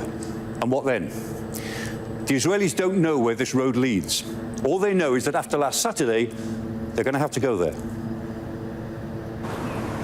Michael Clark there. Well, in the UK, the Prime Minister has warned that anyone found to be supporting Hamas will be held to account. It follows last night's protest outside the Israeli embassy in London, which was attended by thousands of people. Rishi Sunak says the government is working to make the UK's Jewish community feel safe. Well, we stand in solidarity with Israel and the people of Israel in the face of these barbaric acts of terrorism. And last night I went to visit a synagogue in London to express my support for the Jewish community in the UK. I was unequivocal with them that we will make sure that they feel safe at this time, and the police have been given very clear guidance and advice from the government to do everything that they can to keep the community safe. Well, members of London's Jewish community have been gathering supplies to send to Israel, and some are willing to go further. Sky News understands that around 60 British nationals who previously attended just one Jewish school have been called up to fight as army reservists. Alice Porter has more. Underwear and toothbrush, toothpaste. For this charity in North London, the donations just keep on coming. We've put on this collection for soldiers, and we've selected some items that we needed most. We spoke to soldiers on different bases. We spoke to people that we knew who were collecting things in Israel, and we just put out this call, and we were not expecting as much as we got. It was just amazing to see this. Many in the British Jewish community are personally affected by the fighting in Israel and Gaza and are desperate to help. My brother was called up on early Saturday morning to go and fight, and so he is on the front line, and please God will be okay. But obviously it is really, really close to home, and I drove past and knew that I had to come and do my little bit. But doing your bit has come at a price for some. British Israeli Nathaniel Young died in Gaza on Saturday. He served as a corporal in the Israel Defense Forces. As well as reservists, volunteers are trying to get to Israel to fight. British Israeli Mariah is only 21 years old, but she's a former soldier with the IDF. She's making her way to Tel Aviv. We've rushed back to Israel because our friends are in very unfortunate situations. Some of my friends are missing. I've just found out that one of my friends had been murdered in her home 2 days ago. So we got the first flight we could. Our flight's been delayed because apparently there's been shooting at the national airport. So far, 10 British citizens are believed to have been killed or are missing in Israel. But with more people travelling to the front line, the worry is that number could rise. Alice Porter, Sky News. Now, a little later on Sky News, I'll be hosting a special programme live from here in Jerusalem. That's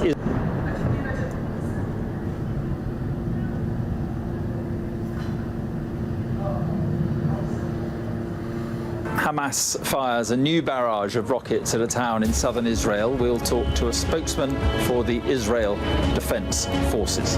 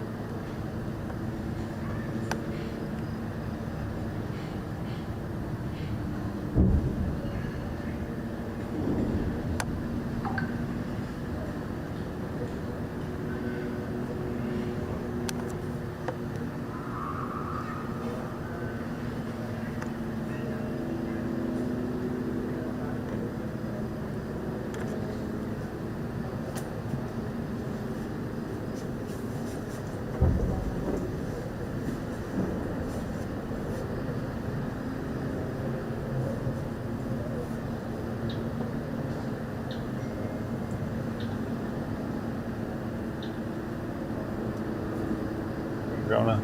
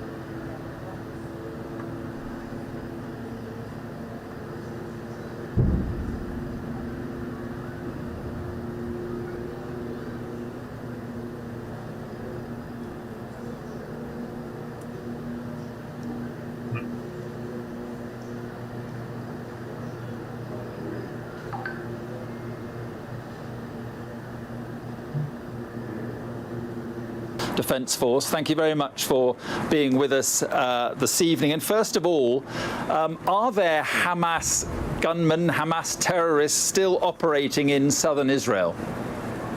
There's a distinct possibility that there are. We are pretty confident that we are working to clear the territory from terrorists, from those terrorists that infiltrated into Israel on Saturday. And we can't be 100% sure because there are lots of nooks and crannies across the territory that they could be hiding out in order to conduct more attacks against our people, against the forces. Yeah, but I mean, there are still contacts between your forces and Hamas gunmen going on, are there, in southern Israel? We have had a couple of exchanges today, throughout the day, but the vast majority of those, as you rightly pointed out, the terrorists have been killed in exchanges with our forces since Saturday. What we're doing and operating in order to restore security to the people of Israel, and that is what the military force is there for. Right, and just what you just mentioned, do you worry that gunmen are hiding, and have gone to ground and could, re-emerge sometime in the future? Is that one of the things that you are worried about? Yeah, obviously we are very concerned that that is a possibility, and that is why we are taking all of the steps possible in order to limit civilian movement in that area. The vast majority of the population across the border in the communities there have been evacuated, and we are minimizing our activities and conducting our house-to-house searches in order to try and find more terrorists. We're confident that the communities are clean, but there is open areas of the desert that perhaps there could be terrorists there. So we need to be cautious, we need to be careful, but we also need to be very decisive that when we make contact, that they are killed in those exchanges. Now, we have these reports from you about 1,500 Hamas gunmen. The bodies of 1,500 Hamas gunmen are being found in southern Israel. Isn't the real question, if that is the case, how did so many Hamas gunmen get across a heavily secured or supposedly heavily secured border in the first place? Mark, that is a very important question. We are currently in the process of taking the fight to Hamas in Gaza. There will be a time to make those lessons learned and find where the failures were in our defensive mechanisms, in our intelligence activities, and the forces on the ground. Now is not the time to do that. Now is the time to defeat Hamas and make sure that they can never kill Israelis the way they did. The number today, I don't know if you reported it, I didn't hear. We've reached around 1,000 killed in what can only be called a massacre of Israelis. There are civilians, there are babies, there are children, there are elderly people and families in their houses. This can never, ever be allowed to happen again. And so while the question you're asking is extremely important, how did this happen? Now is the time to make sure it can never happen again. No, the reason I ask, and I know these are issues for the future, but the reason I ask is that we had a woman on our program last night who has members of her family and friends missing or dead, and she is furious and she wants answers, and she wants those answers pretty quickly. Mark, the situation on the ground is still volatile.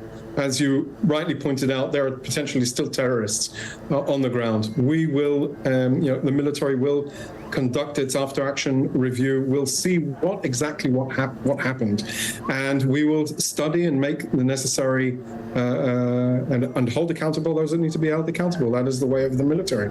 There clearly are failures in the system, but in order to expose those, study those, we need to end this conflict with Hamas and ensure that they can no longer make this threat the way it was on the people of Israel. Those people are right to be upset. I would say the people of Israel expect the Israel Defense Forces to deliver on their goods. We expect to do it, and we need to find out what the failures are, but the time will be late.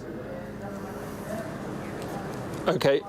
Colonel Lerner, appreciate your time this evening. Thank you very much indeed. And joining me here now in Jerusalem is Nir Barkat, Economics Minister for Israel. Thank you very much for being with us. And I hear you are one of these calling for a national unity government, a wartime government. You think the moment is right for that? Well, Mark, I think the world is starting to see the atrocities. We're starting to understand that Hamas declared war on Israel. And they came to kill, to slaughter, to terrorize. And the stories, I think, are starting. The world has not yet seen the full-blown stories of the practically something that is, it's ISIS. We've seen a lady with 2 4-month-old babies, twins, okay, captured in captivity while they killed their husband. We've seen, just now, we've heard of 40 young boys. Some of them were burnt alive, some were beheaded, some were shot in the head. It was just being discovered this afternoon. And you see these atrocities and you understand that Israel decided to go to retaliate, to go back and eliminate these ISIS guys off the face of the earth. So when can we expect news of the next stage in Israel? I think everyone understands that having 1,000 people killed and over 100 captured and taken prisoner, hostages. No country in the world will not understand that we need to go and take them out. Because today, this is what ISIS, Hamas did to Israel. And if we don't, the world does not unite with us and focus on how to take them out, take them off the face of the earth, you're next. We're all on the same line here against the radicals in Hamas and the ISIS people. And what they're doing is totally unacceptable. I want to use the opportunity and thank the world for the support that we get all over the world, from the American president and the Prime Minister of England and Britain and basically the whole Western world. And we have to unite on this one. And while we call unity internally in Israel because our soldiers are fighting together, right and left, religious and secular, we need to unite not only in Israel on this, but the whole Western world has to unite. But the reality is that you are clearly, from what you're saying, going to go in there very hard. The reality is it is a very small area. There are over 2 million people in there. Yeah. 50% of those people are under 18, so will have had no say in electing Hamas. And so the truth is a lot of those people are going to get hurt or killed. We are a very ethical army. I served in the army. It's people's army. So we serve, all of us serve. And the reservists we're the people of Israel. The Hamas militants came to kill our children. What we're saying is that we're coming in to kill the militants. And anybody, any civil, move aside. If you don't move aside and you're giving cover to the Hamas militants, you're risking your life. We don't want to hurt innocent people. We will. Trust me on this one. The whole country is united to take Hamas out of this world, to take them out. All the militants, all their infrastructure, the people supporting Hamas, we will wipe them out. We have no choice, not just for ourselves, not just for the children and the atrocities done, but actually it's a challenge for the whole free world. Right. You eradicate Hamas in Gaza. What then? I mean, there's a vacuum. Do you intend to? Islamic Jihad are there. They say they've got 30 hostages. What then? There's a vacuum. Do you reoccupy Gaza? What do you do? We take the militants out of the equation. No, but what then?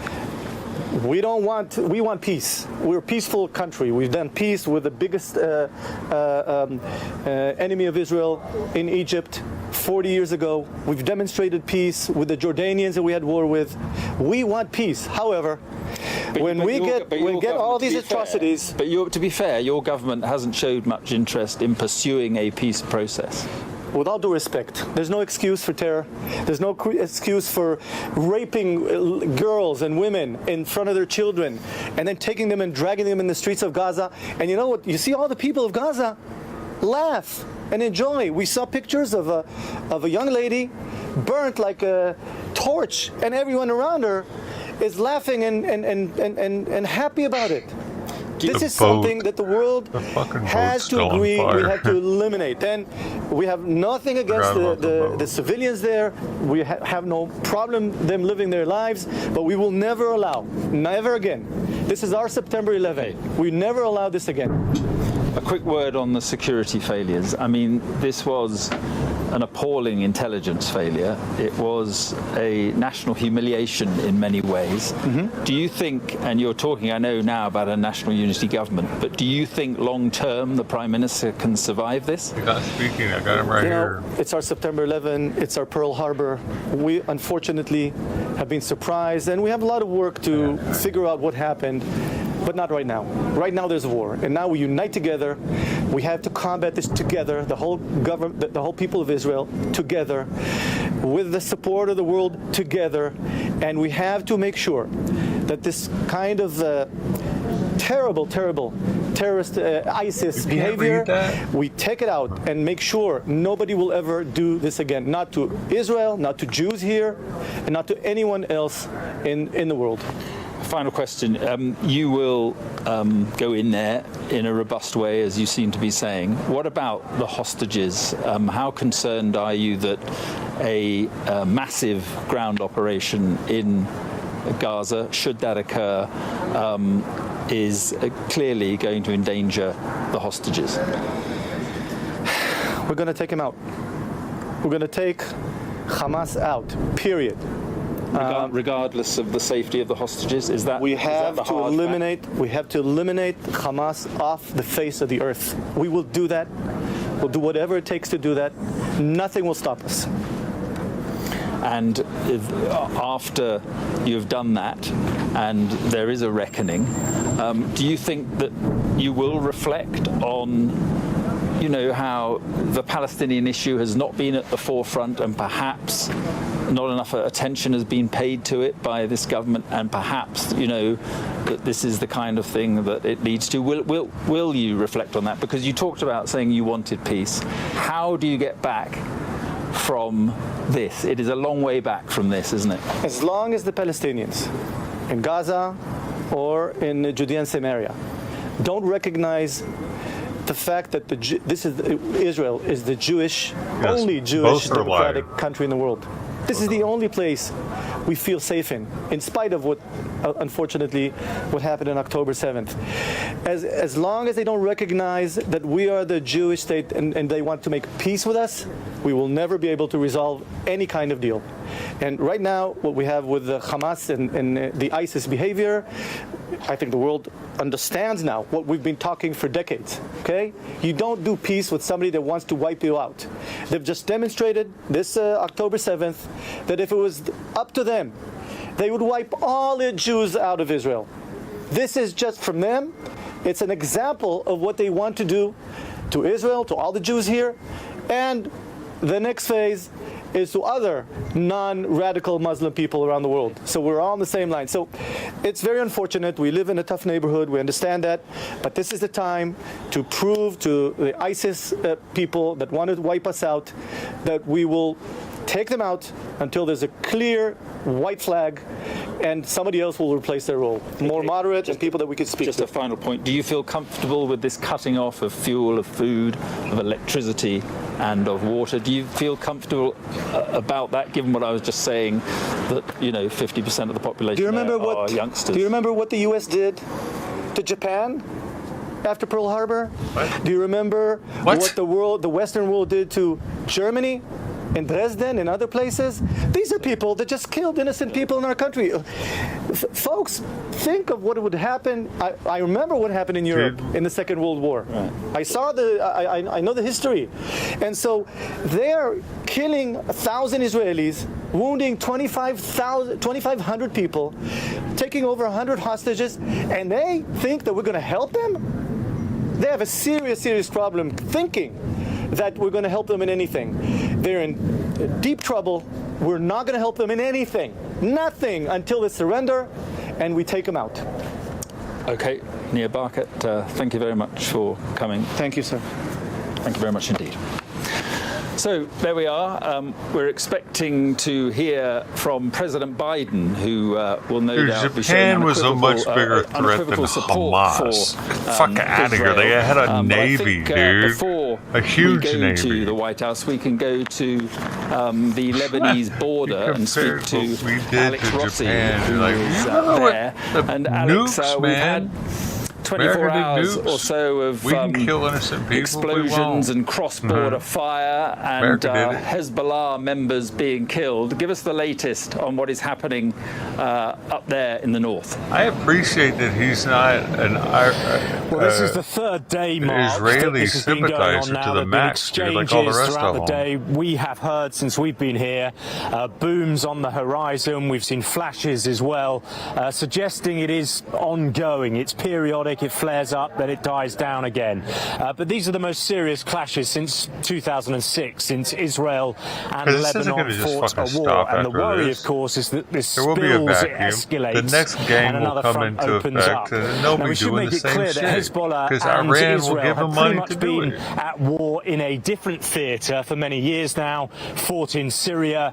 Israel has launched many bomb attacks on what it says are Hezbollah fighters there, trying to stop weapons coming into Lebanon, particularly that would upgrade their missiles and rockets with GPS locators so that they can be fired more directionally at Israeli targets inside Israel. So this kind of shadow war has been going on for a long time. But the big fear now is that it bursts into a hot conflagration, and the effects of that would be really, really serious, not just in terms of opening another front, but the big problem is it may grow into a wider regional war. We're not at that stage yet. Certainly Hezbollah sources that we've been talking to say that they believe it could head in that direction, but they say it depends on the type of escalation that the Israelis choose. Now, in terms of the number of deaths, there have been at least 6 combatants that have been killed so far in these skirmishes over the last 3 days.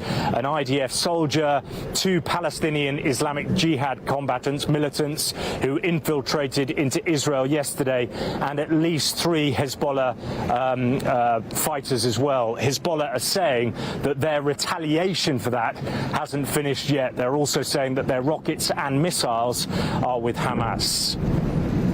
Lou, did that happen before we bombed Alex, them? thank you very much indeed. As I say, we're waiting for Joe Biden to speak at the White House, and we'll take a break now, but we'll expect to hear from him, and we'll also be hearing from the UN.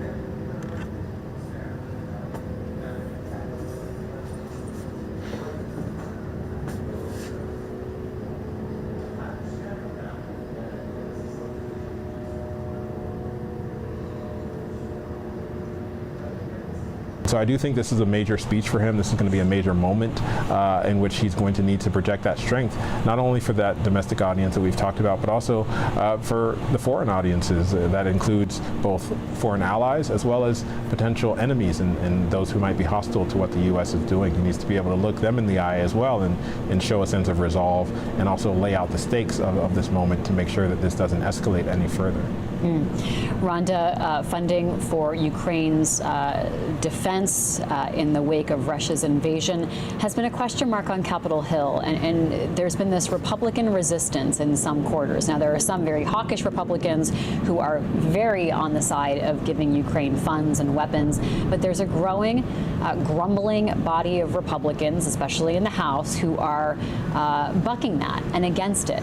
How could the White House, or how could leaders in Congress potentially tie these two questions together of funding for Ukraine with funding for Israel? I think that's something that, and Tolu also kind of touched on this, that Biden is going to have to address why we are supposed to be the nation involved in helping keep regions safe, keeping the globe safe. It's been interesting with Congress, where at the start of the Ukraine war with Russia, there was bipartisanship like you've never seen. Now we're seeing it as really a defining question where Republicans are using it to run off of. We've seen the 2024 candidates say that when they're president, they don't want to continue Ukraine funding. We've heard House GOP members say that. So it's a real question right now on the Hill with the future of Ukraine funding. We're also seeing it tied up in the appropriations bills as well. I think if Biden can come out and talk about just broadly what's at stake when the U.S. is absent, that might help the American public understand where his administration is coming from on both the Ukraine front and the Israel question. I think one of the things that might make some Americans uneasy right now is the fact that Israel has formally declared this a war, which suggests that this could be prolonged. And that's something, especially in an election year when people will be deciding who their next leader is, that's going to be something that they might need some convincing on why we would be involved. Now, with Israel, because we have had such a historic relationship and bipartisan relationship, it's not exactly the same question as Ukraine, but it still is this overall issue right now in our politics, is how far do we go on the foreign fronts? And Olivier, I mean, some of the Republican contenders for president bring up Israel in their stump speeches and their support of Israel in their stump speeches. I'm thinking Nikki Haley, someone who's more of like a traditional Republican and less of this MAGA Republican, despite her work for the Trump administration. So how do you see these two things either being linked or separated? It's a good question. I mean, we're going to see a lot more campaign trail rhetoric about this as it goes on, because as we've all said, it's unlikely that this is going to get wrapped up very, very quickly. It affords the Republican candidates an avenue for attacking Biden, so of course that appeals to them. The message is that, under Biden there is chaos and violence and war. The politics of Ukraine, the politics of Israel, I'm seeing Republicans quietly say that they don't support pairing them. House Republicans say they don't support pairing that. That was something a funding package. Some of our colleagues reported on in the last couple of days, that the administration was thinking, well, what if we bundled, the Ukraine package with Israeli aid to Israel to make it more palatable to more people. I'm seeing some Republican voices saying, no, if you do that, we will decouple them and vote on them separately. But here the X factor, I think, is the Senate, which may very well just say, fine, we'll pair them and we'll act. But I'm not sure what the path is. And also, again, I guess we might hear from the president on this, what Israel needs that the Congress would need to act on. Because again, so far, the administration has said, we're not at a place where we need Congress to appropriate any new funds, any new aid for Israel. Let's talk about Israel's options right now, and also what option the Palestinian people have. And are they really just at the mercy of what Hamas decides and does, and then how Israel reacts? So let's start with the back end of that. Tell us about the Palestinian people, Olivier, and what they may be facing. So we need to separate the Palestinian people into at least two groups. Okay, the folks who live in Gaza under Hamas's rule, and the folks who live in the West Bank under the Palestinian Authority. The folks who live in Gaza are pretty well bottled up. There are two ways, basically in and out, two significant ways in and out of Gaza. One crossing controlled by Israel, another controlled by Egypt. They have been told by Israel to evacuate areas where Israel is planning an imminent military operation. And so we think via the United Nations that there are not quite 200,000 Palestinians who have been displaced from their homes. That's going to be enormously significant. The folks in Gaza, I mean, barring other than sort of temporary evacuations from areas that Israel is going to hit, they don't have a ton of options, frankly. I'm embarrassed to say I have not really looked carefully at what the Palestinian Authority is doing in the West Bank and how they've responded to this.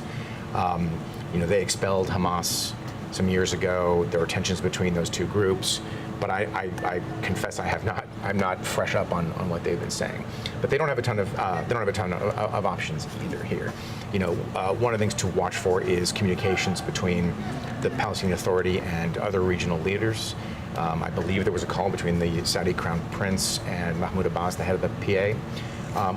We should watch for more of those, just to see how they are responding on a diplomatic level. But I don't know that anyone's going to be taking a phone call from Hamas anytime soon. Let's talk about Israeli people and what they're facing right now. Olivier, as we talked about, this has been a horrific surprise attack. Many people are touched throughout the country, frankly, throughout the world, by what's happened. Talk to us about what Israelis are facing right now. National trauma on the scale of what the United States felt after 9/11. The shock at the sophistication, at not seeing this coming, of having this vaunted national security establishment that appears to have been caught flat-footed. The scale and scope of the violence with entire families being massacred. Hamas did not just go after Israeli defense forces, the Israeli military. They went after families all over the country, and they did it with extraordinary savagery. We know, this is a little bit anecdotal, but we know, for example, of a family that found out that their beloved grandmother had been murdered because a Hamas fighter took a video of the body on the grandmother's phone and then uploaded it to her Facebook page, which is how her family found out. So they're in a state of deep national trauma. If you look at the rhetoric from Israeli officials, it's very important to watch this. They're talking about wiping out Hamas, not just retaliating, not punishing Hamas, but actually eradicating them. And the scale and scope of that operation is going to be just enormous, including, as I've said before, there's a likelihood of a ground operation in the Gaza Strip by the Israelis. Let's talk about what that would look like and what the components of that might be. Right. So it's very, very complicated, in part because of the presence of those 130, 150 hostages, right? Hamas is very dug in Gaza. They've got a tunnel network. They obviously know the terrain better than the IDF do.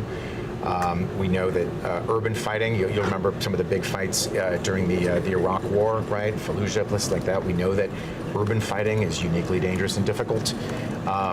It's a little harder to bring your air power to bear in a way that's helpful to the folks on the ground. Right now, Israel's unchallenged in the air, right? They can carry out any airstrikes they want over Gaza. That changes a little bit. It's a little harder to bring close air support to bear when you've got people on the ground fighting house to house. But again, if the Israelis really are going to do what they are promising to do, which is eradicate Hamas, again, not merely punish them, not merely rescue the hostages, but actually purge Hamas entirely, which is what the defense minister has said and the prime minister has said, then I don't know that they have a lot of other pathways to get there without a ground operation. Well, joining us now live from Jerusalem is Miriam Berger, reporter covering the Middle East and foreign affairs. Miriam, it is in the evening there. What has it been like being in Israel at a moment like this? Well, it's people here are quite shocked amongst Jewish Israelis. Even still, many shops are closed. Even here in Jerusalem, which is relatively far away from where the violence was happening down south. But there's just sort of a mass mobilization of people as well. Soldiers are coming back from abroad. So it's really extremely tense, and there's a lot of fears about what's going to come. Israel's working to launch an all-out assault on Gaza, potentially a siege on Gaza. What is it like on the ground? It's right now, Gazans are quite terrified about what could be coming, and they have no way out effectively. You know, there's these talk that there's going to be, an incoming invasion, and there's really, Gaza City and the rest of Gaza is right now just, being heavily bombed. Israel says it's targeting Hamas targets. There's 2.3 million people in an area that's like twice the size of Washington, D.C. It's extremely small. So many civilians are being killed, and civilian infrastructure is being hit. And it's just, people, there's very little internet connection, cellular connection, dwindling water, electricity. It's a very, very scary time for people. Well, we've seen photos and videos online showing the scale and the brutality of the attack by Hamas militants. Has Israel witnessed anything like this before, Miriam? It has not. This is a really unprecedented moment and time for the country. Both in terms of the level of just the casualties and the death count, also in terms of the sort of larger, failures in terms of security. This is really, people sort of say this is a paradigm shift. And also in terms of its approach to Gaza, of sort of trying to contain the situation there, which clearly hasn't worked for Palestinians, and right now also the sort of feeling that there's going to be a very bloody invasion there, and a lot of just fear about what comes next, because as I said, the sort of tit for tats that have come to become very sort of unfortunately normalized here, it's no longer happening. Miriam Berger joining us live from Jerusalem, where it's almost 9 o'clock at night. Thank you so much for talking with us. Olivia, thank you for having me. Thank you. I just want to get a reaction from you about what Miriam's talking about. And one of the things that you see, we're also print people. You're a print guy. You work in various media. Not at all. But you do see the power of images and videos, and that's why we do what we do here. The images, as Miriam talked about, have been so arresting and so horrifying. What about communications from the people in Gaza, getting word out from Gaza about what they may be experiencing if they're civilians with families and Israelis are raining fire down on them because they're trying to root out Hamas? Sure, and we've seen pretty haunting images coming out of Gaza of neighborhoods in ruins, of buildings vaporized by Israeli strikes. The sad truth is, though, that the world has been relatively comfortable with the plight of the Palestinians in Gaza and in the West Bank for a very long time. And so it doesn't have the same ability to shock as these images out of the Israeli kibbutzes of entire families slaughtered. But of course we're going to see some of that because, and I hate myself for using this word, but it's part of the battle space now. The Ukraine war is on hold right now. This is how we win over entire populations. They decided to time out. We can bring in the social media use by Ukraine to enormously great effect in terms of building up the solidarity for a besieged people fighting a more powerful aggressor.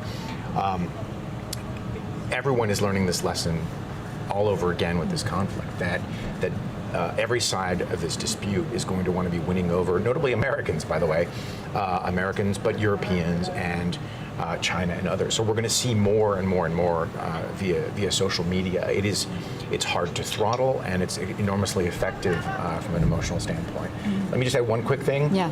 My gratitude to Stephen Cook at the Council on Foreign Relations, who messaged me to say that Iron Dome is actually an Israeli-developed and deployed system, although Raytheon was brought on as a partner in 2012. So many thanks to Stephen for fact-checking me in real time. And thank you for continuing your reporting in real time as well, Olivier. Really appreciate that. America has, of course, created its own defense systems as well and has been working on missile defense for quite a while, stationed in Alaska and looking at other places. But this is a uniquely Israeli defense system, and we're seeing images of it even as you look at some of our colleagues who are there reporting from places like Jerusalem. There will be this overhead rocket fire and then the intercept hitting the rockets down. Yeah, our missile defense has not been called into service nearly as much as Iron Dome has been, and Iron Dome has not been called into service with greater intensity than over the last 72 hours or so. So it's been remarkable.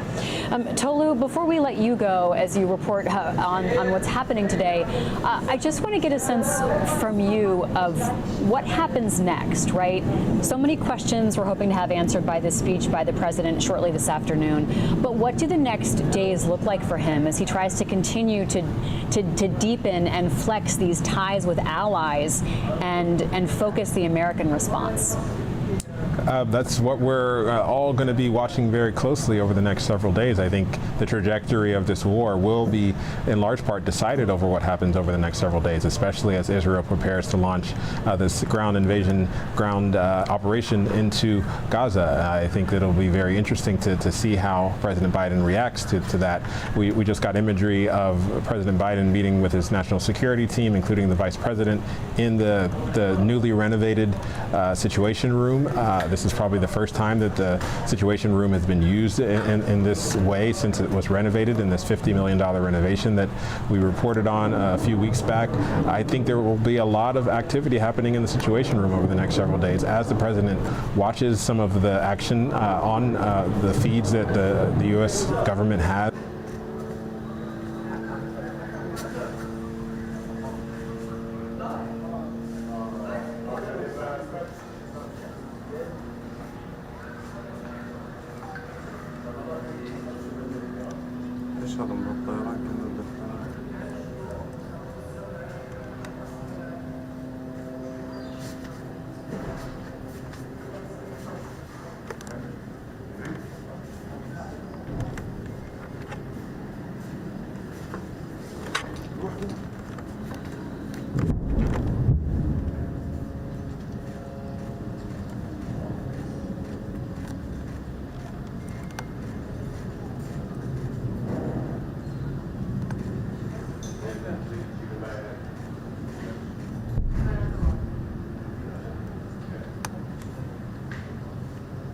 Oh shit! I was going down. Oh shit! Why is this guy so bad at this?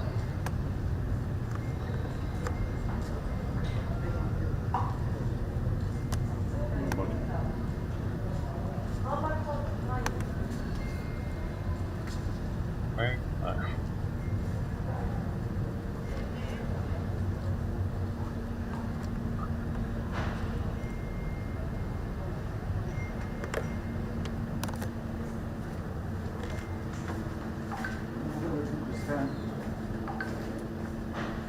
Yeah. Oh my goodness, look at all that you ate.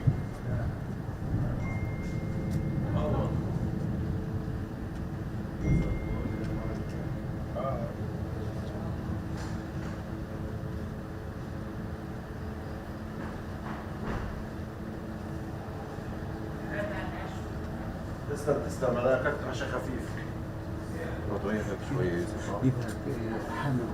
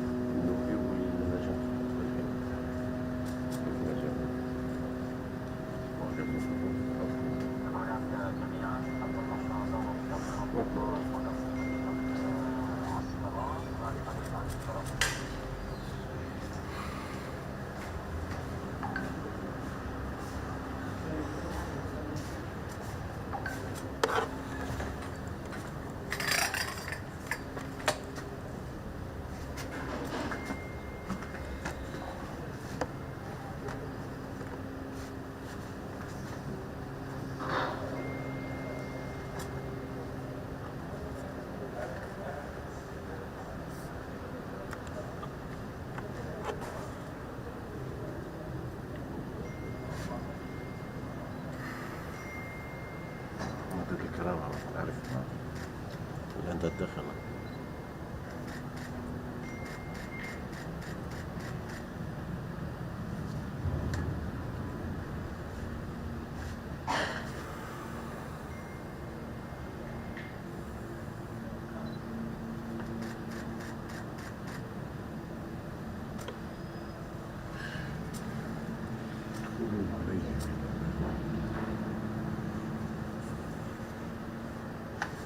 ما يحدث ضرب من الجنوب.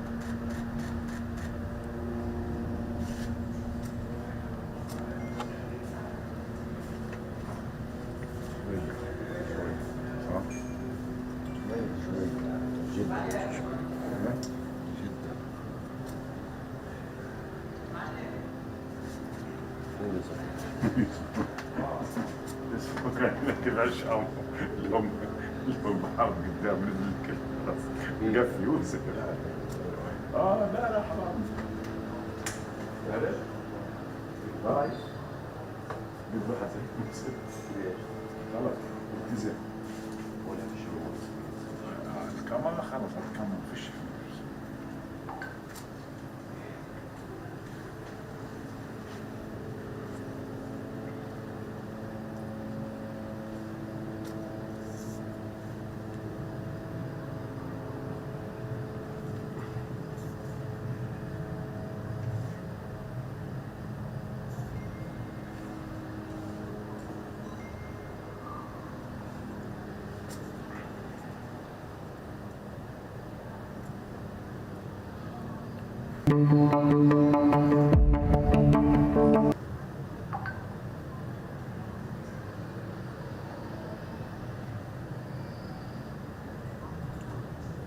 يجي طيران محمود يجي طيران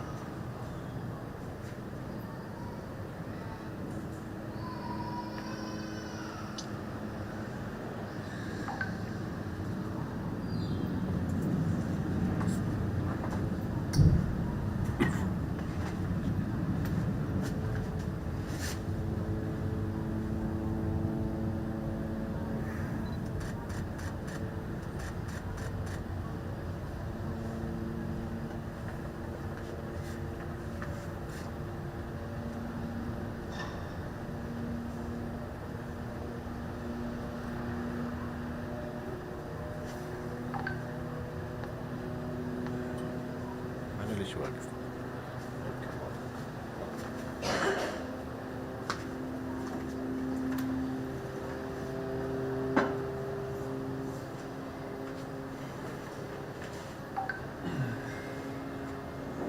رامي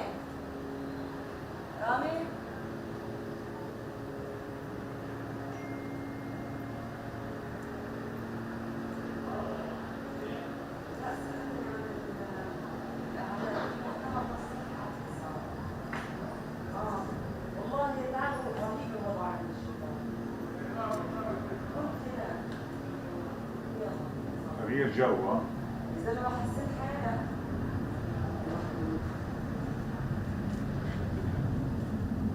ذكر فيها الموضوع عاشوا فيها وأنا بديني يومين عصري ذلك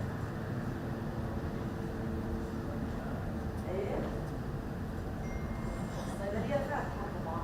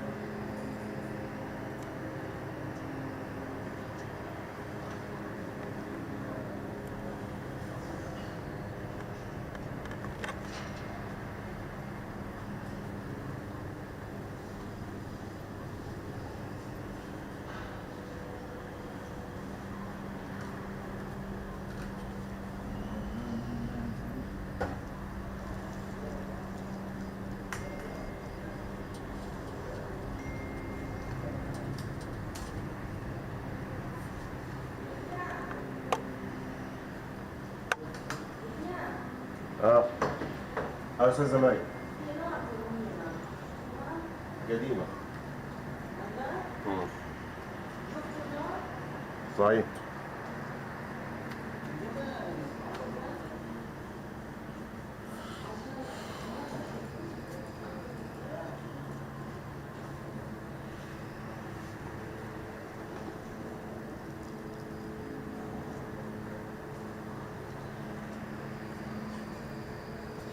يا أبو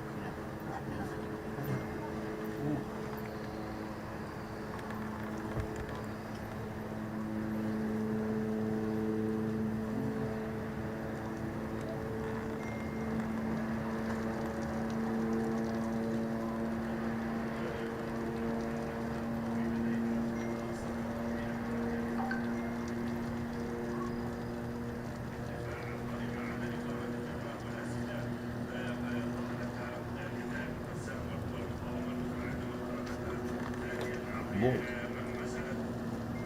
الصوت بيطلع، الصوت بيطلع، في طيران داخل.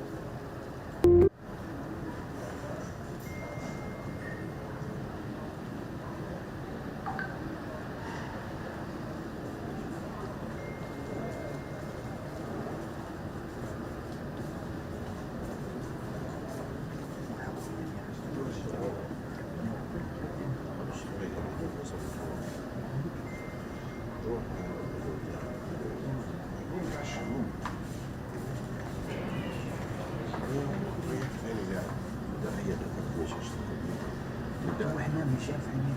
لا بديش انا بدي من القهوه ولا بدي قهوه، انا بدي اشوف الطبيعه. بس هيك بدك ايه؟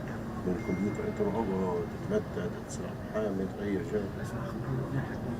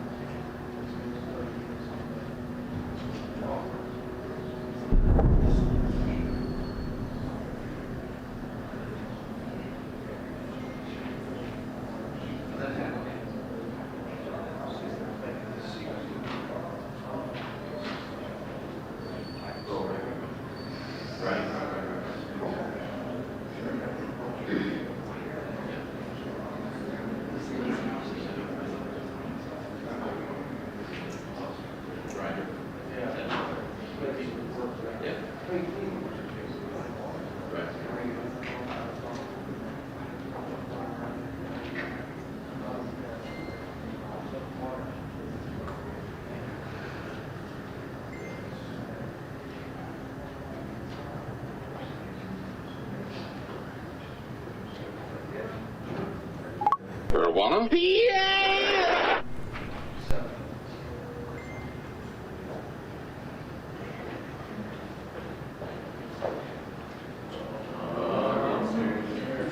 This boy right now, man, I'm waiting on a dude to come out and talk.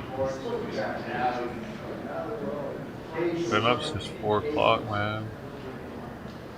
Off and on, slept all night. First time I got up was earlier than that.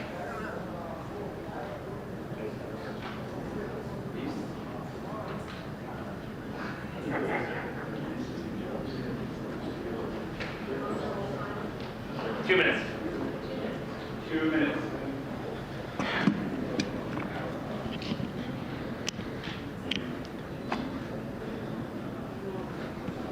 Ah, I know that was a problem.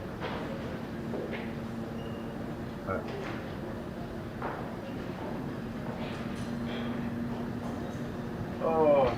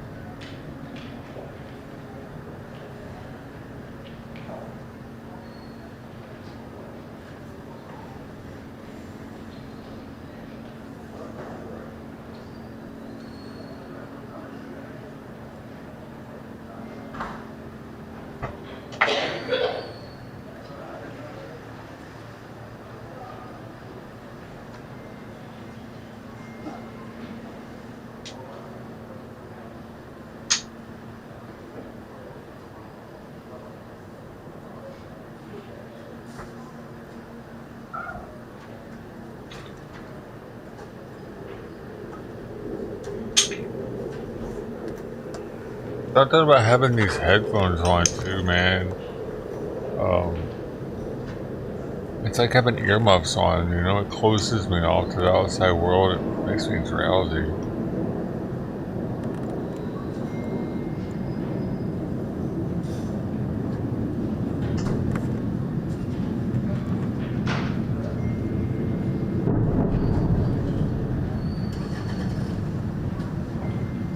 Alright.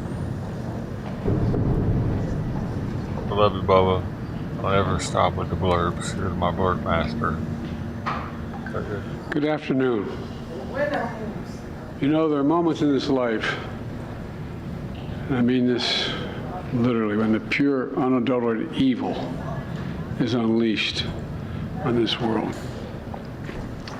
The people of Israel lived through one such moment this weekend. The I will bloody never hands stop, of the sir. terrorist organization Hamas, a group whose stated purpose for being is to kill Jews. This was an act of sheer evil. More than 1,000 civilians slaughtered, not just killed, slaughtered in Israel. Among them, at least 14 American citizens killed. Parents butchered using their bodies to try to protect their children.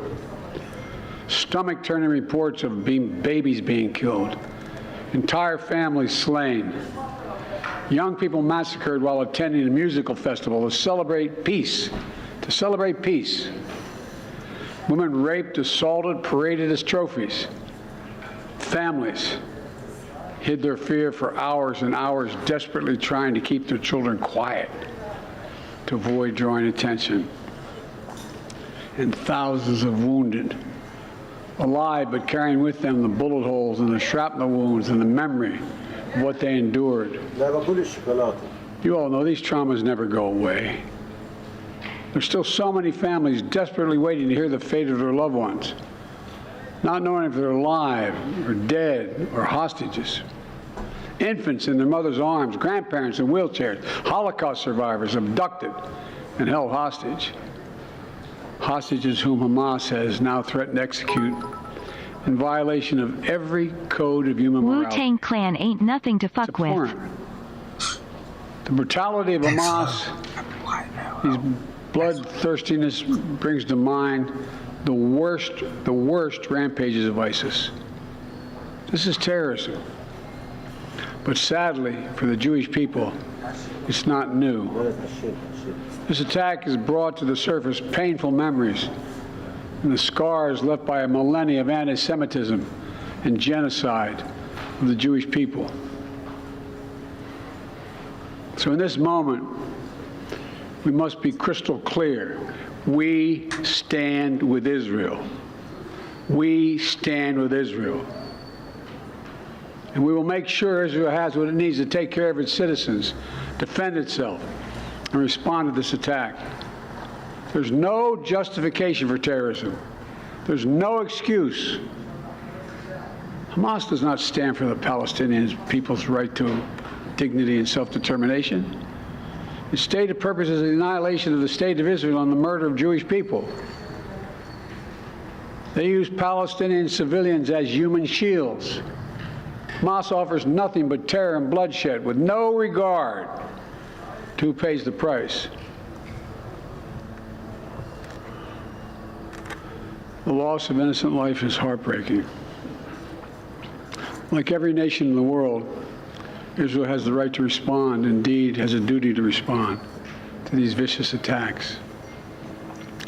I just got off the phone with the third call with Prime Minister Netanyahu, and I told him the United States experience what Israel is experiencing, our response would be swift, decisive, and overwhelming.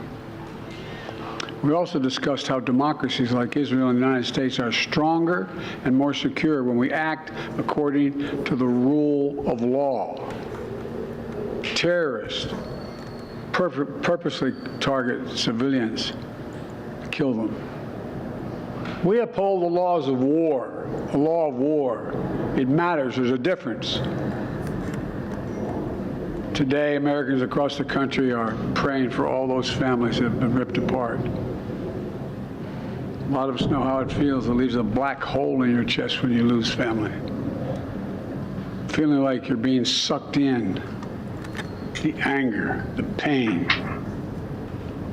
the sense of hopelessness.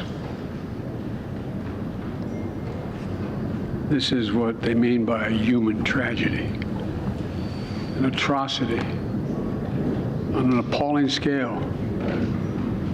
We're going to continue to stand united, supporting the people of Israel who are suffering unspeakable losses and opposing the hatred and violence of terrorism. My team has been in near constant communication with our Israeli partners and partners all across the region and the world from the moment this crisis began. We're surging additional military assistance, including ammunition and interceptors, to replenish Iron Dome. We're going to make sure that Israel does not run out of these critical assets to defend its cities and its citizens. My administration has consulted closely with Congress throughout this crisis. And when Congress returns, We're going to ask them to take urgent action to fund the national security requirements of our critical partners. This is not about party or politics. This is about the security of our world, the security of the United States of America. We now know that American citizens are among those being held by Hamas. I've directed my team to share intelligence and deploy additional experts from across the United States government to consult with and advise Israeli counterparts on hostage recovery efforts. Because as president, I have no higher priority than the safety of Americans being held hostage around the world. The United States has also enhanced our military force posture in the region to strengthen our deterrence. The Department of Defense has moved the USS Gerald R. Ford Carrier Strike Group to the Eastern Mediterranean and bolstered our fighter aircraft presence. And we stand ready to move in additional assets as needed. Let me say again, to any country, any organization, anyone thinking of taking advantage of this situation, I have one word: don't. Don't. Our hearts may be broken, but our resolve is clear. Yesterday, I also spoke with the leaders of France, Germany, Italy, and UK to discuss the latest developments with our European allies and coordinate our united response. This comes on top of days of steady engagement with partners across the region. We're also taking steps at home. In cities across the United States of America, police departments have stepped up security around centers of Jewish life. The Department of Homeland Security and the Federal Bureau of Investigation. John, I love you. Just remember you are respected by us all, and as much as I can be a rascal, I just want everyone to remember to take care of their health, because this can be taxing. Also, fuck Biden. Big fan. Big blue. Any domestic threat that could emerge in connection with these horrific attacks. This is a moment for the United States to come together, to grieve with those who are mourning. Let's be real clear. There is no place for hate in America. Not against Jews, not against Muslims, not against anybody. We reject. What we reject is terrorism. We condemn the indiscriminate evil, just as we've always done. That's what America stands for. You know, just over 50 years ago, I was thinking about it this morning, talking to the Secretary of State, the Vice President in my office. Over 50 years ago, as a young senator, I visited Israel for the first time. Think of your health, everybody. As a newly elected senator. Who said so? And I had a long, long trip. You better. A meeting with Golda Meir in her office. You up. Just before the Yom Kippur War. And I guess she could see the consternation on my face as she described what was being faced. They were facing. We walked outside in that sort of hallway outside her office to have some photos. She looked at me all of a sudden and said, "Would you like to have a photograph?" And so I got up and followed her out. We were standing there silent, looking at the press. She could tell, I guess, I was concerned. She leaned over and whispered to me, she said, "Don't worry, Senator Biden. We have a secret rep in here in Israel." My word is what she said. We have no place else to go. We have no place else to go. For 75 years, there is no place else to go. The only guarantor they can move here. The security of Jewish people around the world, so that the atrocities of the past could never happen again. Let's bring your gold with you. Let there be no doubt. The United States has Israel's back. We will make sure the Jewish and democratic state of Israel can defend itself today, tomorrow, as we always have. It's as simple as that. These atrocities have been sickening. We're with Israel. Let's make no mistake. Thank you. Mr. President, what was your reaction?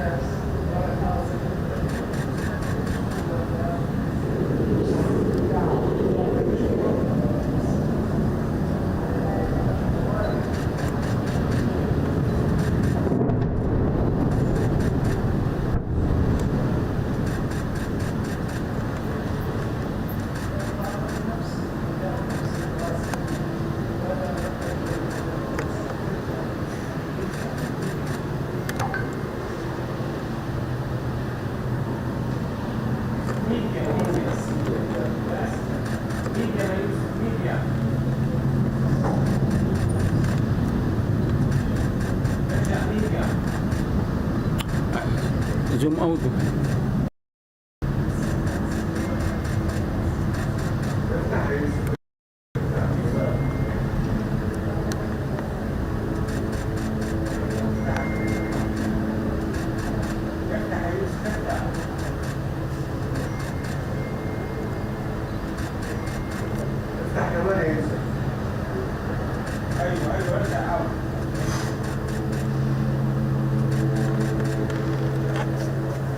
ايش خليها هي؟ ثبتت.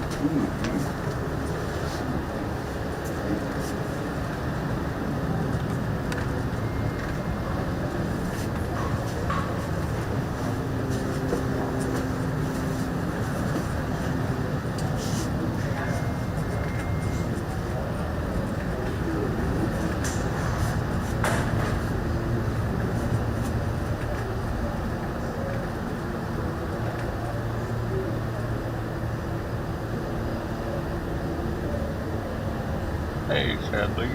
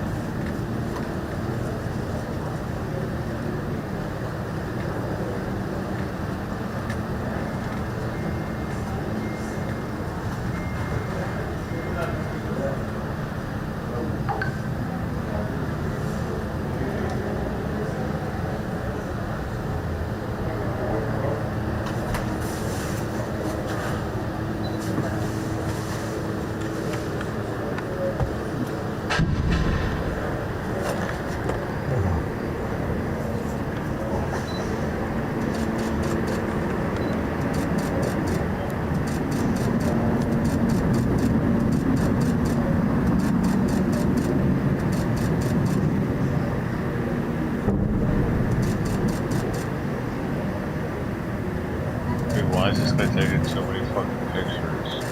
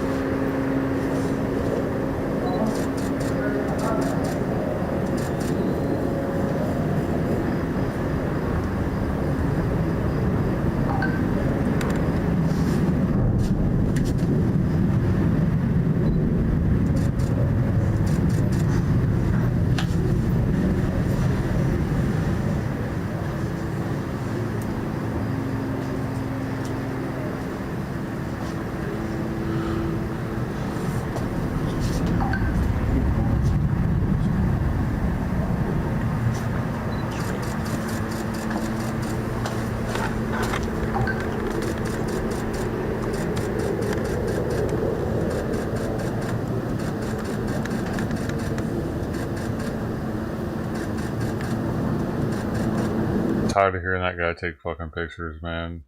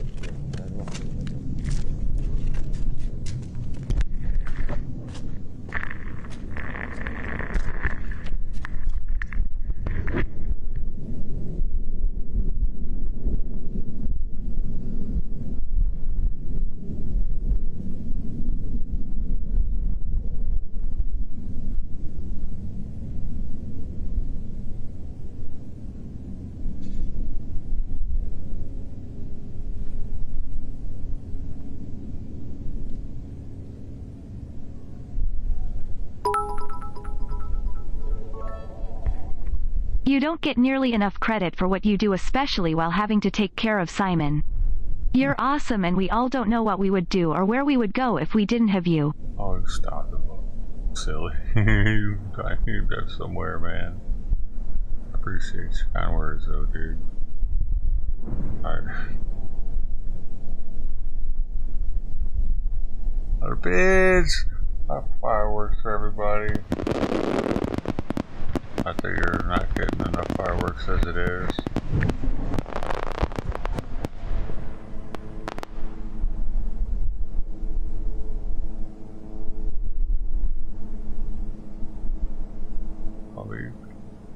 Maybe we get some games on Friday, that'd be cool. Before it be over. Thanks, man. Interesting support, very much appreciated. Not necessary.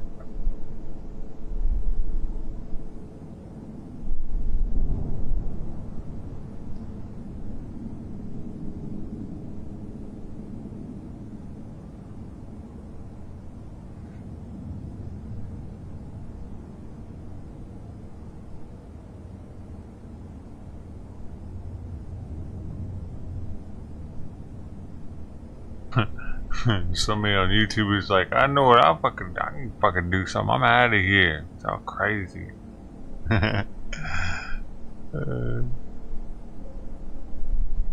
dude from this morning, he was still here.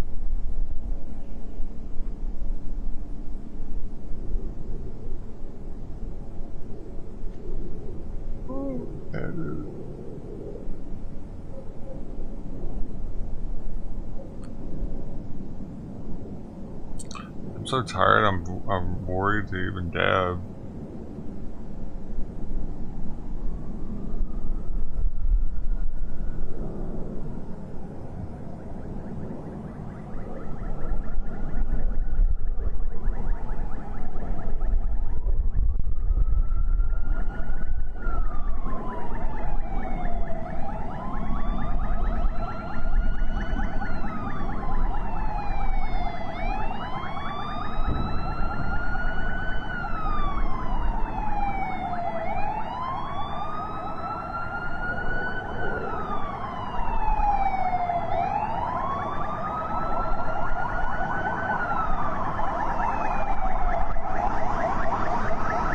That's Palestinian music.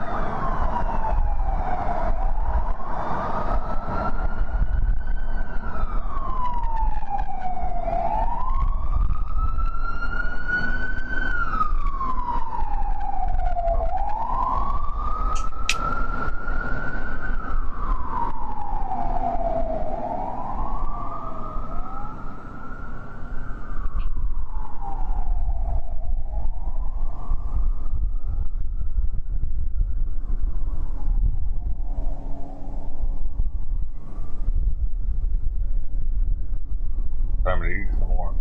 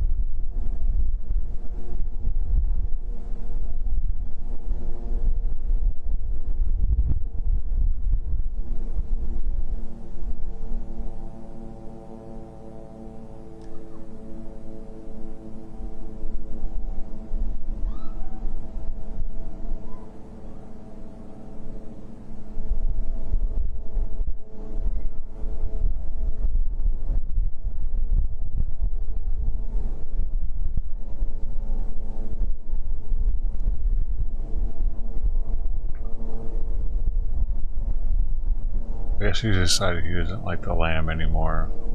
But they have a supply of the one he does like.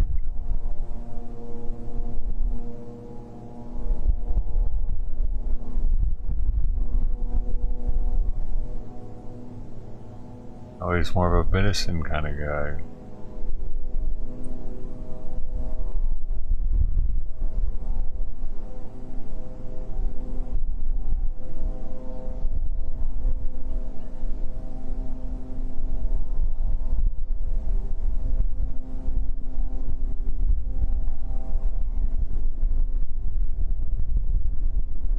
He's literally going to throw away half the fucking can of lamb because he doesn't want it at all now. Just 2 days ago, that was what he ate every day. And he liked it. That's fucking real, dude.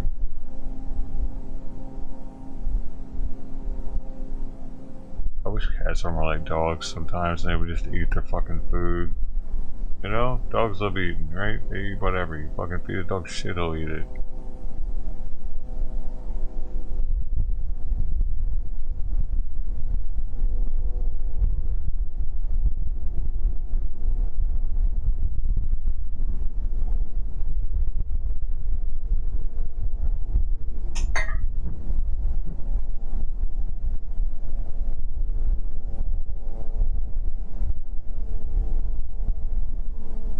Hell yeah, I gotta throw this food away. I gotta throw the entire bowl of food away pretty much. Like $3 or something, I don't know. Fuck it.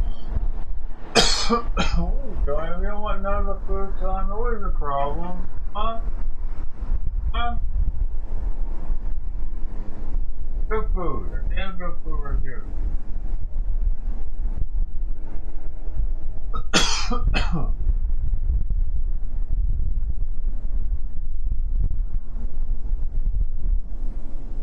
I was being a little shithead.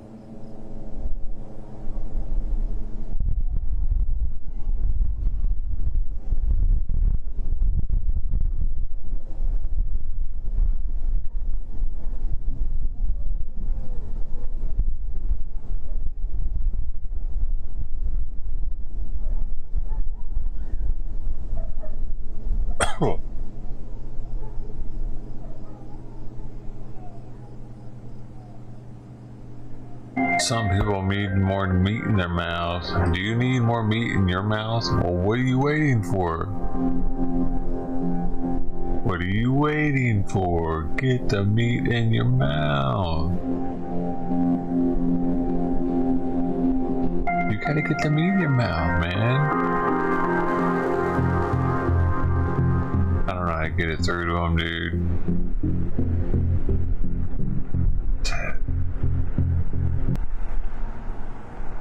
Some people need more meat in their mouths. Do you need more meat in your mouth? Well, what are you waiting for? What are you waiting for? Get the meat in your mouth. You gotta get the meat in your mouth, man. I don't know how to get it through to them, dude.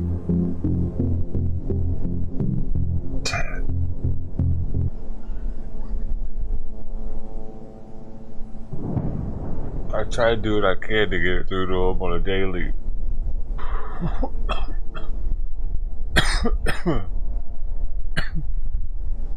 You know what I mean?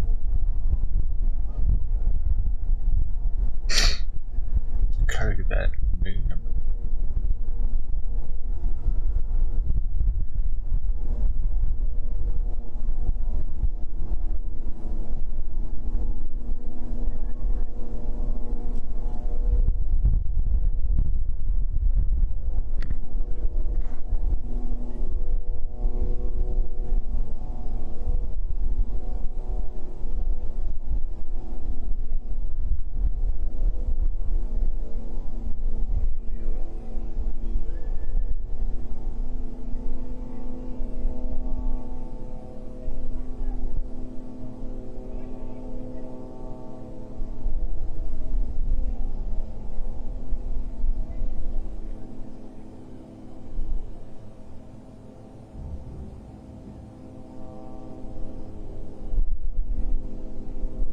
Boom.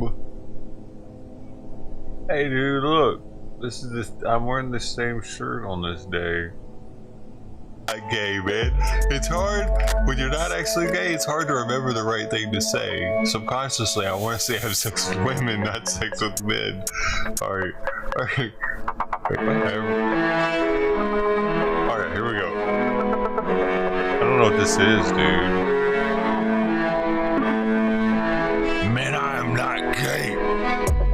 I have relationships with women. But sex with men.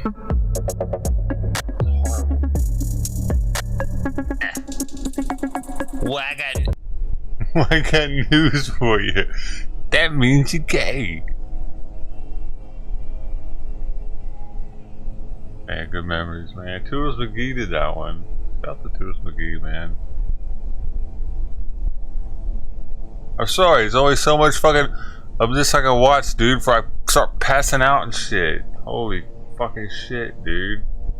Fuck out of here. Go do something with your life.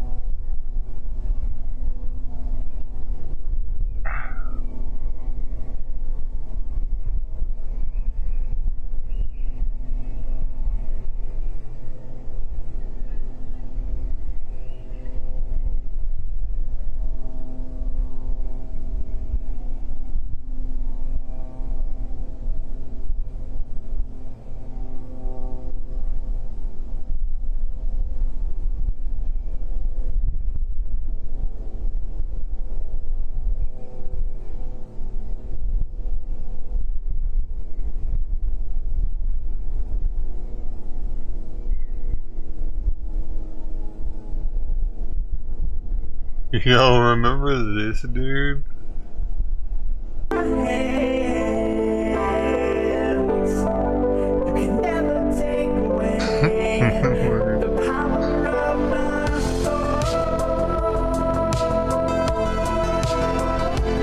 Dr. Thick Respect.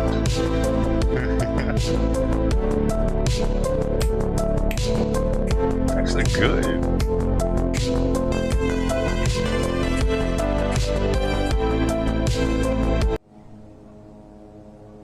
Met him, well, I didn't meet him personally, but he was at TwitchCon. We found him streaming out there. Remember that dude? Yeah. He doesn't wear that stuff all the time though. He was just doing it for TwitchCon, I guess. Bummer.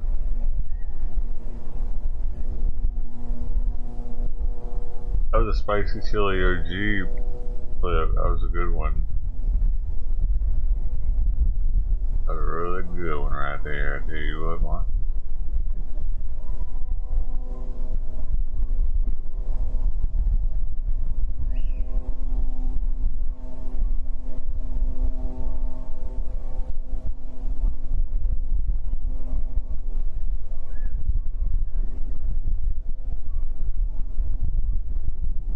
Do you ever want to paint your body? What is this?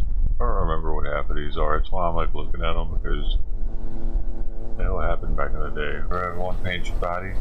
Do you ever want to paint your body? Well, do you ever want to paint your body? Do you ever want to paint your body? Well, do you ever want to paint your body?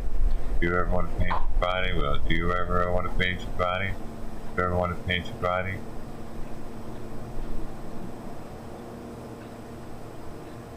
Was that good? Yeah, for the people.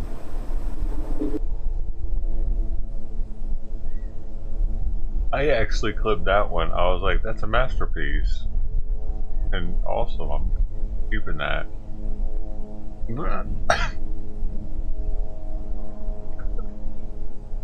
Oh no, I lost somebody over that. Well, he wasn't a cultured person.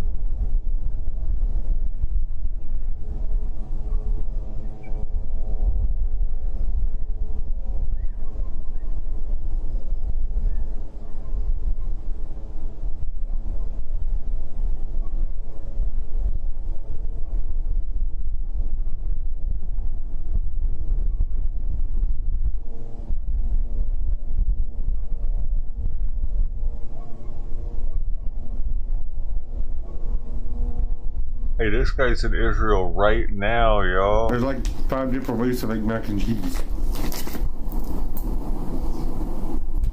The warships are rolling in. You're not missing nothing.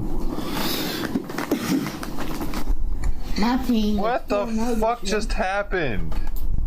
Number 8 in the country. They're all probably getting ready. They're probably all watching baseball. What did just happen? What happened with his mouth? Did something come out of it? There's like 5 different ways to make mac and cheese. No football, well, you're not missing nothing. My team. What the fuck just happened? Number 8 in the country. They're all probably getting ready.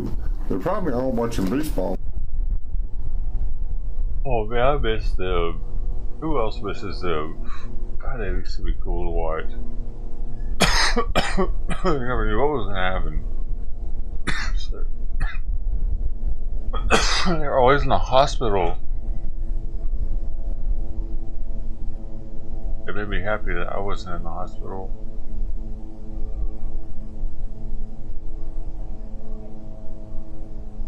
Well, here's Biden with an awkward kid moment.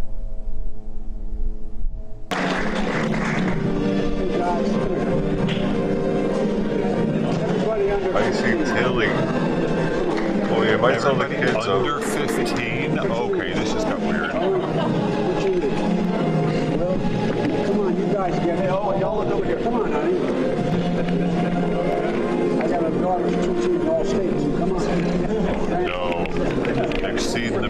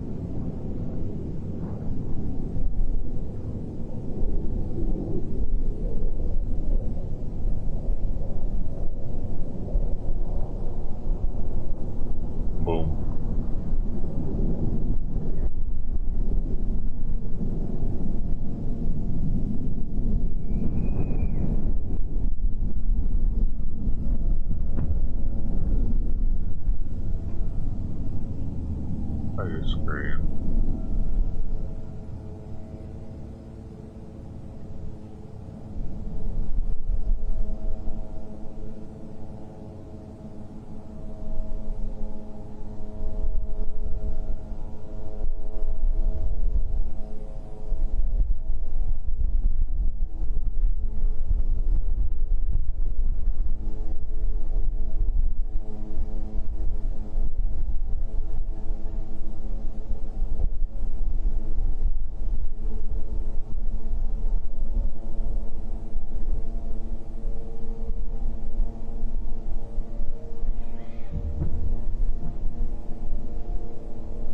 Or another scream.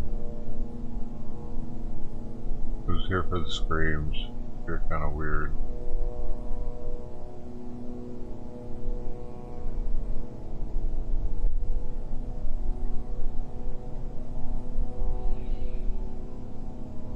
An animal.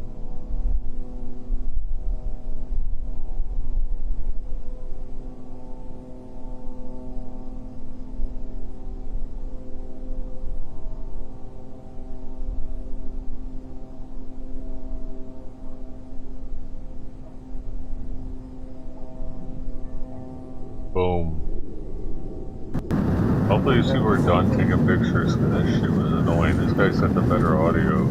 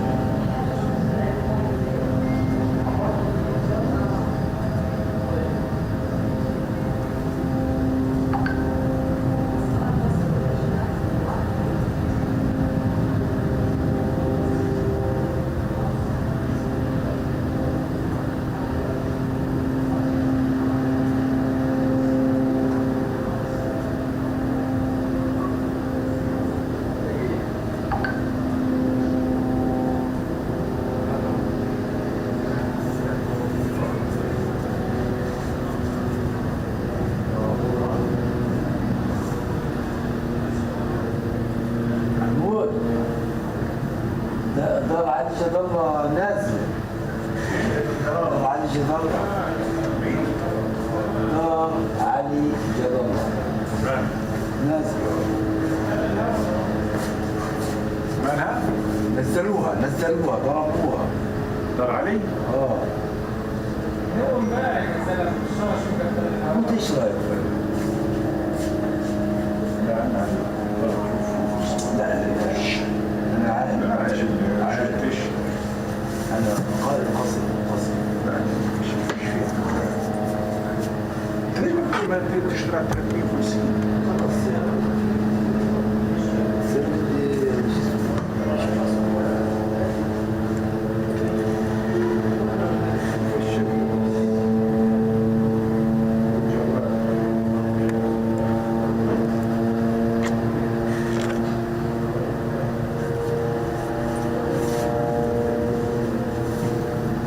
This lady never tells us anything. We're going to support Israel. That's all she keeps saying. Anything they need.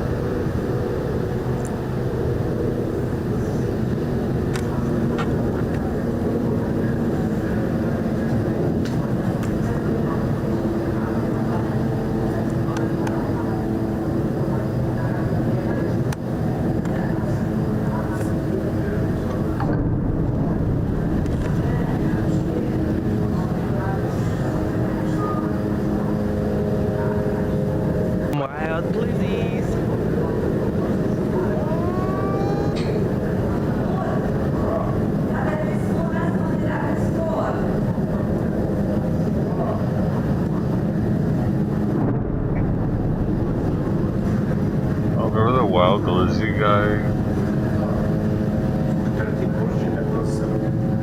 مش فاهم انا شو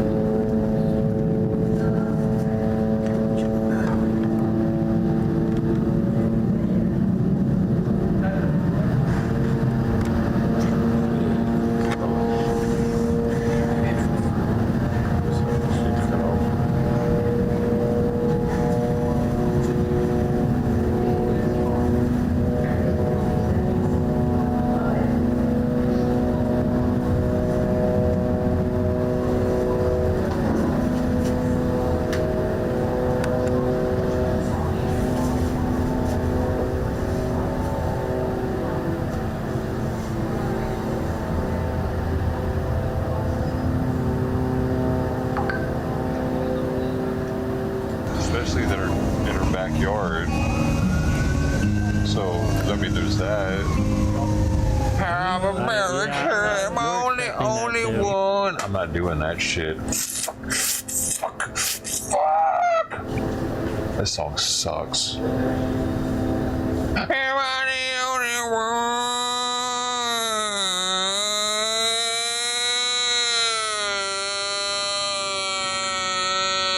one? John Bubble.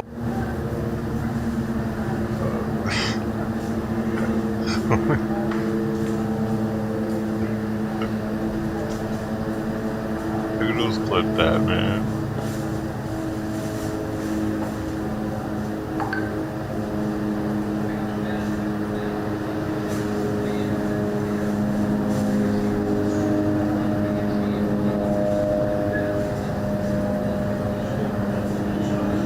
I'm a 10% Marine. I'm a knucklehead Marine.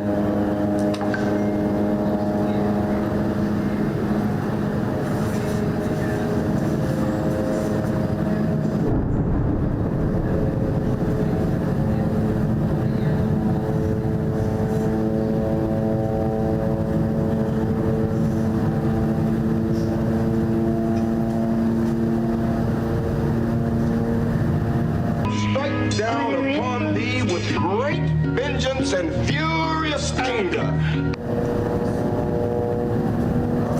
How loud are those? Loud?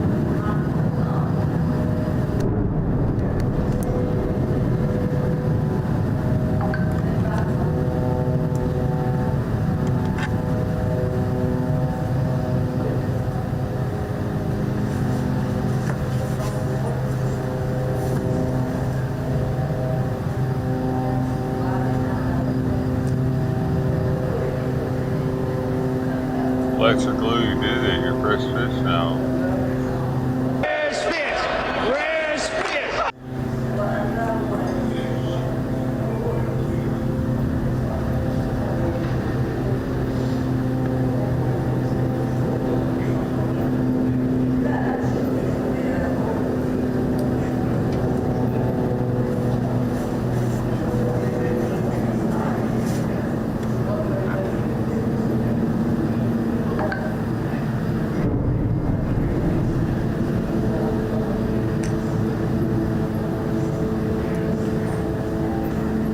Is their process to figure out who is going to be the speaker. Certainly, we want.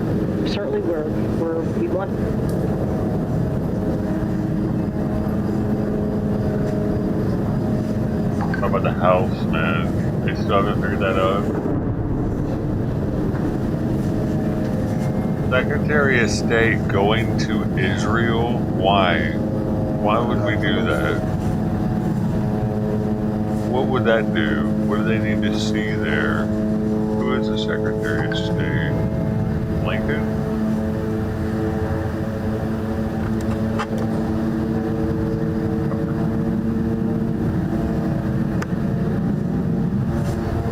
I saw somebody was filling in for him today.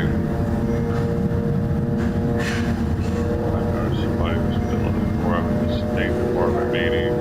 This guy is, who's he? Matthew Miller.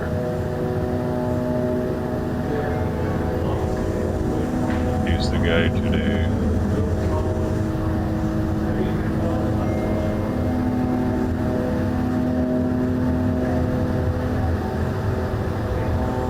I thought it was just because Lincoln was standing next to Biden or something.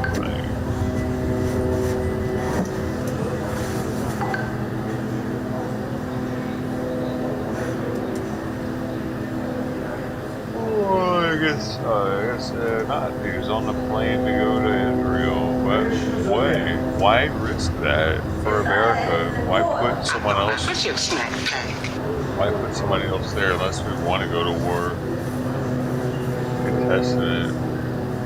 A couple dog dare you. That's our boy.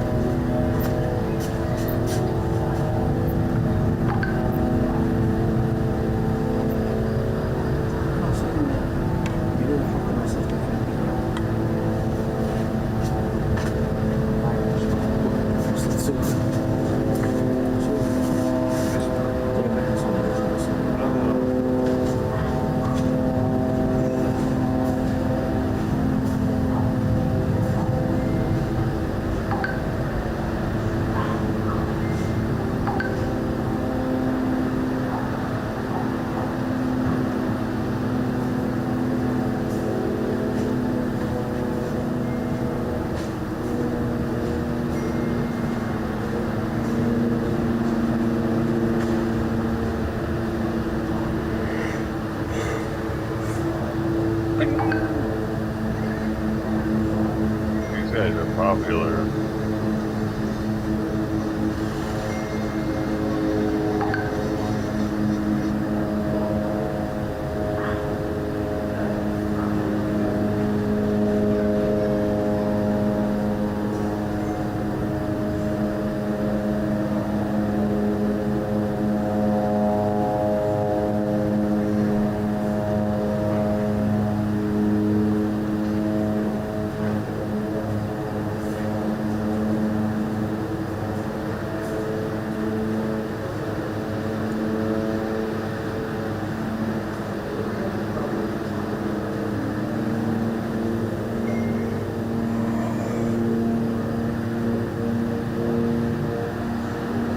Colombian president compares Gaza to concentration camps 25 minutes ago.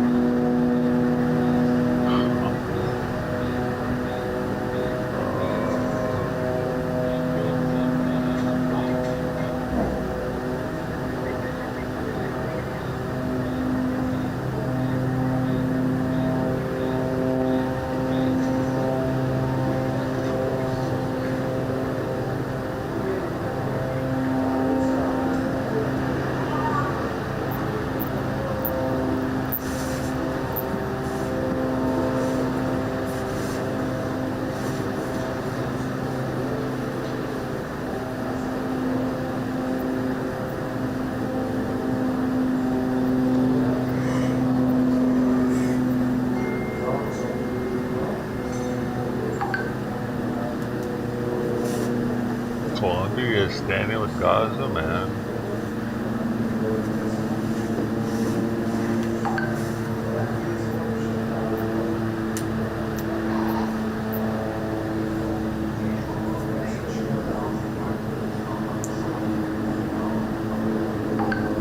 This is right here.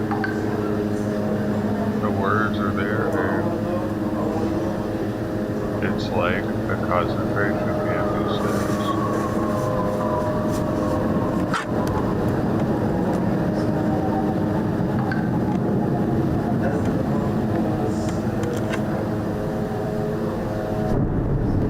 They still have, dude, they can't cut off all their power. In these more affluent neighborhoods, they have solar.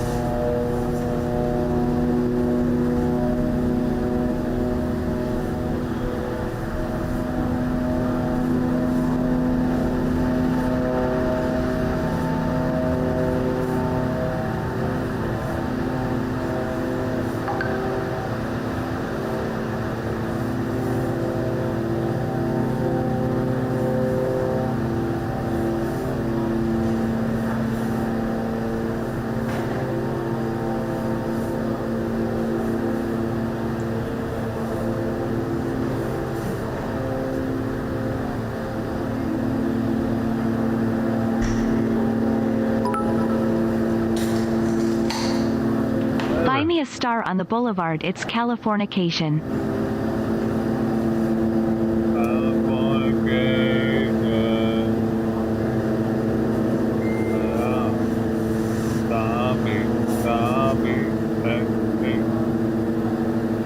Cranberry, I'm red hot chili pepper. I'm a jam, you mix me up, put me on your toes now. Let's go downtown.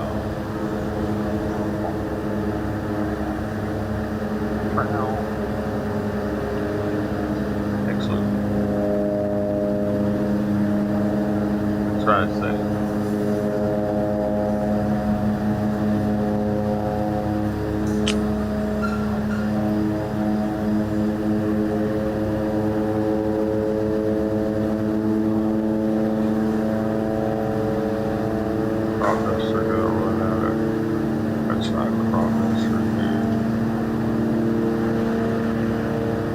Foghorn. There's a heavy fog rolling in.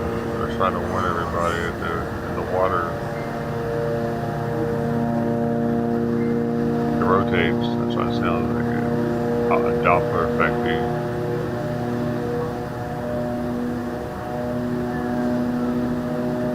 Or someone's been cutting grass all day.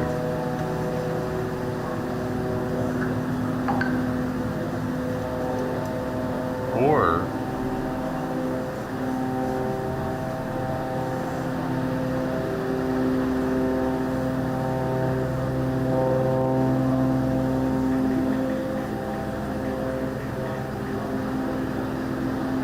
blowing leaves,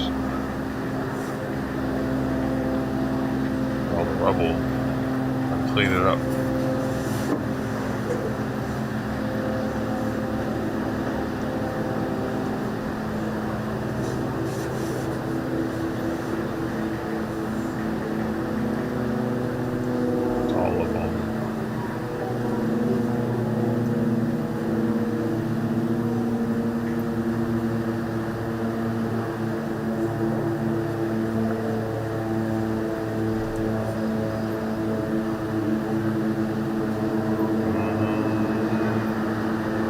Become one with the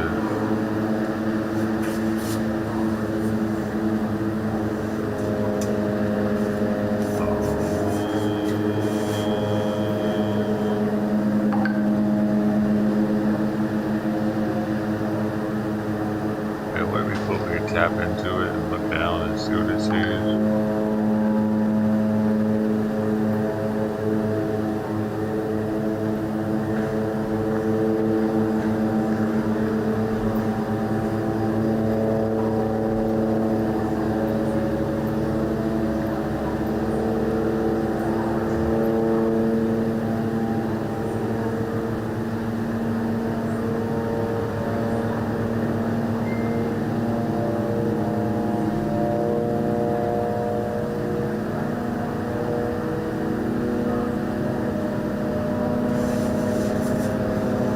Too deep.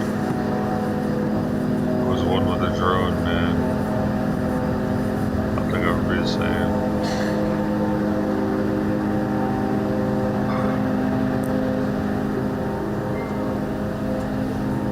What I was thinking. I getting that close to the sun, thinking I wouldn't get burned. AI was inside.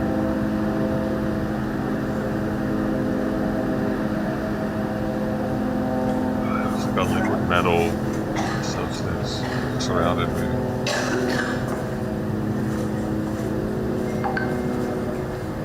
Someone inside of me didn't come out.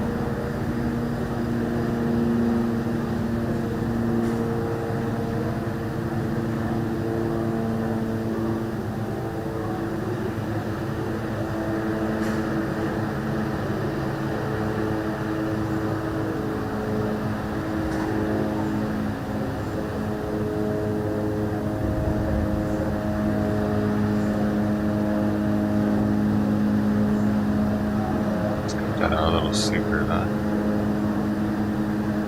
You know, my thing is froze.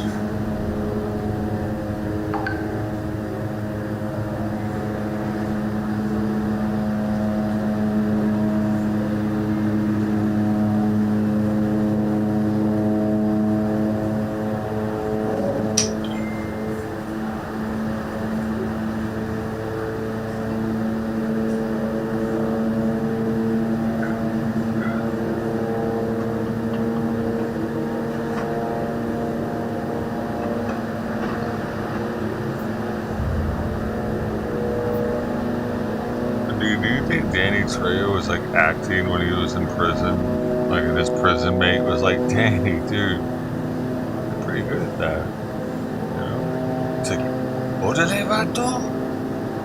Like, yeah, man. No homo. They say. But you get pretty good at talking to yourself in the mirror. Hey? Hey, thanks, man. You want to practice with me? Hey, really, man? Hey, sure. Like, next thing you know, they're both like acting together instead of fighting people. I don't know how it actually happened, but it's kind of interesting. He should have a movie, you know, a little movie. I mean, he's probably had enough happen in his life for it to be movie worthy before and, you know, during his whole life, actually. He does one day, because he's made so many connections in Hollywood. But he does. The Danny Trejo story.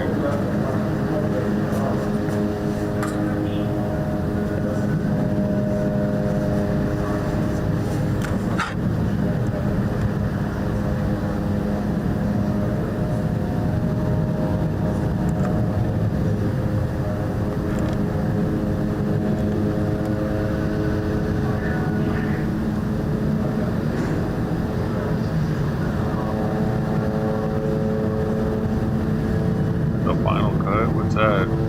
That his movie?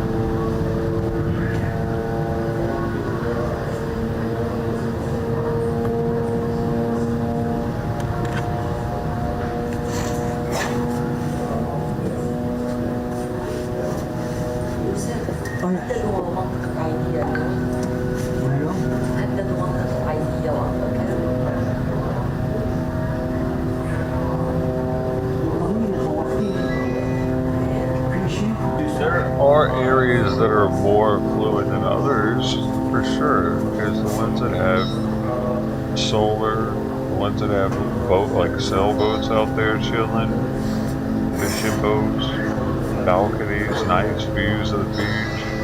And then you got the people over there, where it's a bunch of rubble.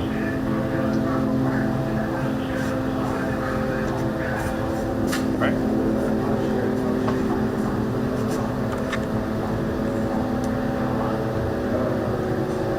That works.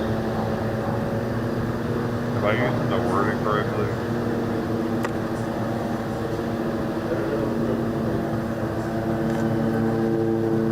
Maybe. I do that because I'm a retard. Yeah, they don't have a great deal of money for our standards. For their standards, they're affluent Palestinians. It's an oxymoron, but still.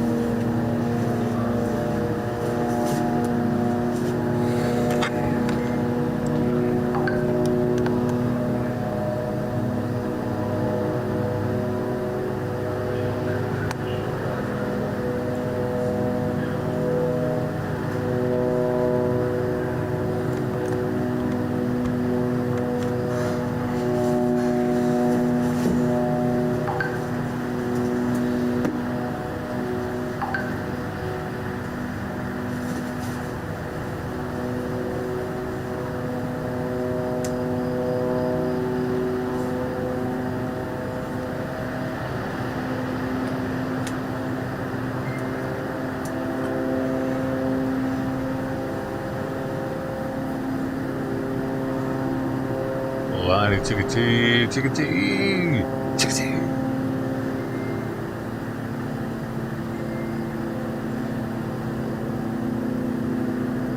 Bye, Lou. I miss you, man. Thanks for being here with us all night.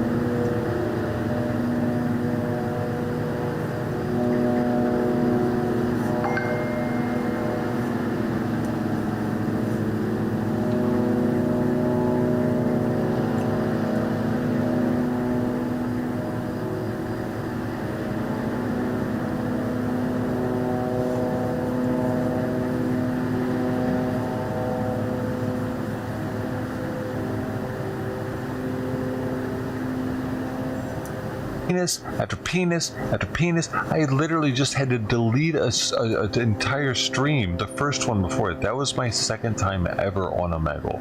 The first. I don't know what half of these clips are, man.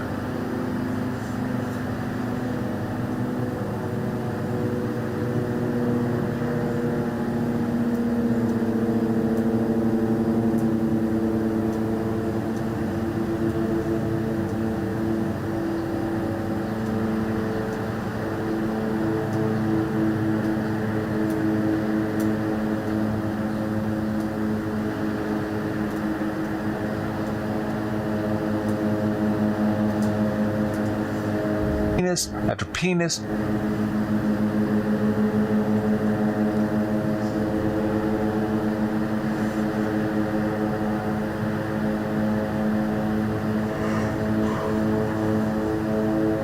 Penis after penis.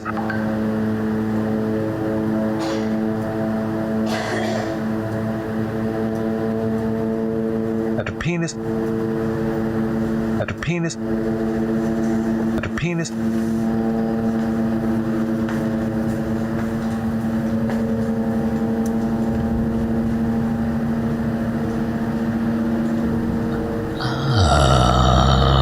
My kind of show. There's some new dude in chat right now on Twitter. On Trovo. He's the only one in there. Like, he just popped in. He just popped in when I'm like, After penis, penis, after penis, after penis, after penis, penis, after penis, after penis, after penis, after penis, after penis, after penis.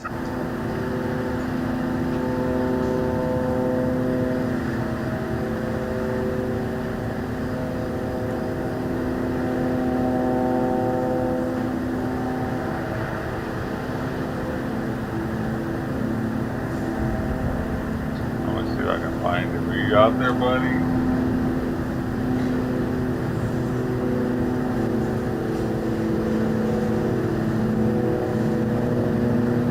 Oh my god.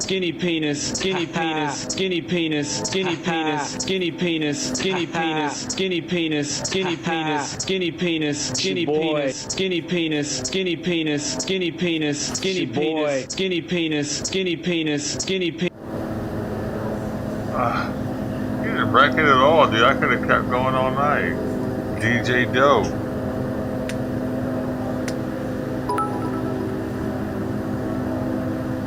Goodbye John, goodbye Ted, goodbye Gino, goodbye Lonnie and JD. Also Mark Hopper and Barbara and Mr. Wild Bill after the service.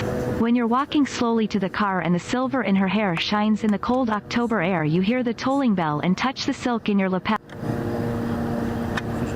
Dude, it's too long. What?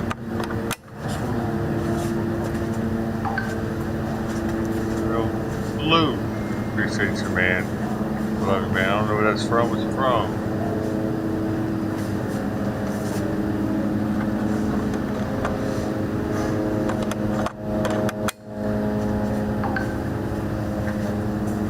Man, walking real hand. Hold on to the dream. Okay. What's that? Absolute generosity support all the way from Australia.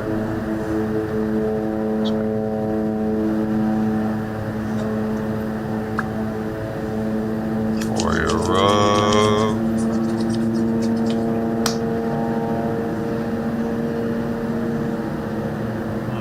I need water, dude. Sorry, I have to do this.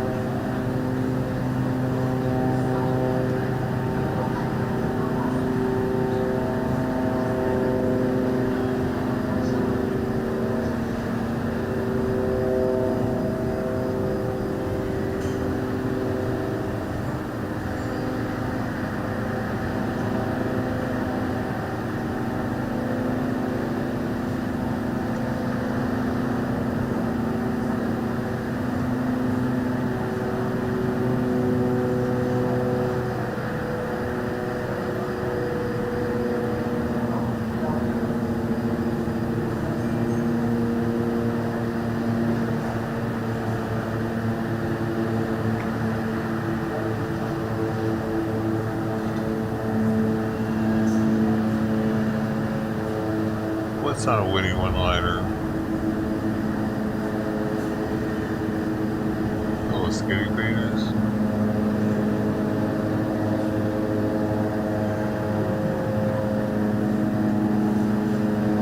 Hey, B-Dog.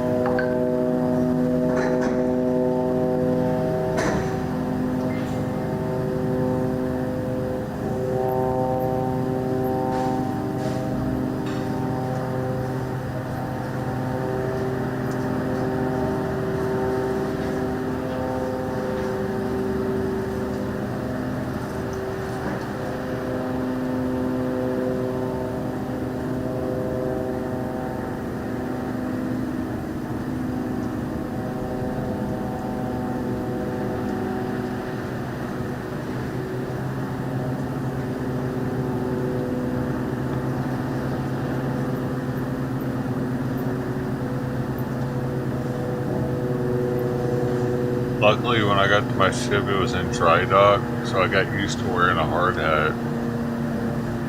But So I got used to ducking like an extra inch or two or whatever it is. So I didn't hit my head as much as I did my shins, dude. I still had scars on my shins from it.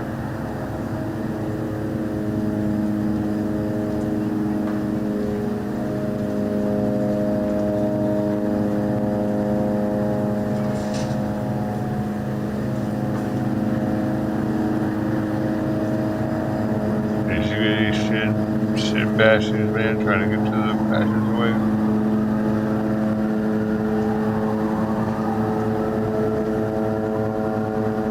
It's just this little thin, it's like an eighth of an inch piece of metal. It knocks you right in the shit, dude. Pop.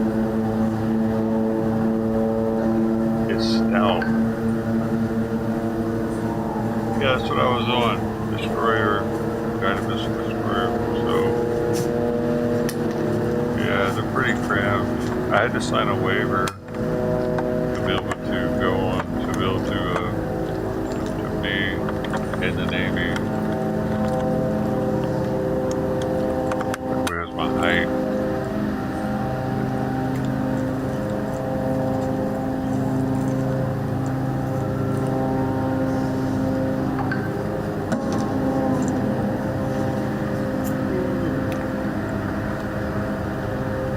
I like going down those ladders, the stairway ladder things. I don't know, I thought those were kind of fun. Once you get the hang of it, it's kind of fun. You get to do it kind of fast, pretty much sliding down them.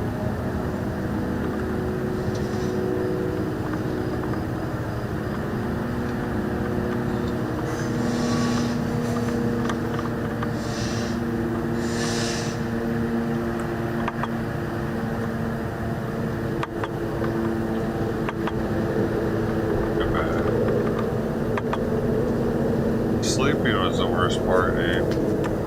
When underweight, trying to sleep is fucking ridiculous.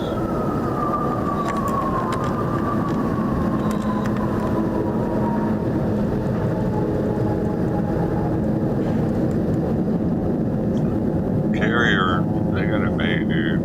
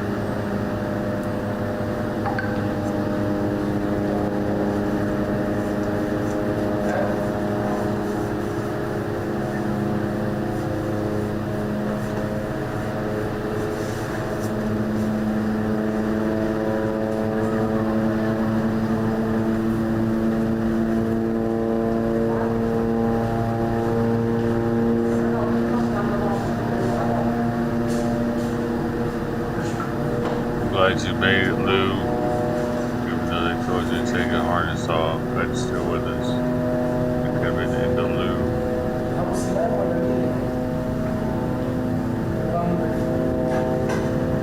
That's what happened to me, Lonnie. I lost my mind. That's where I lost it.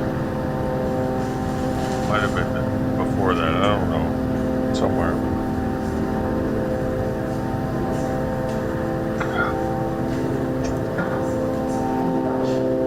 Gamer. Wait, is that gameplay girl? Welcome. The show has already started. This neighborhood's flat right now. It's been a slow burn. Well, this little block right here. It might be where those rockets launched from earlier today.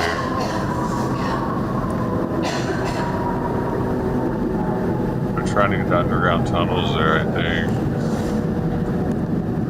Just like it.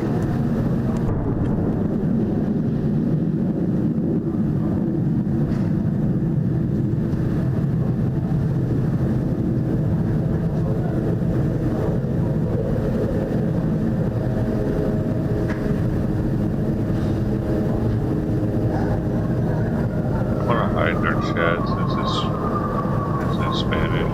Whoa. And I'm older. I'm laughing shit for nothing.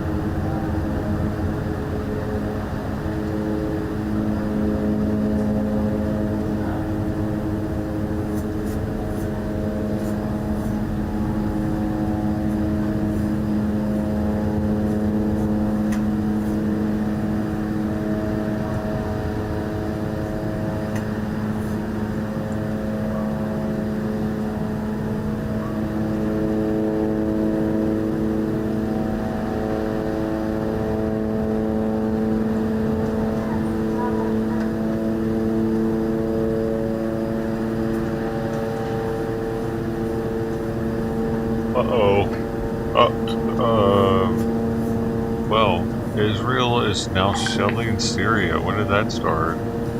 25 minutes ago. Israel shells Syria after rockets hit open land in Golan Heights.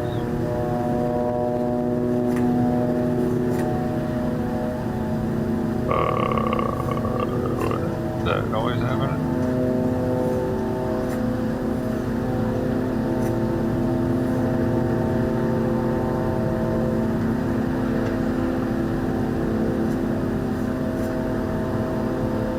Oh, that's the Hezbollah.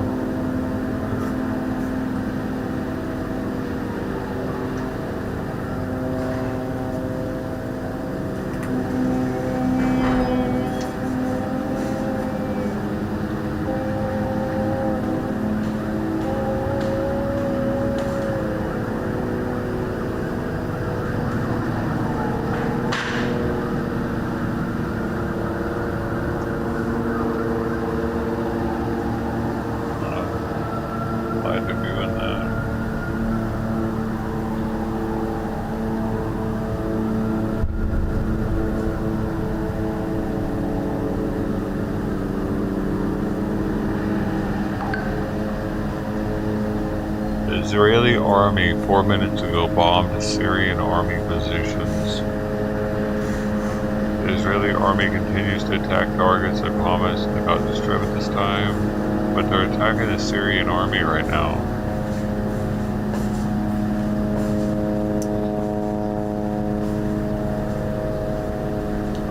It seems that we're turning this into a bigger deal now. Right. Multi-country war. There's the headline here. This is where I'm getting it from.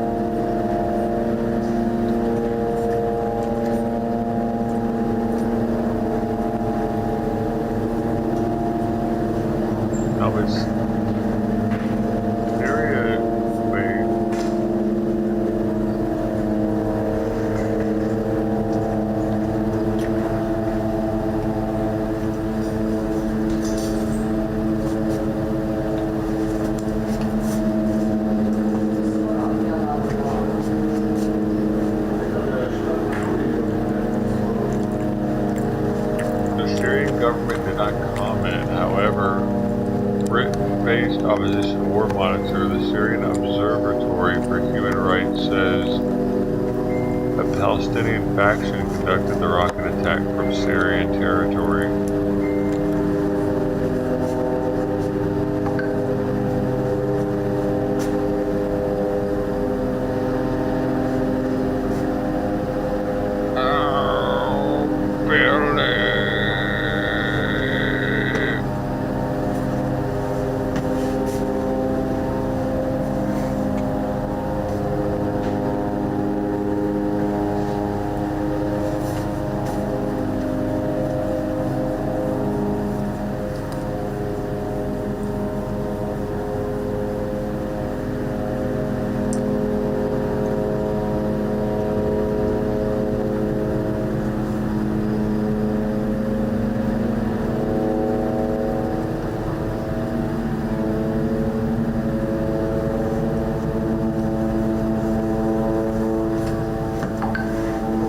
Got the bombs, baby.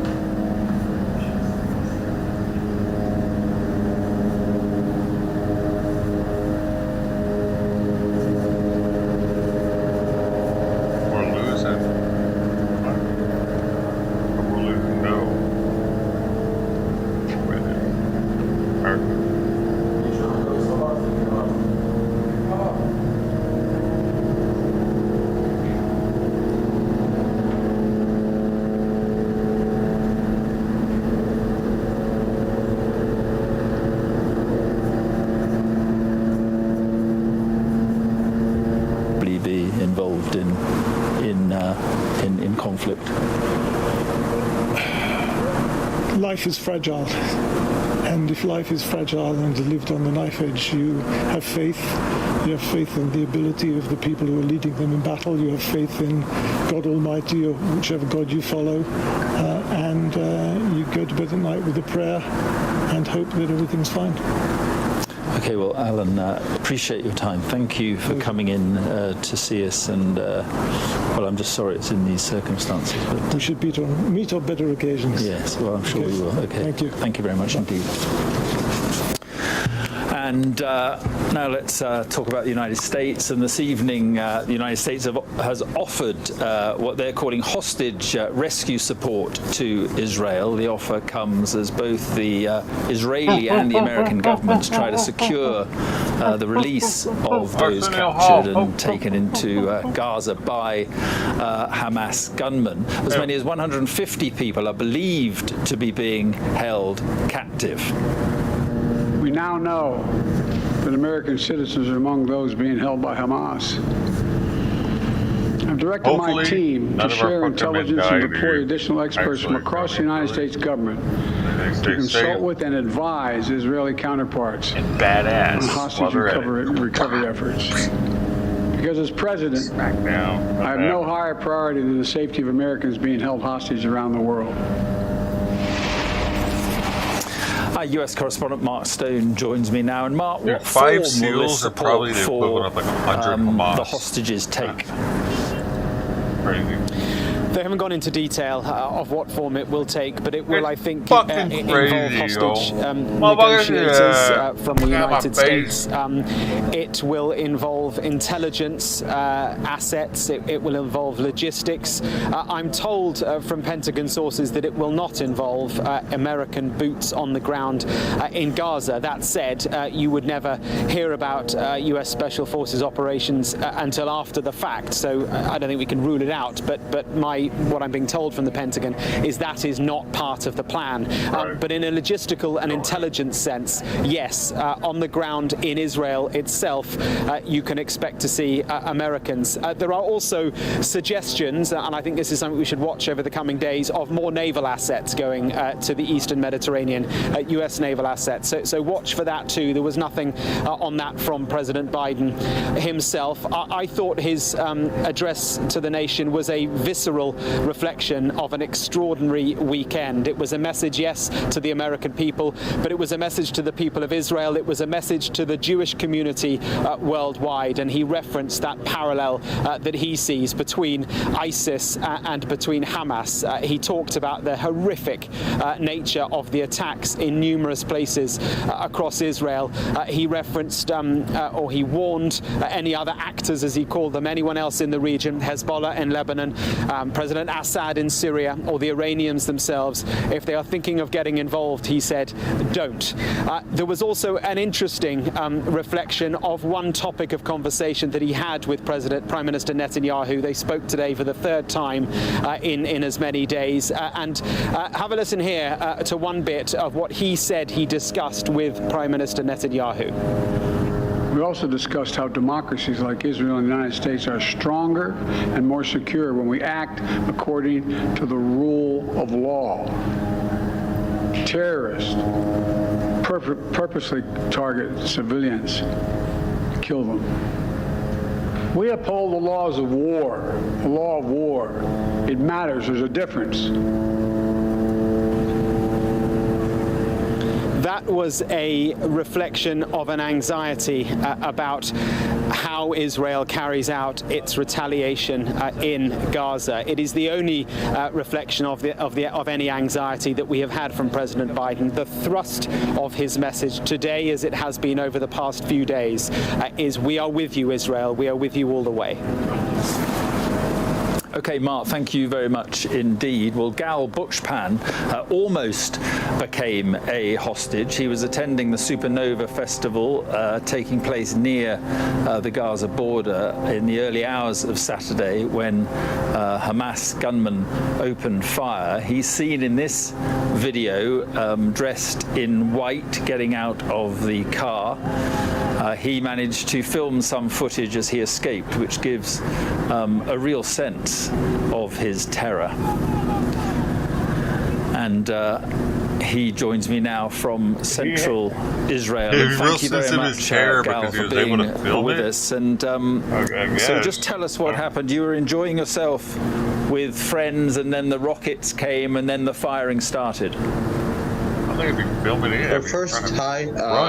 I just have to stop and just talk about facts before I even start about my story. We're talking about 1,200 Israelis dead. We are talking about almost 3,000 injured. We're talking about 200 kidnapped and 40 babies beheaded and burnt. Today and yesterday, there were pro-Palestinian protests in London. Happy from seeing what they have seen. In Paris, in New York, pro-Palestinian in your country. So I think the English people, the American people, the French people should think very, very, very who are the people living in their countries. Regarding the party, we are 4 friends who left Tel Aviv for that party. We have arrived at approximately 5 in the morning to that party. At 6:30, we saw a bombardment of around 250 missiles coming to Sderot, to all those settlements next to Gaza. And the story just begins from there. Just, involving and the stress and the anger and the anxiety. It was just chaotic. And there must have been real panic. So in the beginning, when we saw the missiles, the panic wasn't that bad. The day-to-day living in Israel is common to have missiles on those cities. The panic didn't really come in until we left the party, which was about an hour after. And in that point, I think in that hour, the fate of people was decided. What I mean is, the moment you left the party or you didn't leave the party, that is when your fate was decided if you're gonna survive or not. And what was the decision, Gal, that you made that you think may have saved your life? We saw the missiles. We had a discussion, the friends, are we gonna be in the car and just drive out? Which we know in the end, the people who left early, who were panicked because of the missiles, have been murdered on the streets, on the roads, by the Hamas terrorists. And the people who stayed later on, who waited for the situation to calm down, were slaughtered, raped, kidnapped to Gaza. So we decided to stay around 30-40 minutes around the parking lot, just sit, smoke a cigarette after a party. We were raving an hour before. We decided after 30-40 minutes to get in the car, start moving with the traffic jam because the roads were blocked by the police. And then what happened is the police opened a new route to the landscape. They thought that going east inside Israel will be the best option. We crawled with our car. It was around 500 cars in one line. It was 10 minutes plus minus. We saw the tip of the line just U-turning back.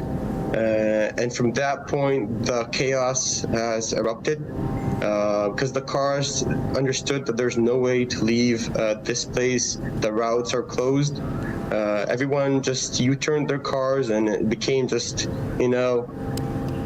a crazy situation where nobody knows where to go.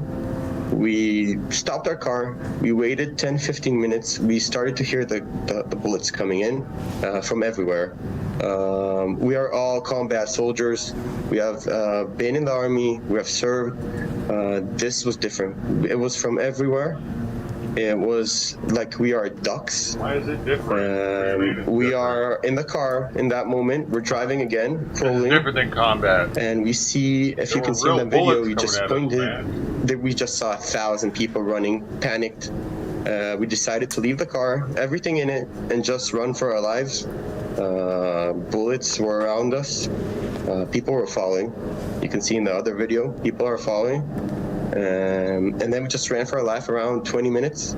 without stopping, no looking back, and just thinking about the people who were behind us, who thought of smoking another cigarette. That's the fate that was determined for them. It's just horrible, horrible. And just, Gal, we've only got 30 seconds left, I'm afraid, but I know you knew some people who died. Yeah, I know a lot of people who died and kidnapped, and who just wanted to rave for peace and love, to hear some music, and were just slaughtered, kidnapped to Gaza. It's young people. It's just insane what's going on. This is, I think, the worst day in Israel history. It's a combination of ISIS, They're ready for this 9/11, shit to happen at all times, all dude. the horrible Pearl Harbor, everything together. It's just insane. Okay, well, Gal, look, I appreciate you coming on the program to tell your story. It is a harrowing one, but thank you very much indeed. Thank you. Thank you.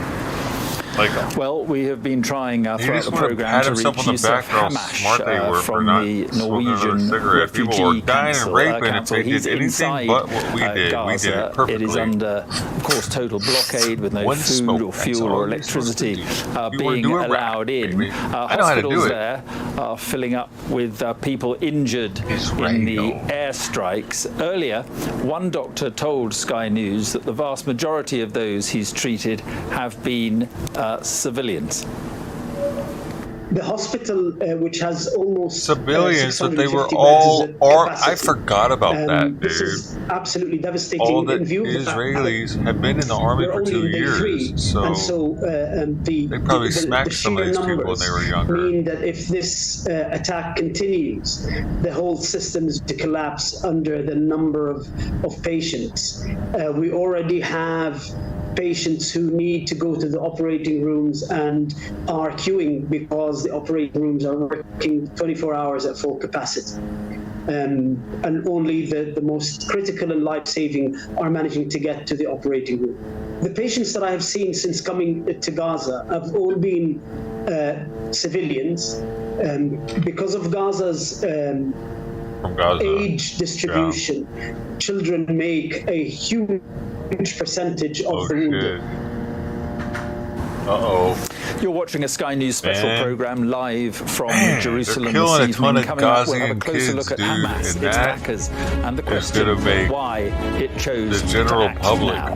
back hummus probably, and have some hummus while they're backing them with some pita bread, some naan, heat it up in the air fryer, make it all nice, hot.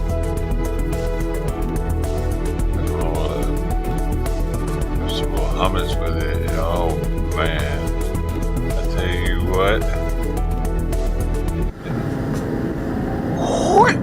Boy, you better try some of that.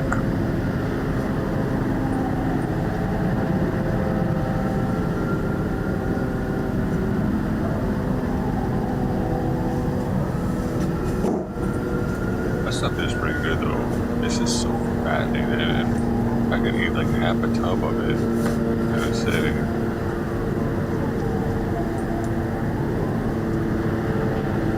It's that protein though.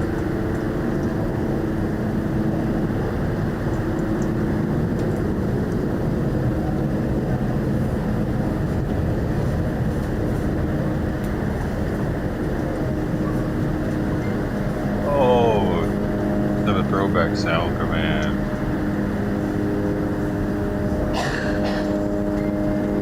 They're gonna shoot my car. Oh shit, they're right there.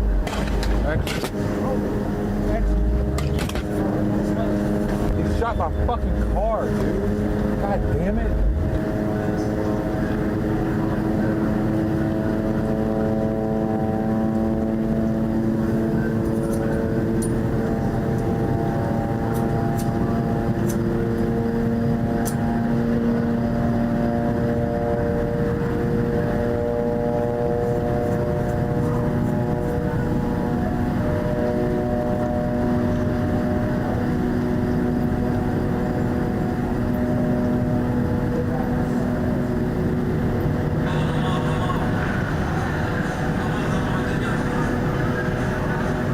Allah Akbar. Allah Akbar.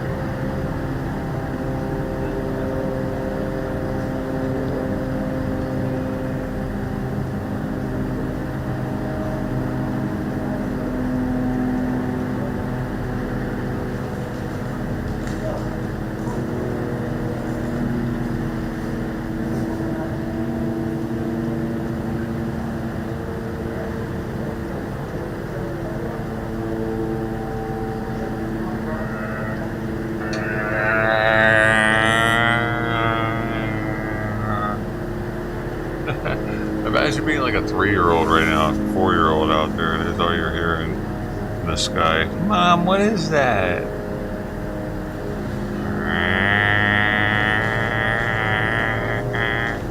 It never stops, dude. Mom, why does the sky always make that noise?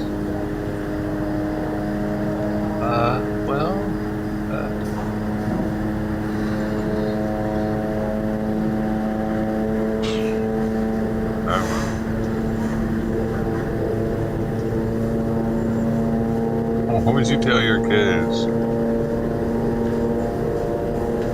Well, those are the evil Israelis that are bombing our city, son. They're trying to kill us. They have us stuck in here. That's what they're telling their kids. What do you think they're telling them? The brave ones join Hamas. The others support Hamas, more than likely.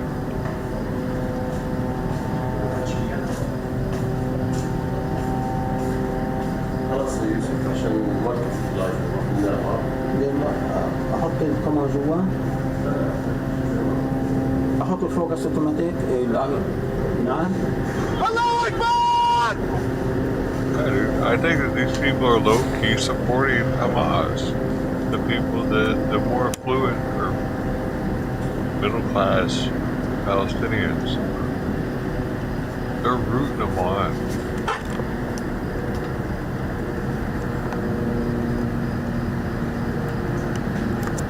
They're the underdogs.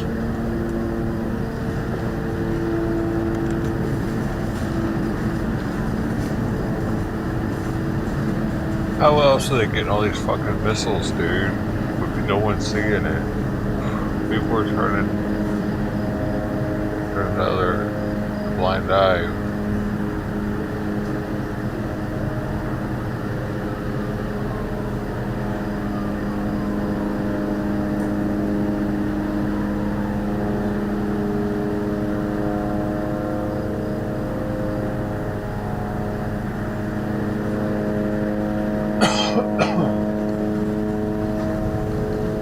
I didn't know they had a tunnel system. I wonder how vast it is.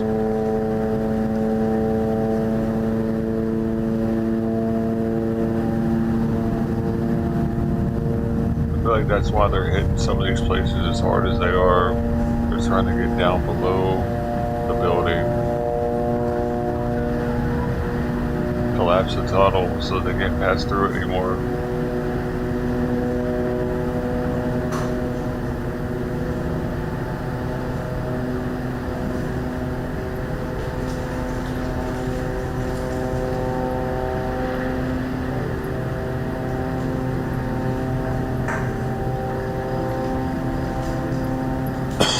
I wonder if any of these people like hear them sometimes underneath their house because they done made a tunnel under their house.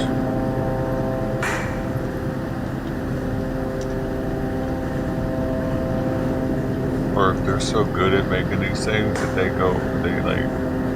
make sure not to hit certain things.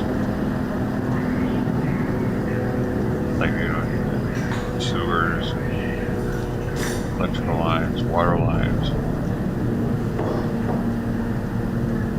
There's a video of one Palestinian or Gaza tunnel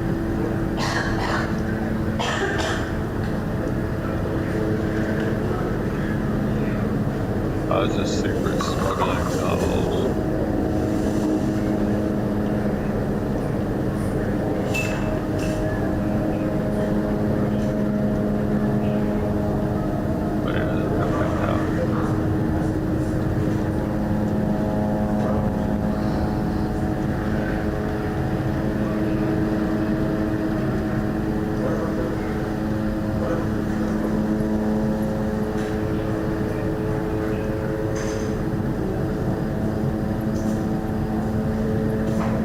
Launch countermeasures. Let's find us here.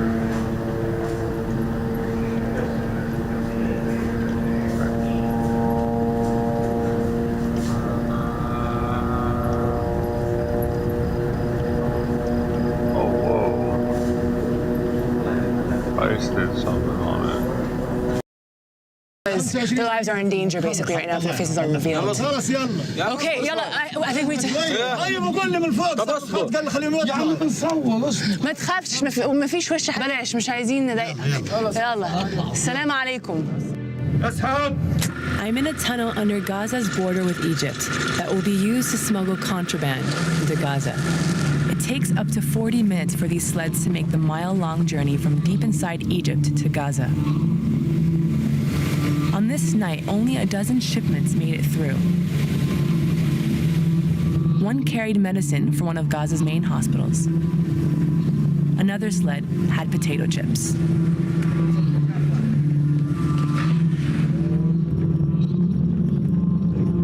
This is only a fraction of the goods that used to move through the border when there were thousands of tunnels.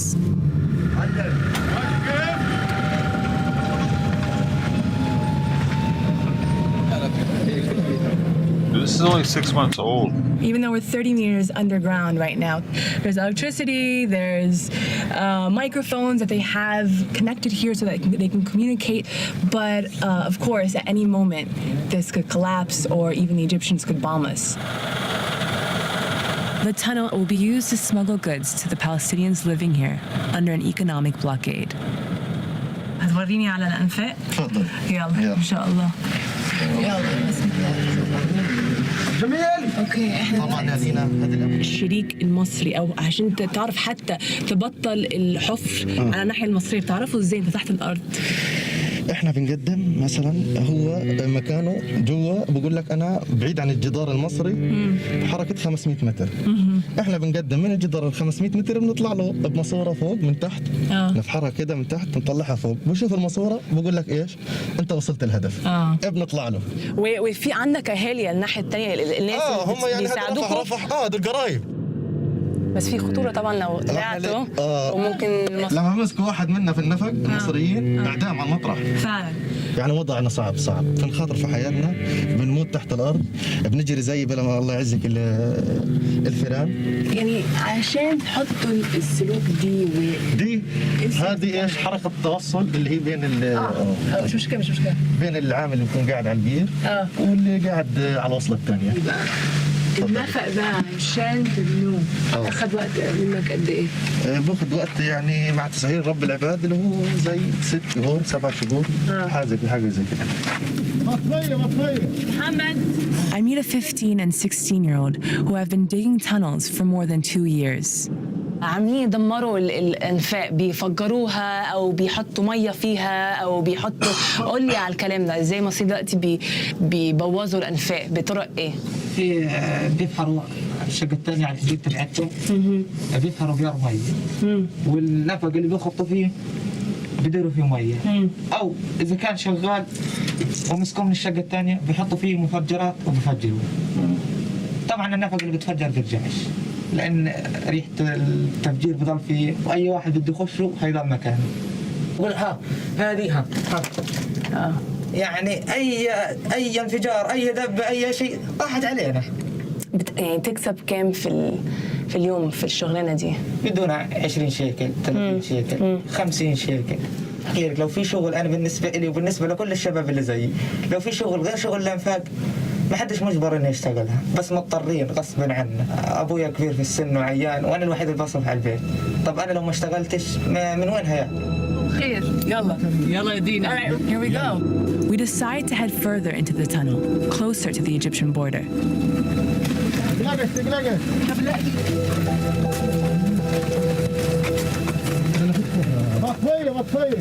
So basically, they use this machinery over here to pull in bags of sand so they can dig in deeper and get further into Egypt.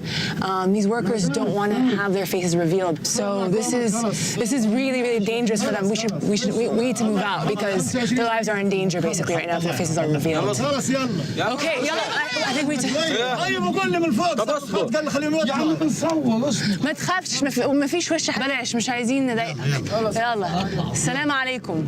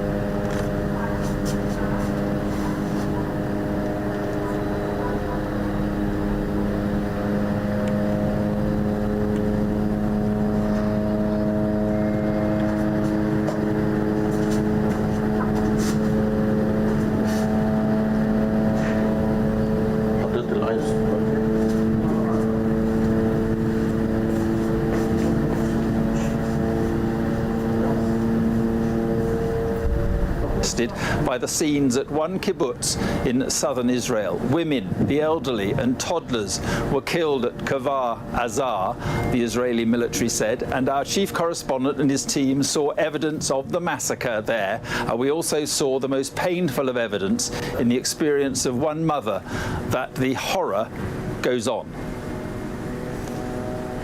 The Israeli response to Hamas's assault from Gaza is now at the end of its fourth day. Our team of correspondents have witnessed the impact. In a moment, we'll hear from our international affairs editor, Dominic Waghorn, who was in the town of Ashkelon as Hamas attacked. Our Middle East correspondent in Jerusalem, Alistair Bunkle, has been looking at the devastation in the Gaza Strip. But first tonight, our chief correspondent, Stuart Ramsey, has been to Kfar Azar, and a warning: his report includes images of the bodies of some of those killed. The body of a small child is carried from the ruins of a house. There was a massacre in this kibbutz, and the recovery operation is far from over. The child is placed in a truck with others from the community. More body bags awaiting collection are laid out on the basketball court. The body of a Hamas fighter is ignored.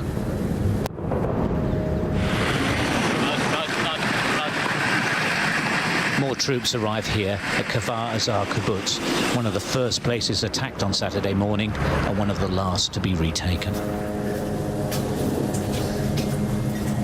Houses are all deserted now, as you'd expect. They have to keep going through the houses, searching for bodies, booby traps and unexploded bombs. The soldiers are tense and ask us to withdraw. The soldiers say it's still not safe. As you can imagine, it's quite tense. They say there's a grenade in here and they're taking defensive positions. It's difficult to know why, but clearly this is very much an ongoing operation and they want us out of the way. Soldiers mark off an area behind a shed. There's a grenade next to a gas canister. Hamas filmed as they attacked the kibbutz early on Saturday. Local security and the residents fought them, but they were overwhelmed. Some survived by hiding. They came through this gate. Behind is Gaza. The Air Force continues to attack Hamas positions in the distance. We're so close to Gaza, soldiers have to take extreme care. They're wary of another attack.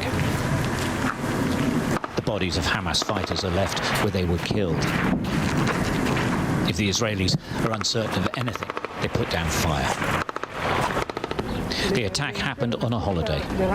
This community of families was caught completely off guard and, in real terms, unprotected. There are stories here of how people took anything they could to try to battle them off, hid their children in cupboards, in wine cellars and basements. It's so hard to see this, but we have to look at this because the questions will come down the road about proportionality. And the question is, when somebody's a mass killer and they want to destroy you like ISIS, what is the proportionality for someone like that?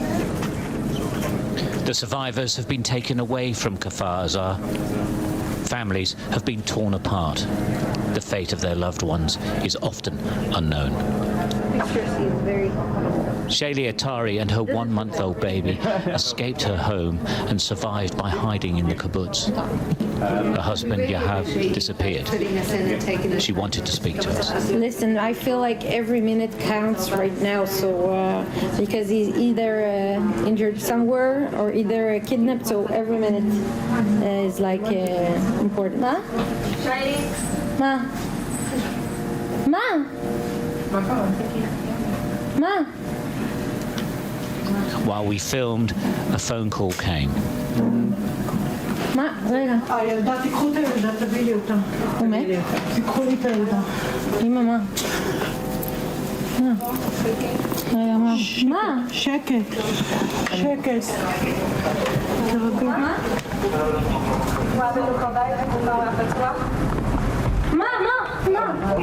The news she dreaded. Yahav is dead.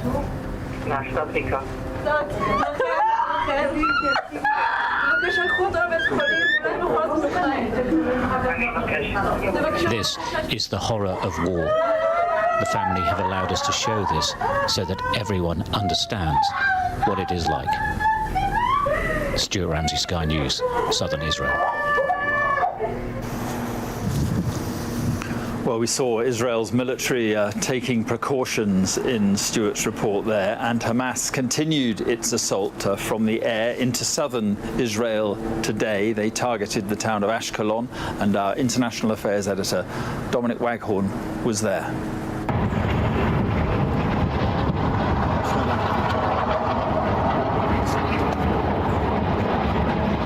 On the road into Ashkelon as Hamas's deadline passed.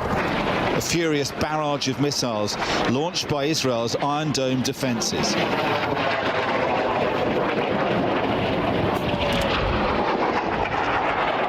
Their contrails searing the early evening sky, intercepting the rockets from Gaza.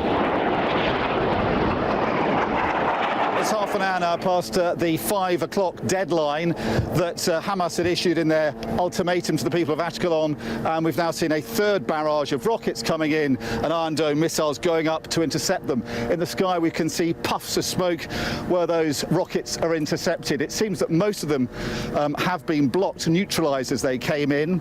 There are some pools of smoke on the ground on the skyline in Ashkelon in the city, but it seems that the threat that Hamas issued to the people of Ashkelon has largely been neutralised and is now, it seems, an empty threat, at least for now. We drove in to see what damage had been done.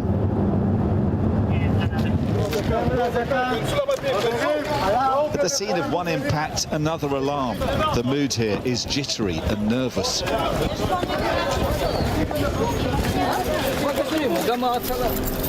Several have been injured in these attacks, say the Israelis, some of them seriously.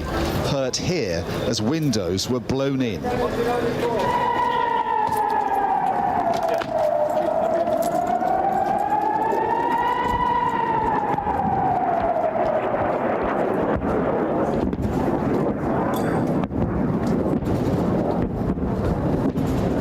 The rocket fire didn't let up. Only minutes later, another barrage came in. Earlier, we'd witnessed what Israel is doing in return as we filmed across the border.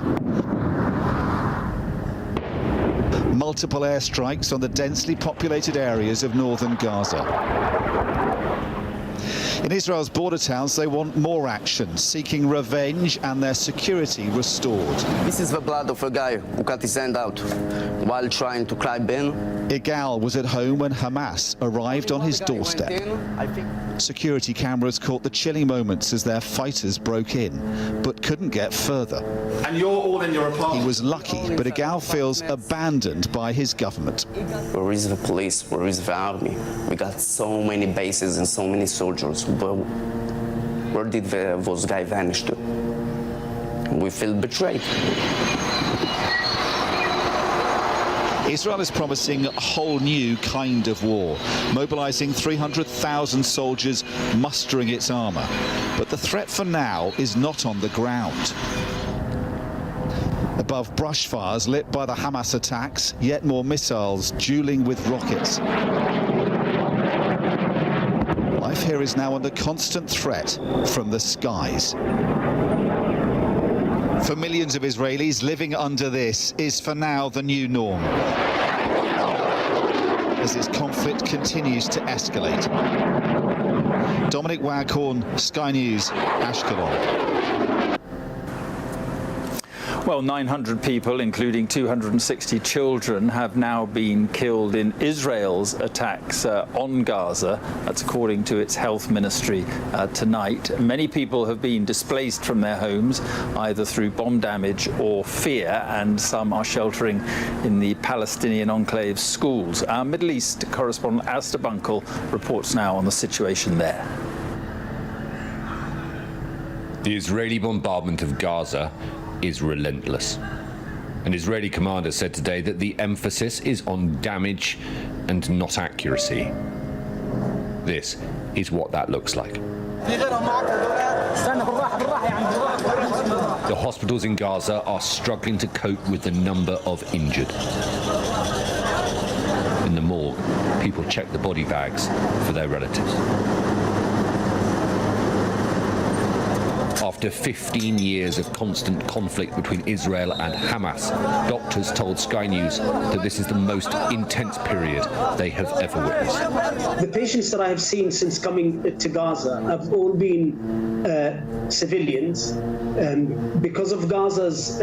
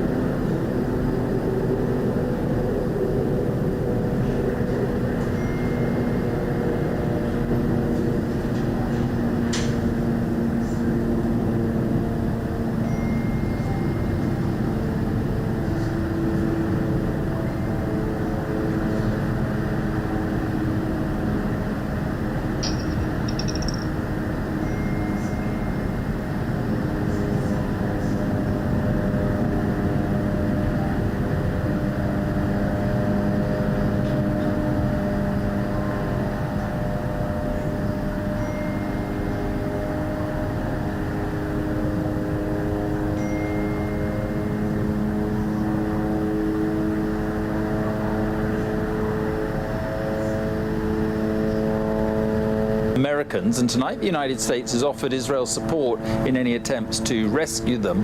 President Biden also offered unequivocal support to the Israeli people. So in this moment, we must... Why are they repeating that, dude?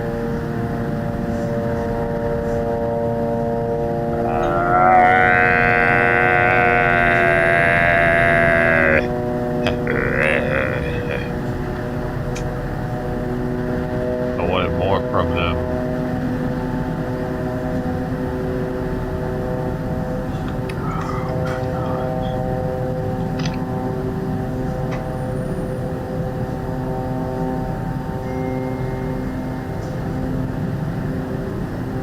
Am I the only one?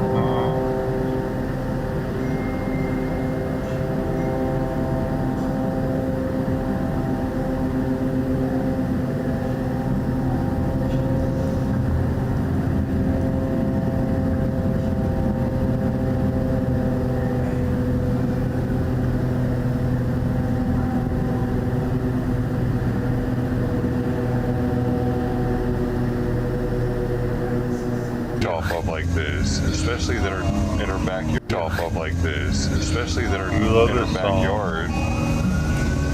So, I mean, there's that. I'm America, I'm only one. I'm not doing that shit. Fuck. That song sucks.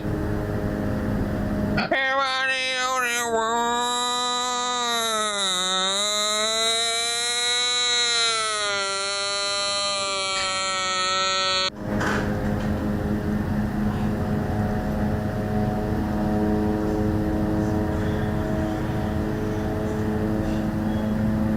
Other people that missed it. Two of them.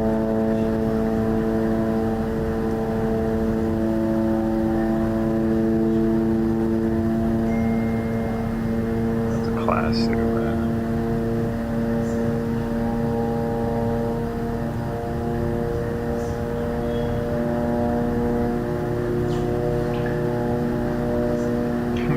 I put the percentage of people that want. Oh no, that says percentage of people that lived 75 to 99%. I need to reword that. Some people lived. That's what I'll do. Alright.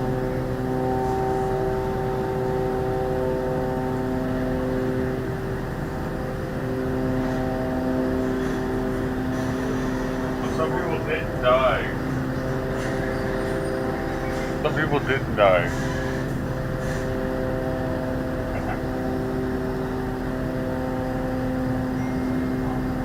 But didn't die.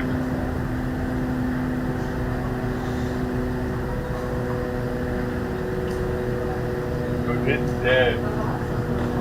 Some people didn't dead.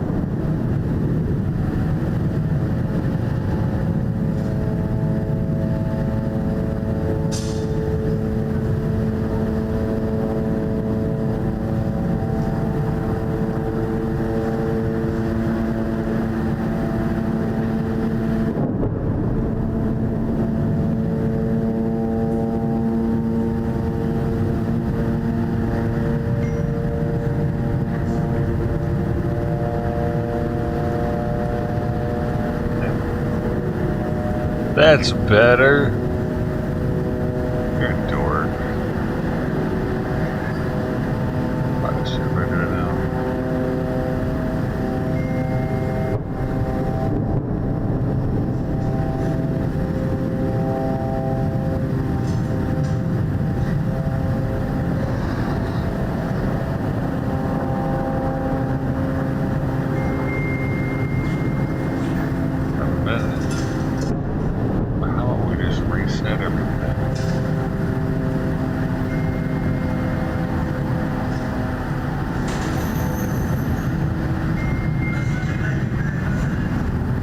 Watch this. 7 minutes max.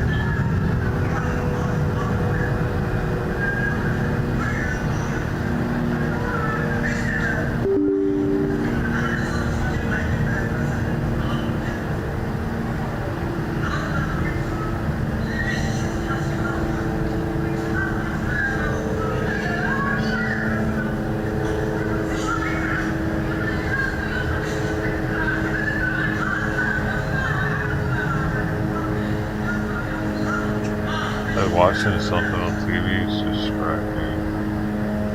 But imagine this is what it's like living there. Watch the little turn, the rockets are flying.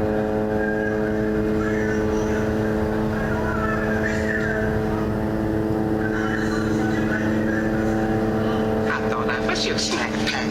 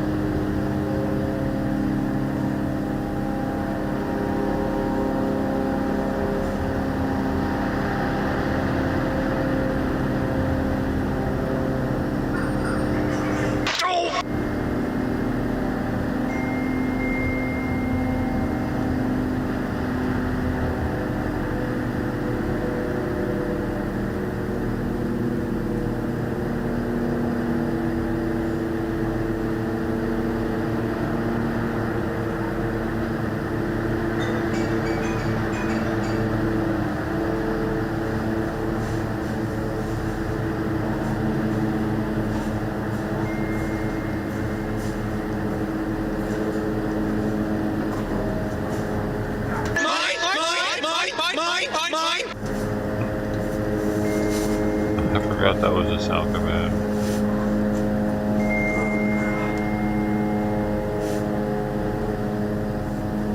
That's good for when the immigrants are grabbing pizzas or something.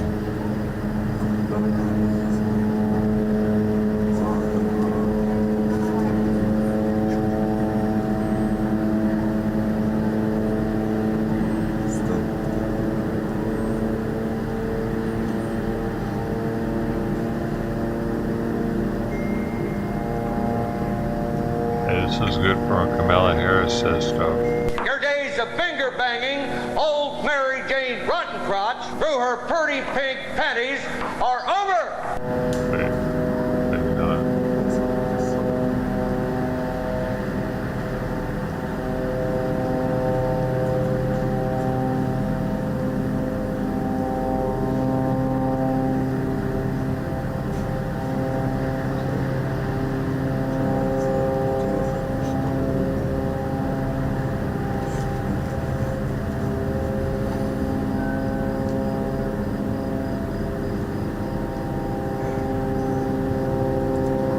Now it tells you if everyone lives or not, right there.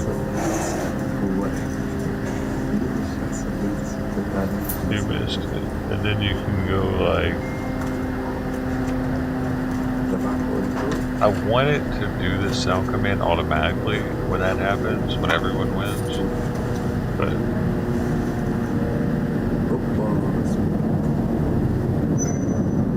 sound commands aren't working.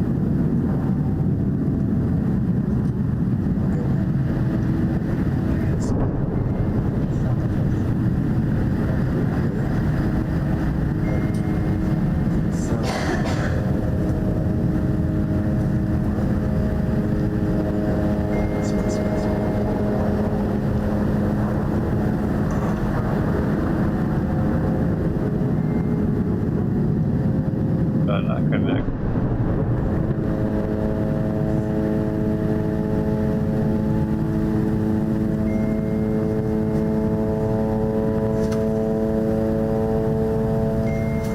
I don't think they work yet.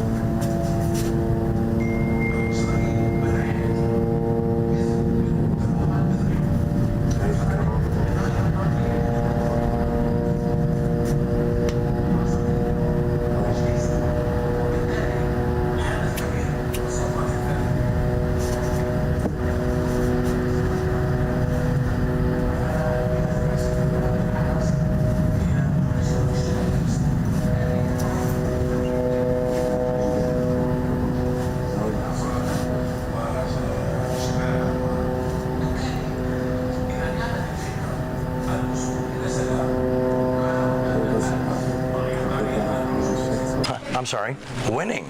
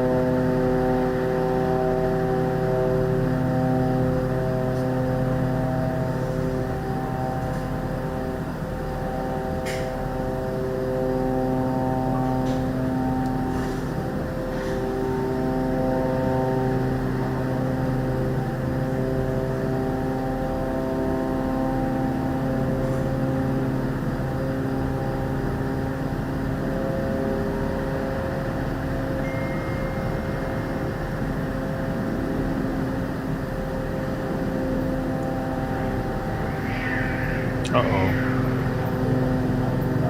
Yeah.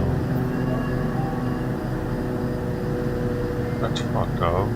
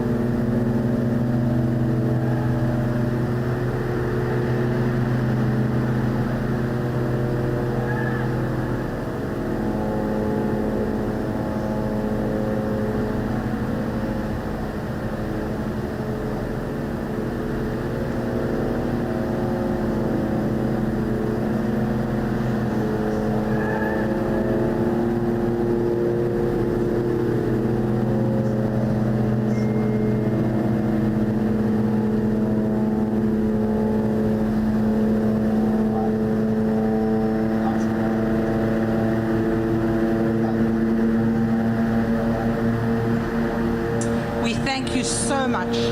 Please welcome our Attorney General, Tish James.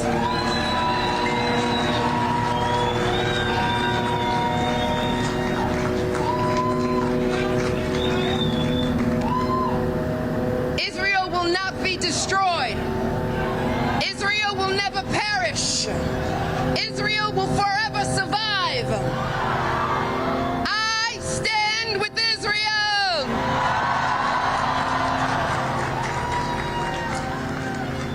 What the world witnessed this weekend was the most horrific terrorist attack against the Jewish people carried out by a terrorist organization.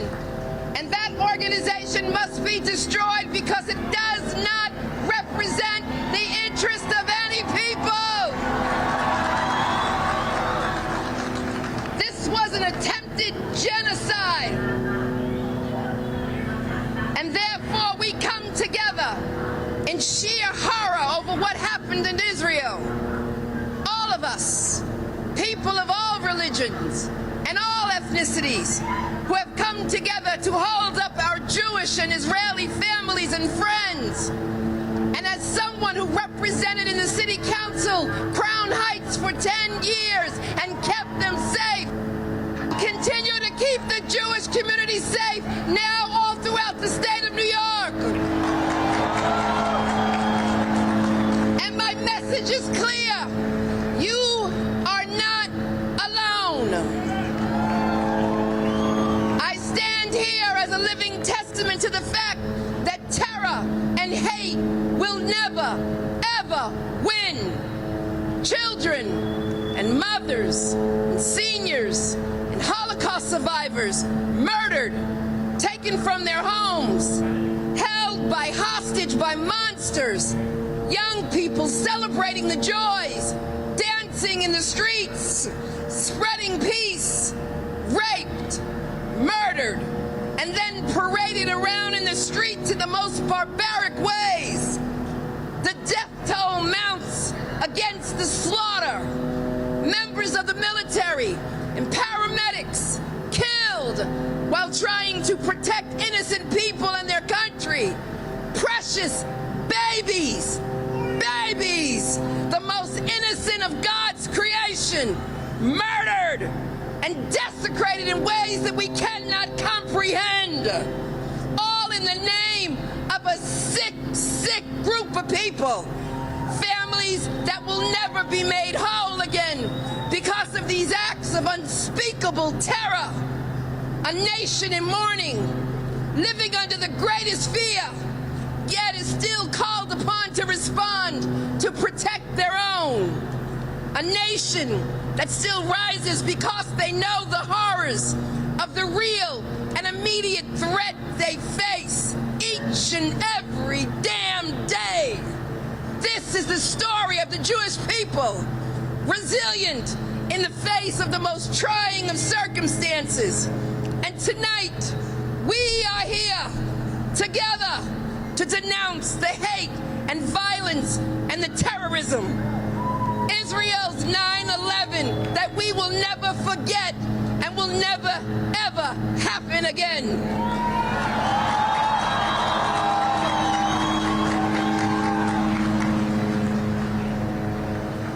And so we remember, and that's why we are here, to put our arms around one another, to absorb each other's pain, to turn to faith, and to pray. Because in times of indescribable pain, we pray. Prayer that knows no religion or race, ethnicity, or bounds. We pray. We pray for those who were murdered.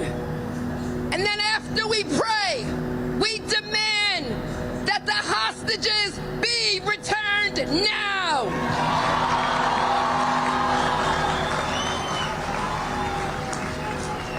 Hostages that are still enduring unspeakable fear and danger. We pray for their safe return. And know, my Jewish brothers and sisters, know that God will be with you. He will never leave you, never forsake you. Do not be afraid. and do not be discouraged. Hold on to hope, and may God be with Israel now and forever as we stand with Israel and we pray for peace. God bless you and thank you.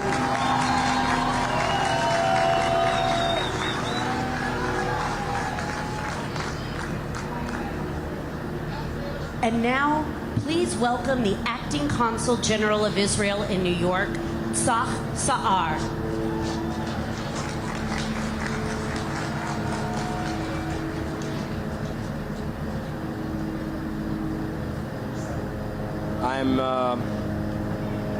I'm still heartbroken.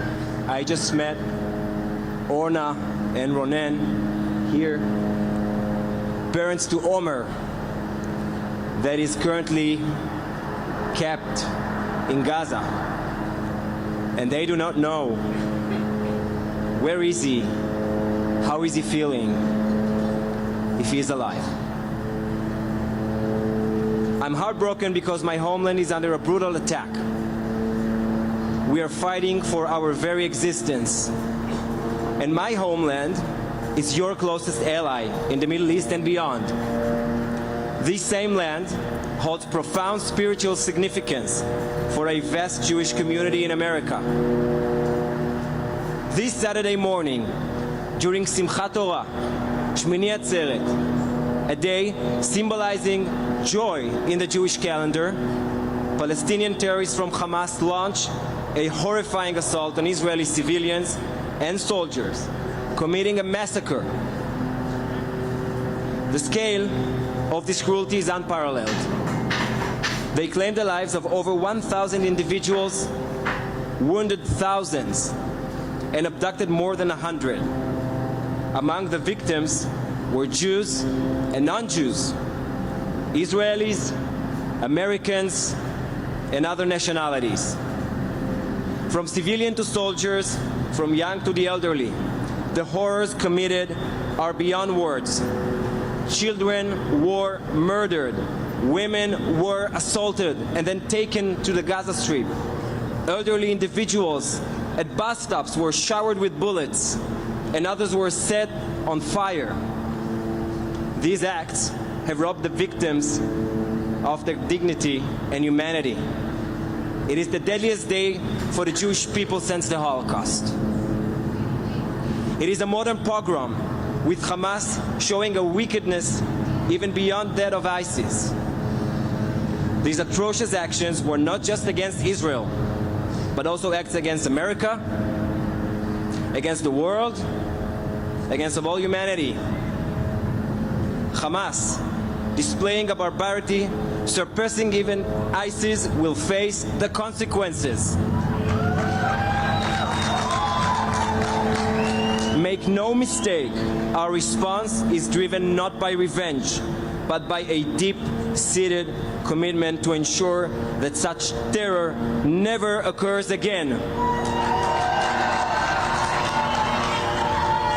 Israel is ready to act decisively against Hamas, aiming to diminish their capacity and motivation for future unspeakable acts.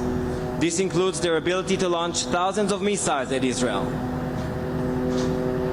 Their enhanced capabilities have been fostered by no other by Iran, a regime notorious for its destabilizing actions across the Middle East.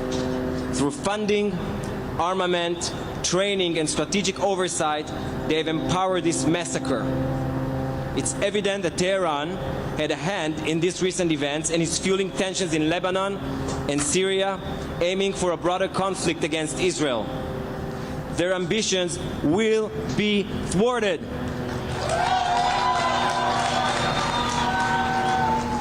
In America, the outpouring support for Israel is heartening. I'm deeply thankful to President Biden, governors, district attorneys, borough presidents, federal legislators, mayors, and other bipartisan elected officials. Their aid, also military, provided by the U.S., fortifies our defense and strengthens our resolve. Nevertheless, the sight of buildings illuminated in blue and white, along with raising our flags, underscores that we are on the right and the same side of history.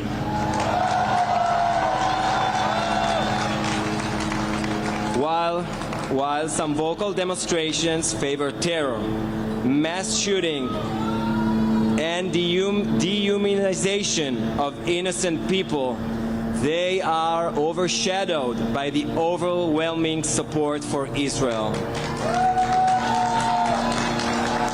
Alarmingly, there's a rising tide of anti-Semitism and assaults on Jews, intensified by the conflict.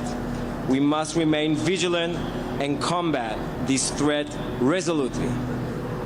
As we stand against a ruthless adversary, one that uses its own children as shields, it's crucial that we stand up and speak out against these acts of terror.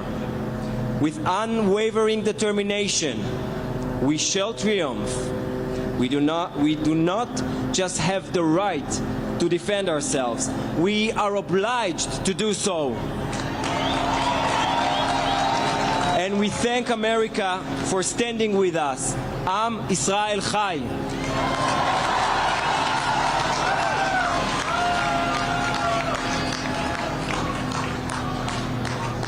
So, right now, I'd like to call up Kai Friedman and Noah Kolb, who will share stories of loved ones who are being held captive or have been lost. And after them, the speakers are Orna and Ronen, parents of Omer.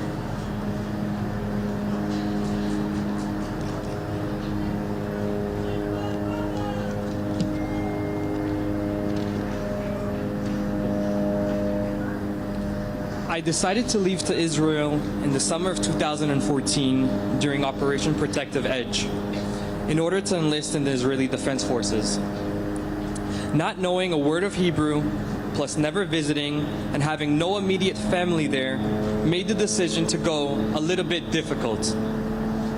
Thanks to the local community center in southern Brooklyn, So the should we Kingsway Y, feel sorry for I was you when prepared to you're help willing to do Israelis that in and high you school before their die army over there? service prepare I mean, for their the exams, fuck? their English exams. The Y, with its strong connections to Israel, helped build me an experience that would change my life. I lived in a small village just 20 miles from Gaza called Gan Yavne. During my That time sounds in Gan even Yavne, dumber. I met fellow teens right before their army draft. We would laugh, speak about American culture, and train since we all wanted to draft to combat units within the IDF. There, I first met Omer, but everyone called him by his last name, Gavra. He inspired me from the first time we met. He always chose to do the right thing. He would pick up garbage Lost anywhere 5 he viewers walked, of those comments. everywhere How he about saw this? it. They can I suck asked him a once, why do you cow. go out of your way to 2 pick up for garbage me, and at times 2 hold for it you. until Suck a you saw a cock. garbage bin That's to what throw you it do. out? Hey. He told me because it's the right thing to do. Why not? After rigorous training, always supporting and pushing each other to get better, we both drafted to the paratrooper brigade, and later Omer entered into an elite unit called Maglan. That's where they really beat their As a asses. lone soldier, having no immediate family in Israel, them I around ended up living with alleyways. Gavra and his I'm family. Gavra. Gavra and I would see each other on base, and it would help seeing a friendly face when trainings got challenging. Towards the ending of my service, I met an Israeli girl, and we had an amazing connection from the second we met. I remember speaking to Omer and saying to him, she's agreed to go out with me, even though all the time I was barely home due to where my unit was stationed, and I liked her a lot. But I don't know where to take her out. I don't want to take her to a typical restaurant date. Omer smiled and said, bro, I'll show you the best spot to take her. He showed me the spot overlooking an orange orchard in Gan Yavne, where we watched the sunset. Fast forward, Michal and I got married 10 months ago, and we planned this trip to New York City to visit family and friends during the holidays. We woke up this past Saturday to phone calls and hundreds of messages, all from friends and family in Israel. Our first thoughts were the most obvious: we have to get back. We quickly realized we're won't be able to get back as soon as we want. They wanted because to of go the straight back? skirmishes, Are you, the surprise attack, and rocket attacks dumb or throughout something? Israel. Gavra got a call on Saturday and rushed to the southern villages very close to Gaza. On his way, he saw a truck with a mounted machine gun shooting at cars on the highway. Without thinking about his own safety, he engaged in a shootout with the truck full of Hamas terrorists. And now he's dead. And was killed. That's Gavra. Like many heroes, he was driven by strong values and never thought about himself, always others. Gavra and I heard a quote from a high-ranking officer, and it has stuck with me Israel ever since. eventually, probably. The echoes of our acts are stronger than the sound of our vocals. The world can manipulate, tell tales, report what they choose to report, but the truth will prevail. Dude, why do they have we it? will remain Is this who like we the are. area We that the must remain world gave together. the Jews to We live will always after aim the to do what Holocaust? is right. We'll never lower ourselves to They our need enemy's somewhere to come standards. live? And Bezrat Hashem, we will succeed. It must be, dude. Am Yisrael Chai. May God bless our soldiers and look over after all who's been affected.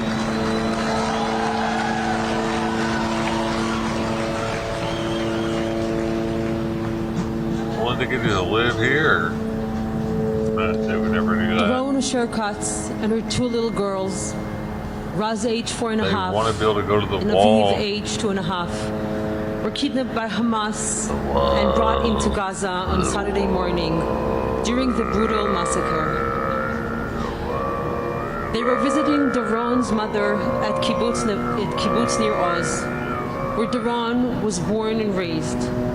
Doron's husband and the girl's dad, Yoni, spoke with them a few times early that morning following the outbreak. Doron sent him a picture of the girls seated by the table, a little table at the shelter, eating breakfast on small plastic plates.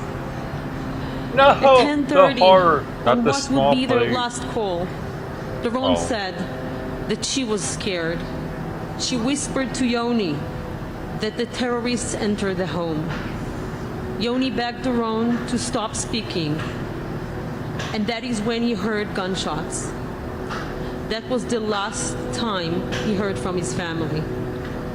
It was not until a few hours later that he finally saw his wife and little girls again.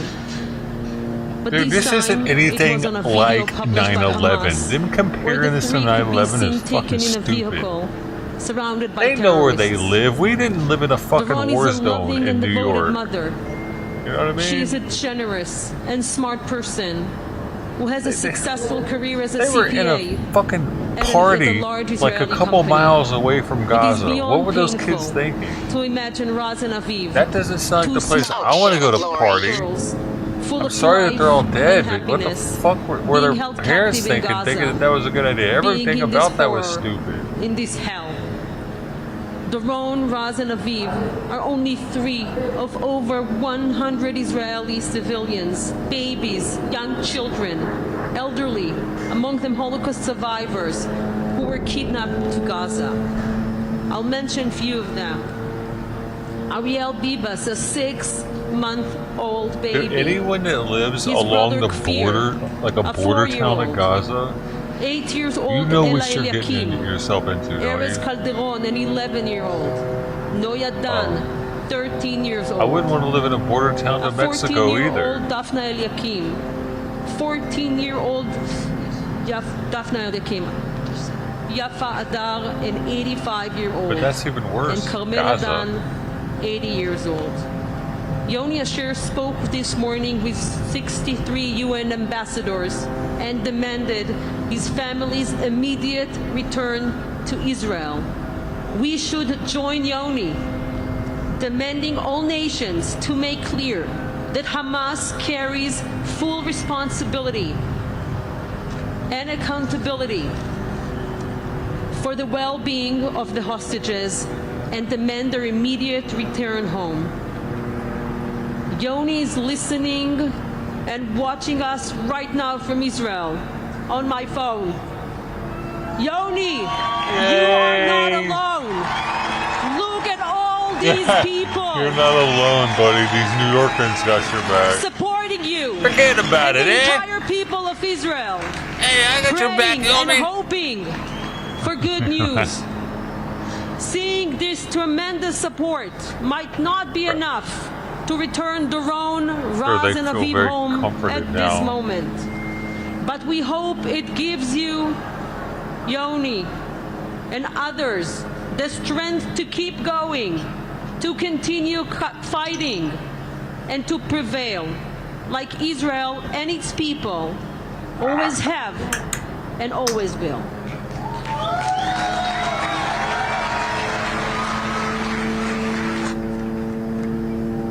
Is it over?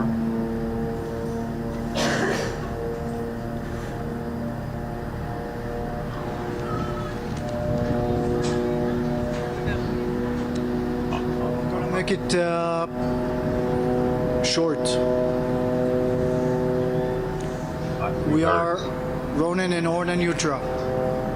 We live on Long Island, New York, and we are proud dual citizens of the United States and Israel. Proud. Our beloved son, To be an Israeli. Omer Nutra, was born and raised on Long Island. He grew up loving both of his homeland America and the land of Israel with a lot of passion. He's a fun-loving person and a huge sports fan, especially loving the Knicks. He was the captain of his school basketball, volleyball, But and the end of the story is the guy's dead now. and was the New York regional president of his youth group. A born leader, a great son, friend, and a passionate giving person. After graduating high school, Omer was accepted to Binghamton University, but decided first to take a gap year in Israel and connect with his family roots. This experience impacted his decision to stay in Israel and do what he believed in, serving and protecting the people of Israel. We last spoke with him on Friday night. In our last conversation, he was looking forward to a quiet, peaceful weekend after a stressful month protecting the border. Omer is now believed to be held by Hamas. Omer, we know you are alive. We know you are whole. Be strong. We love you very much. And we know we will be together again soon. To the Hamas leaders, we ask that you will continue to treat Omer and all of the hostages in a humanitarian way in accordance with international law.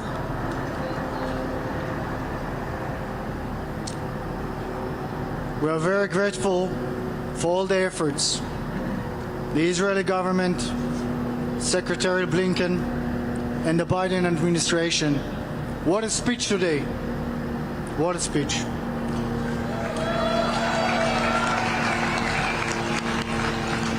Senator Schumer and Gillibrand, Governor Hochul, Mayor Adams, and so many other people that care, and appealing to you, all of those people, to do everything, and we mean everything within your power to ensure the secure, safe release of Omer and all the other hostages. Omer, look at the love and support. We love you, and we are just looking forward to bring you back home. Thank you, everybody, for your support and love. Thank you. Thank you, everyone.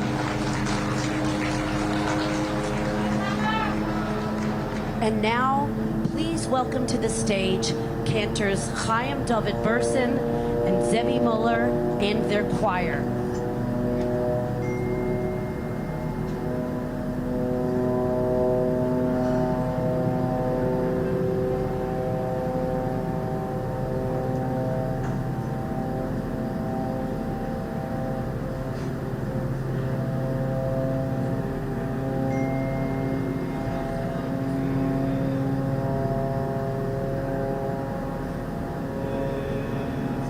I heard they're pretty good.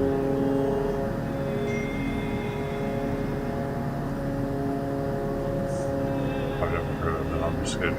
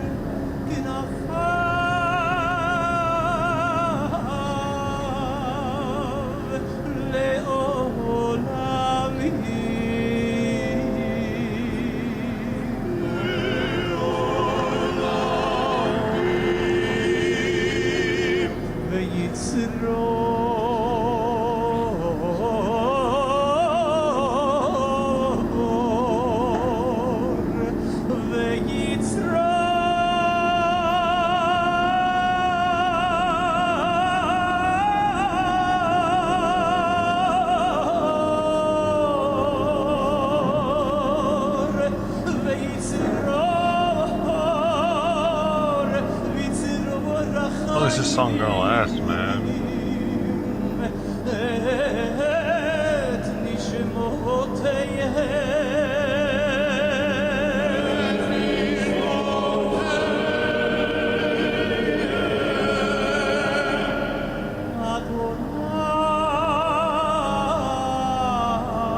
Hey, bud, people don't like your song, you gotta go.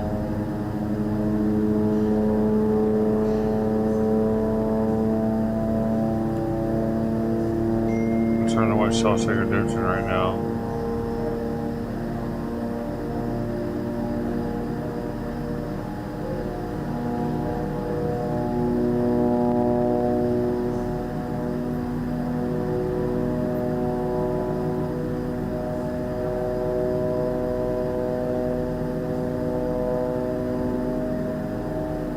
I mean, Schindler's List.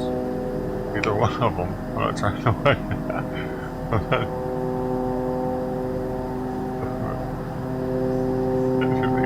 This, bro. Hey.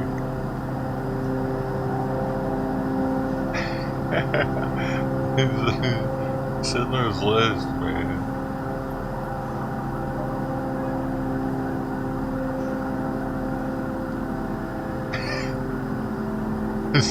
I'm not trying to watch New Jack City, man. I'm not trying to watch Alice in Wonderland. Why do you keep singing? Random movie.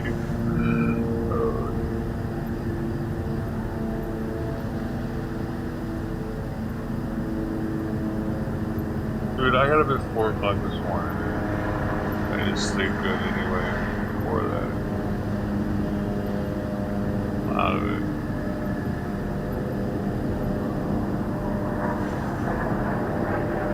Oh, this is time. A boom, boom, boom, boom. A boom, boom, boom, boom. A boom, boom, boom, boom. A boom, boom, boom, boom. Ow.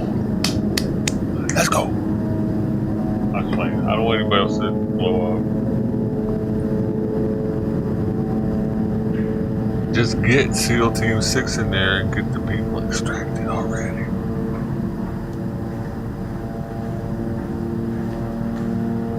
Ah. They're already in there, man. They were there before it started. Just wait. They live there. There's probably a special forces unit that just lives in Gaza City, ready to go at all times.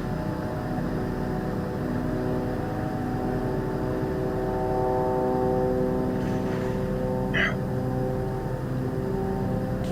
They live in all the different corners of it and come together like Captain America.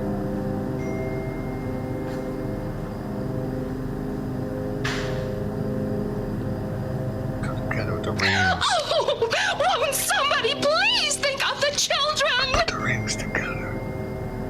Captain Planet. That's what I meant. Captain Planet. Bing, bing, bing, bing, bing, bing.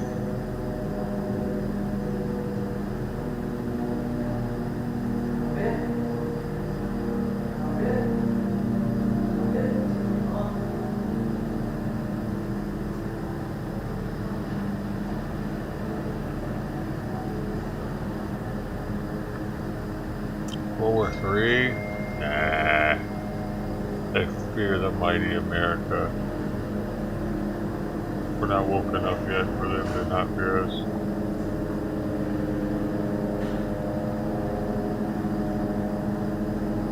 We got the big warship. But dude, what if like all of a sudden it gets hit? A missile or some shit. from Russia. There's no way, but it'd be crazy. Takes out the entire ship, the entire fleet, like a bunch of. There's no, they could though. I don't think they could, dude. For one, we got the Sea Whiz. The Sea Whiz shoots down missiles, and we have missiles that can shoot down missiles on board the ships.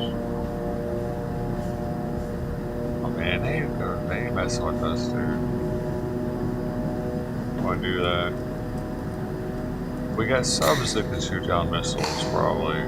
Because we got subs with missiles on them. I bet they can shoot down missiles with those same missiles. Missile action.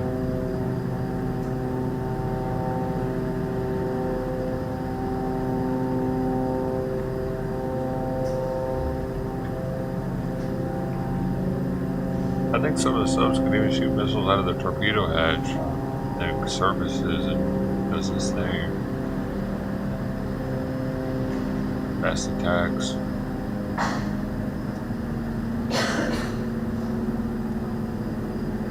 Dude, the world hasn't seen how crazy our military can get if it needs to.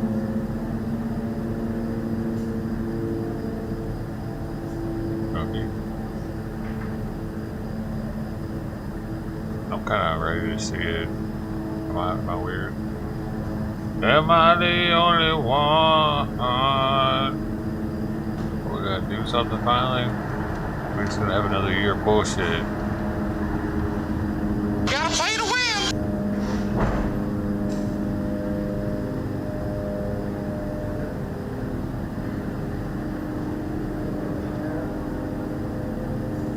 Yeah, I think we got people in Gaza. I would think so.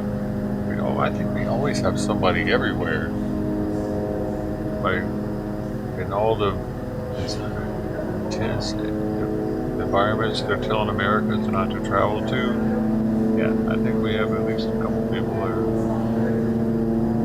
Each place.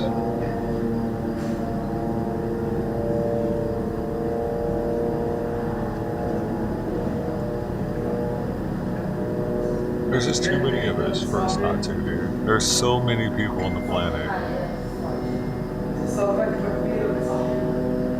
There have probably been some very, very trustworthy defectors that didn't even have to be American citizens, and they're there working for us. These cities.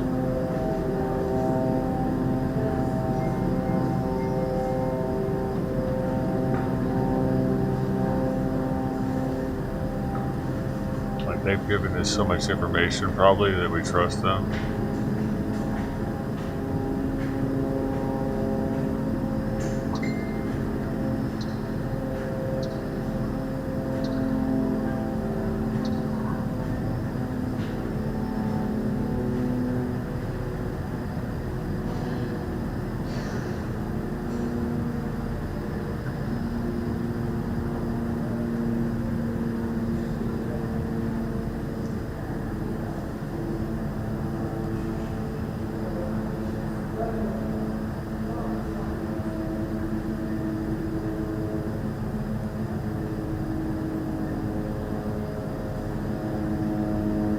Interesting. There's an at-home DNA kit for cats where you can check their breed, and health. It has a health test with it also, I guess.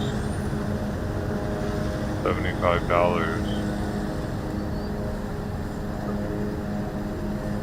Kind of cool.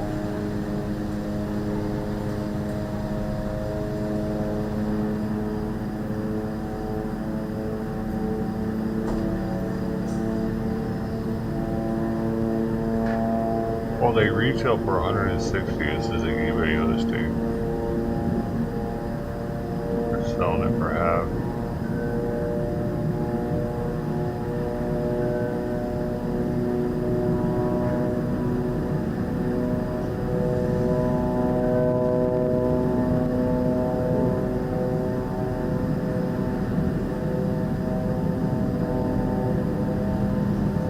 Yeah, that's it.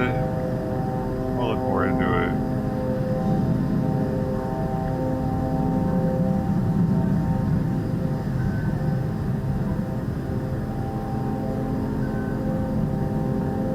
Baseballs is the company.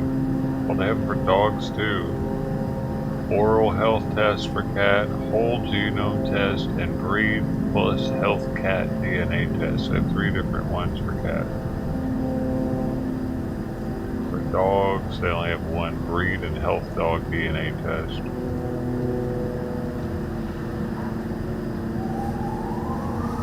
Canine, that is $160. Oh, but wait, there's an $85 code you can put on and get a discount. Let me see what this is all about.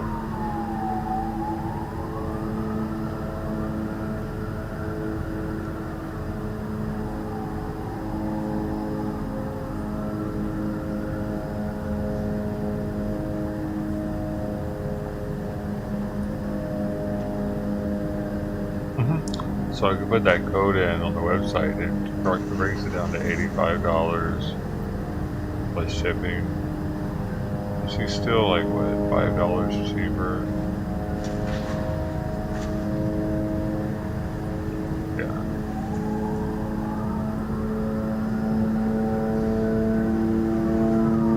Probably get it from the company.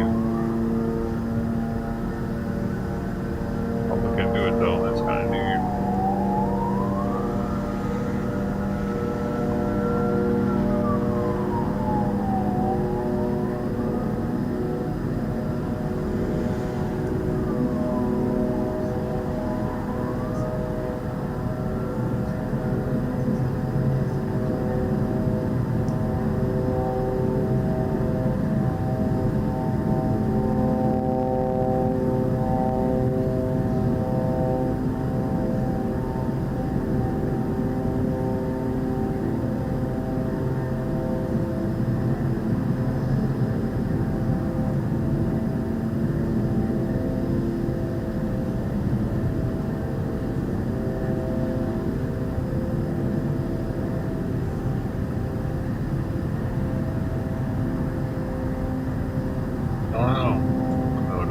It's not twice.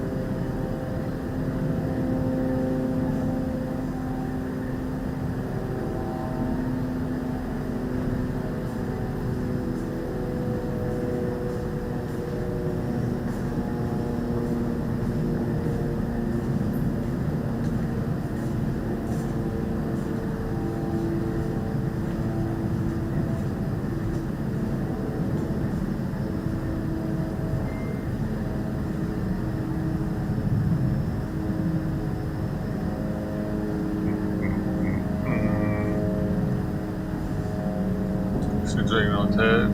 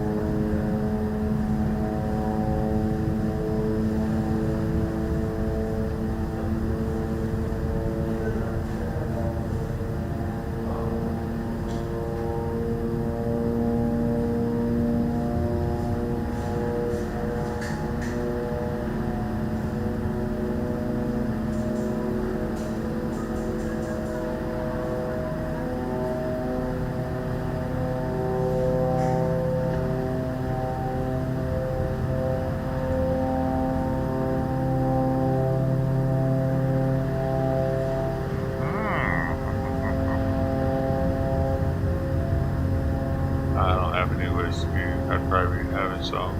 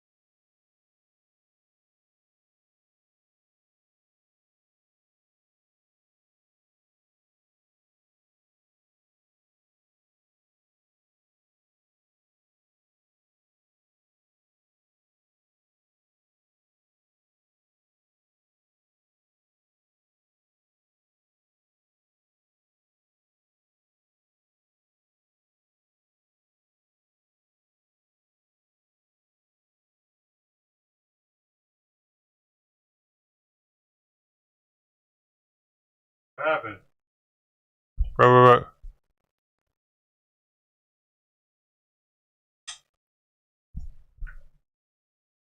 What happened?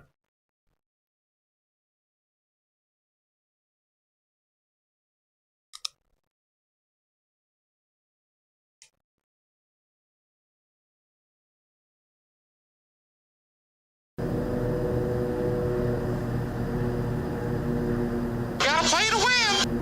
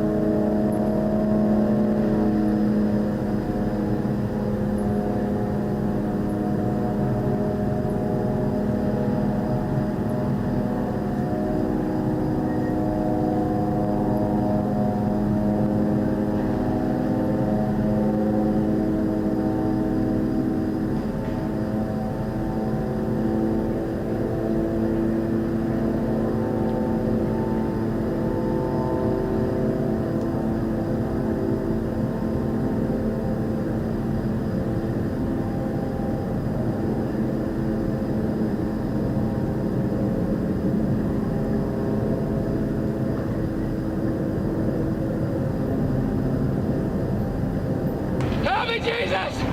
Help me, Jewish God! Help me, Allah! Ah! Help me, Tom Cruise! But how?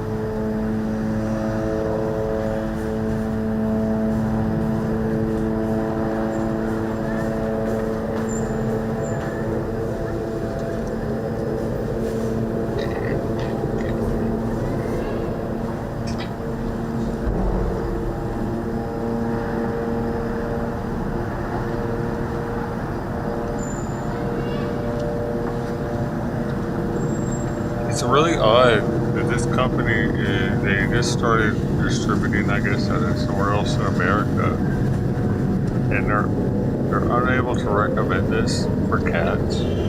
Son, your ego is writing checks your body can't cash. And I went ahead and ordered it anyway.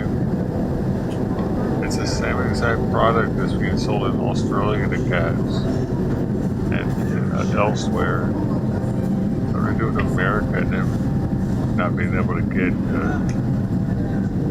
approval or something. I think I'm gonna give it to them.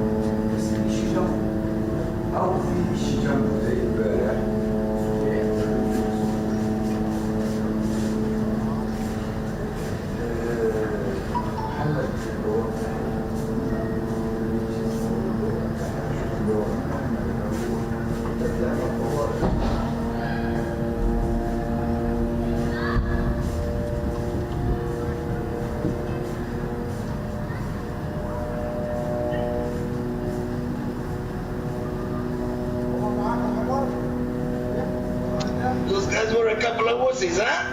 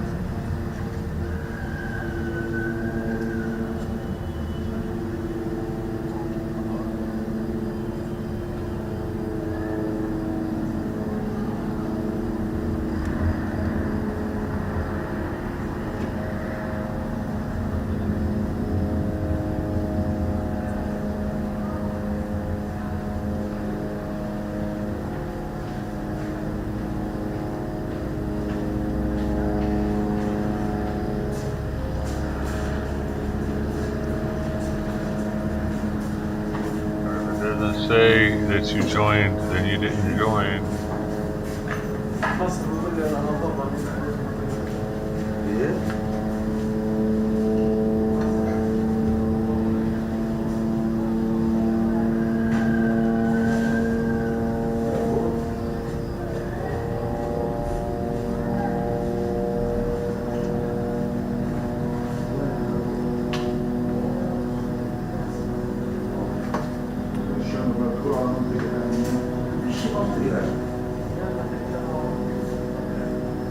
يا أخي طلعنا بس يا من الموبايل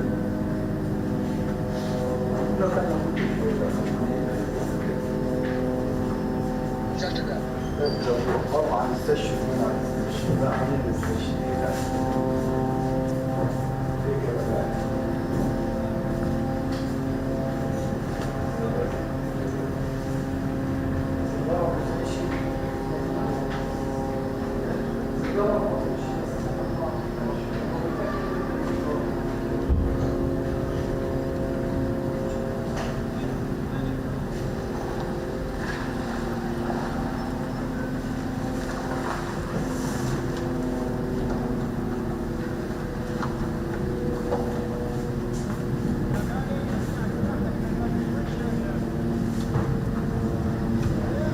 gotta play to win.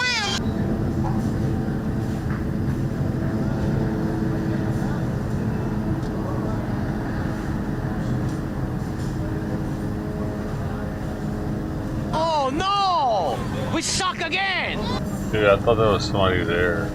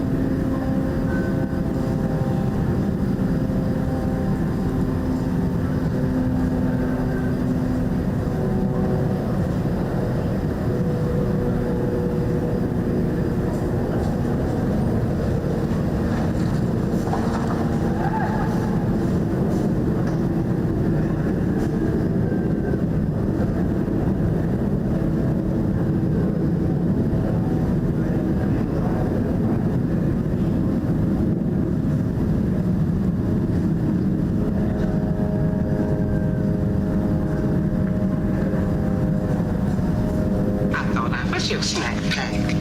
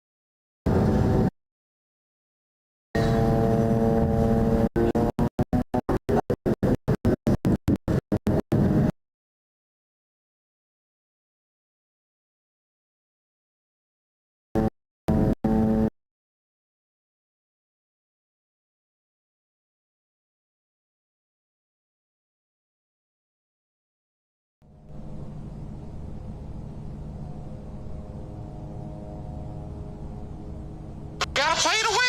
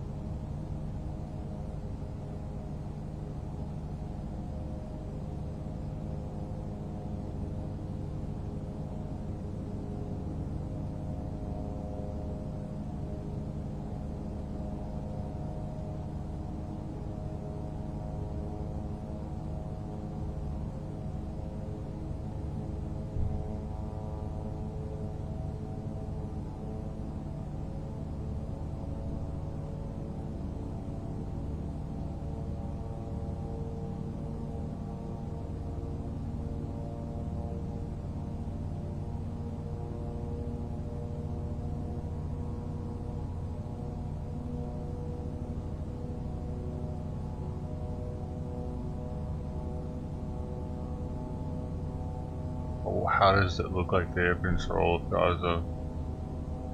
Because it's dark?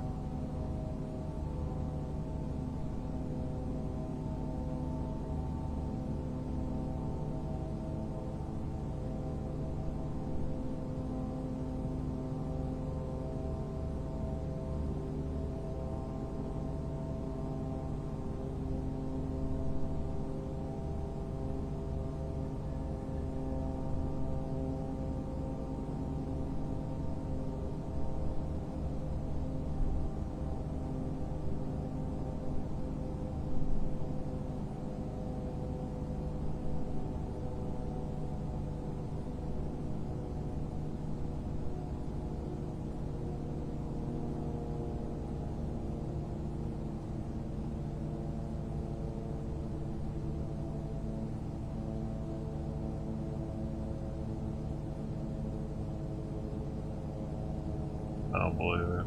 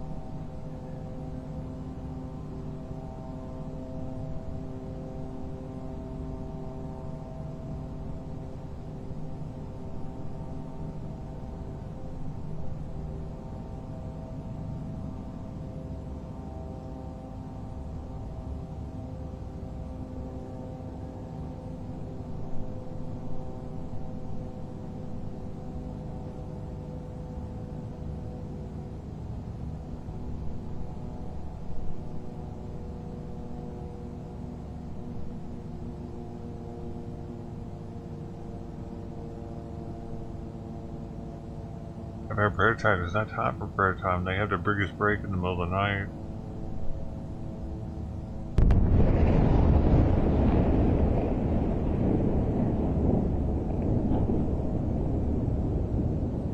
This prayer's on for another 3 hours.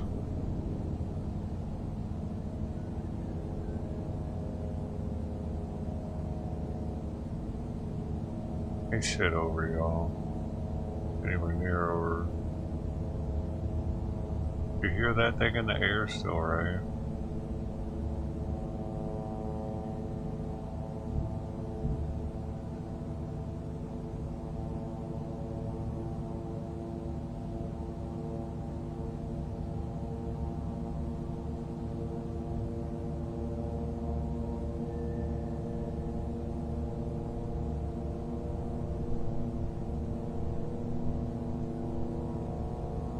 Actually, 2 of them up there.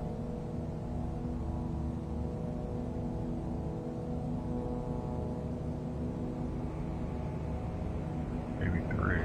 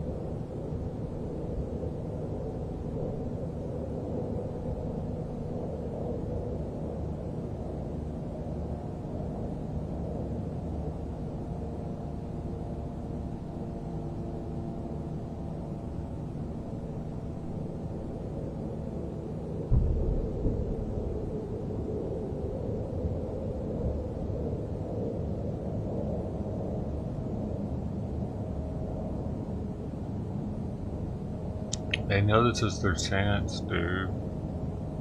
If they were to try this when we have a Republican president, probably wouldn't go the same. I don't know. What do you think? Maybe it would help them as much.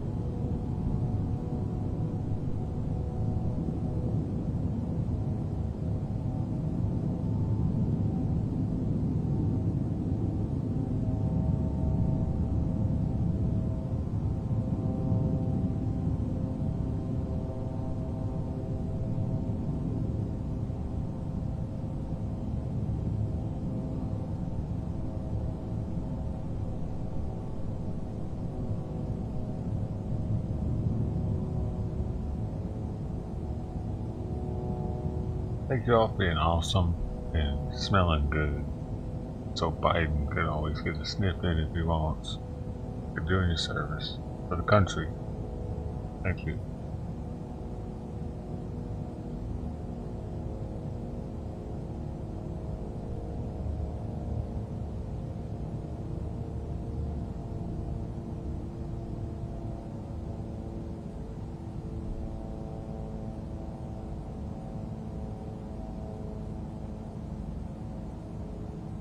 China.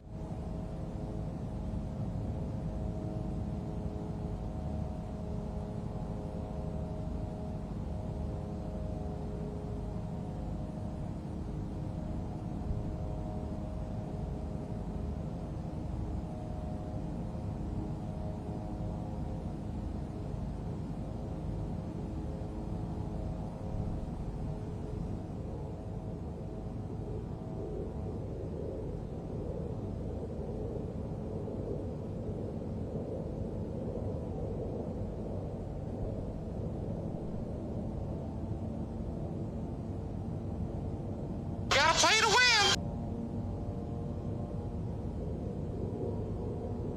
Yeah, I'm gonna turn. It's because I have it so we can hear stuff very well. I'm just gonna turn everything down. Been tired of fucking being ear raped by you guys. Thanks.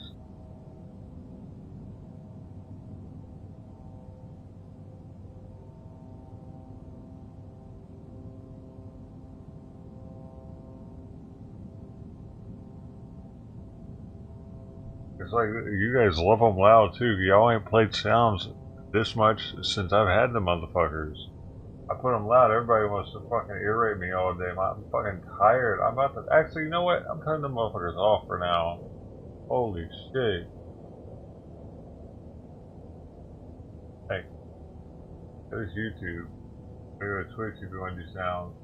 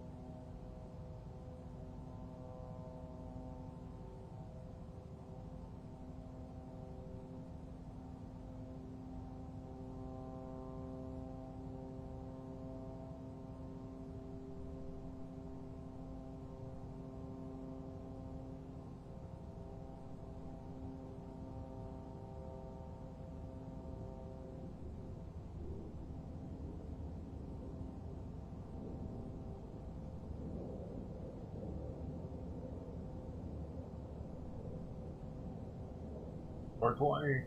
So.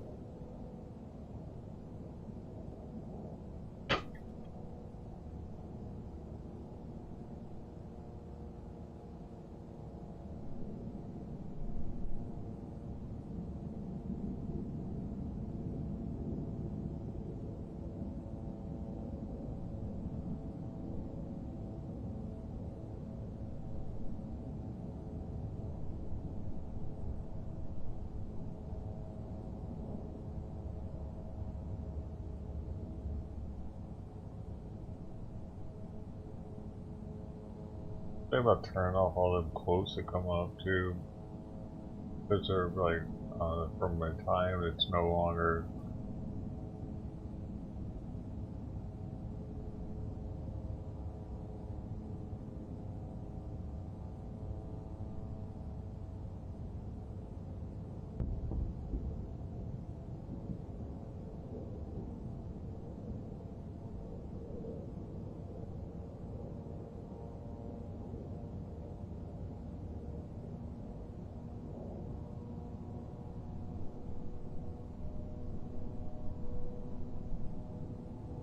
Lining, how we going?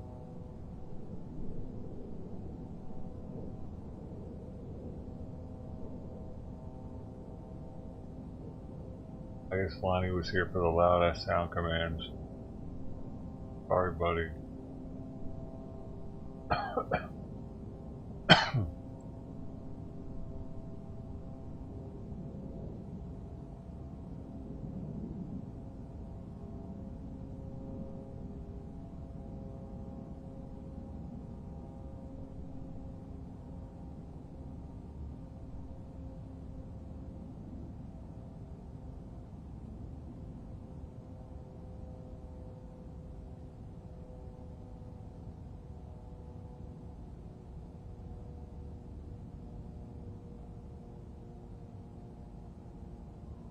we'll pass. Good man.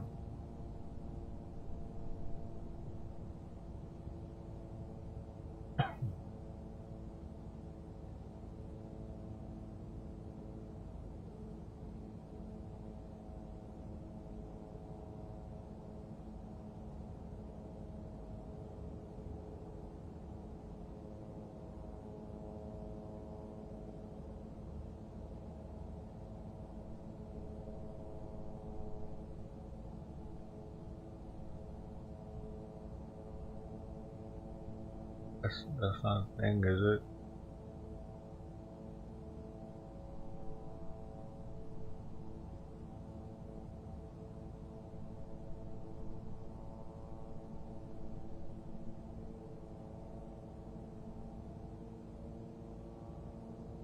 I know.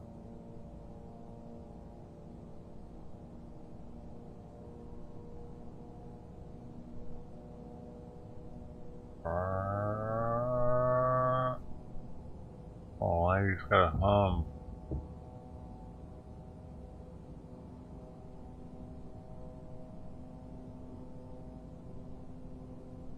The sounds are off. I turned them off. No.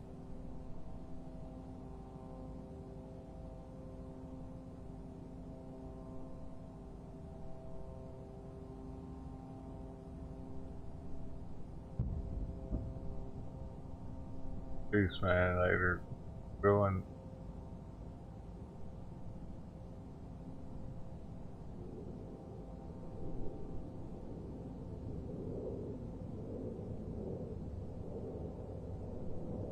About to restart this stream in a bit.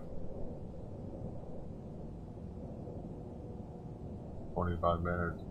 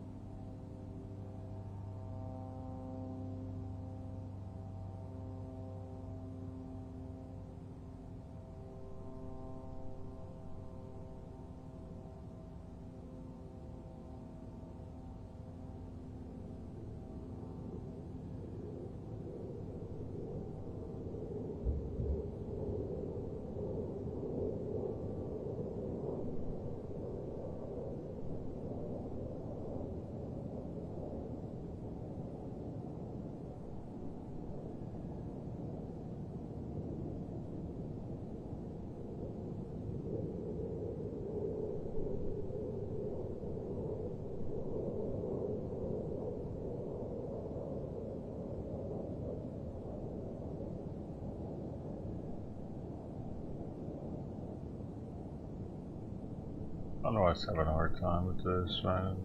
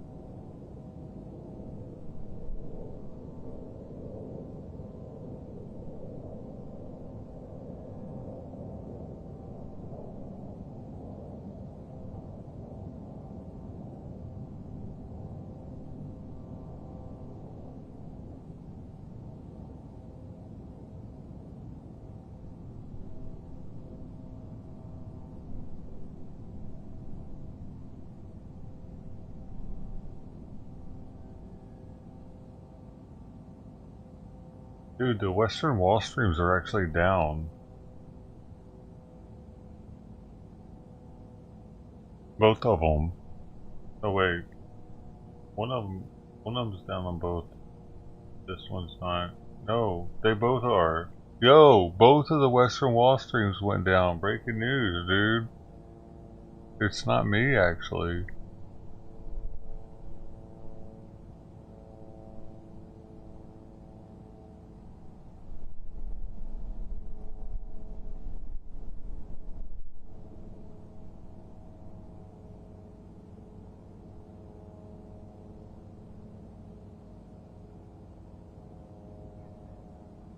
I've never seen those go down, dude. Check it out for yourself.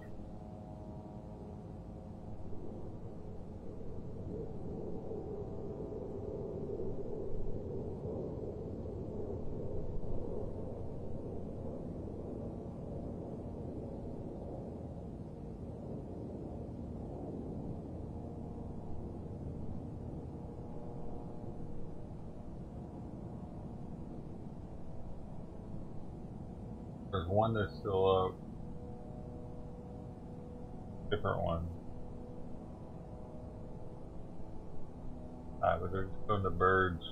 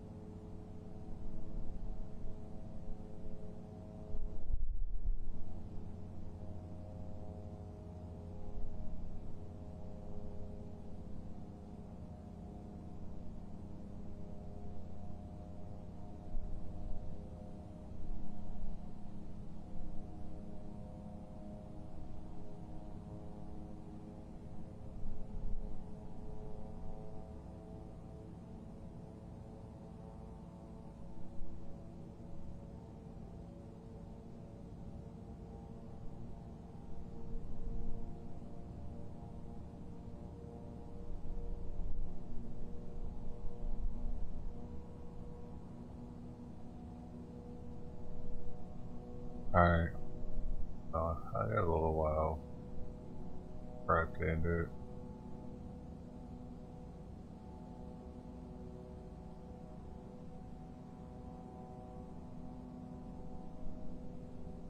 Doesn't really matter though. I'm gonna have to split this up again tonight later. Maybe. Fuck, man.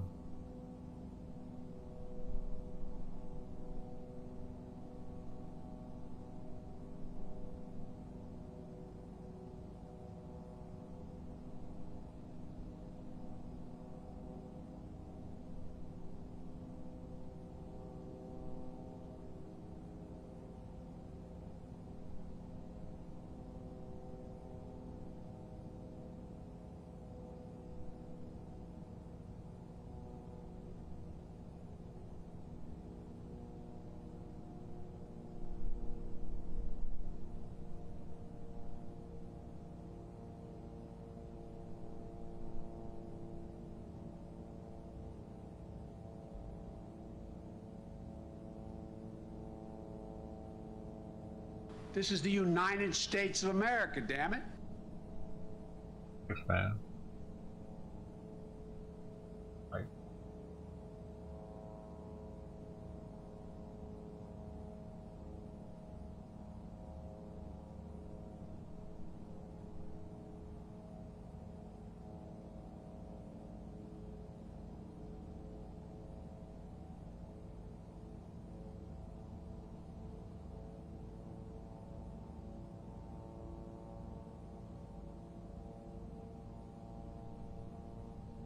This is the United States of America, damn it.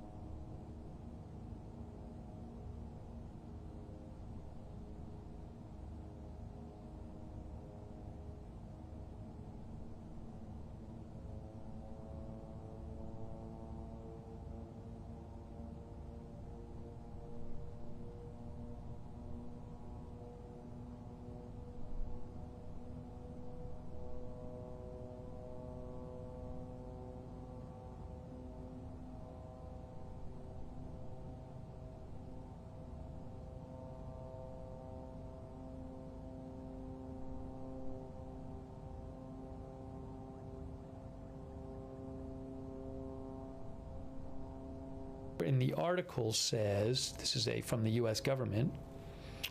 The quote in the article says, "The arrival of these highly capable forces to the region is a strong signal of deterrence. Should any actor hostile to Israel consider trying to take advantage of the situation." So it's there now. I don't know if they were waiting for it, but it's there.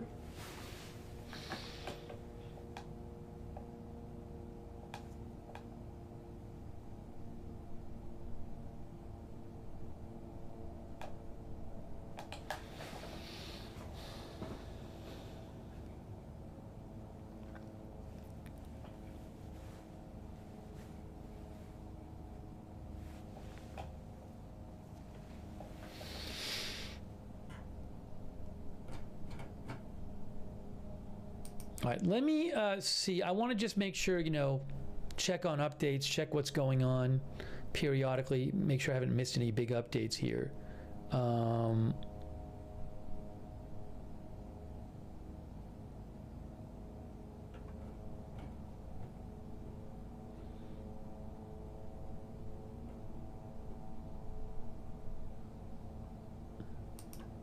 This is interesting, by the way. The Intel Crab says, for those curious, most live streams from central Gaza, including the ongoing Reuters feed, are filmed from atop of Al Ghafari Tower.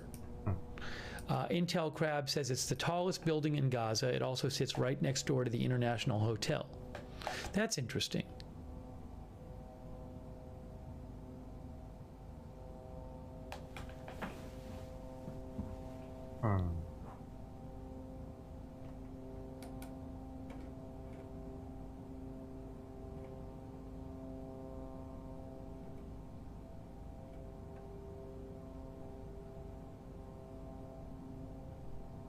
What is this?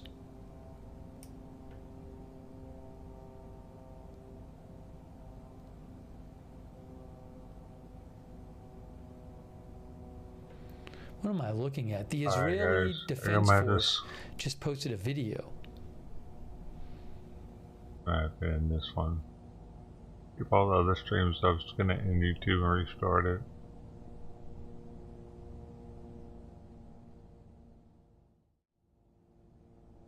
Hey Nancy, be right back.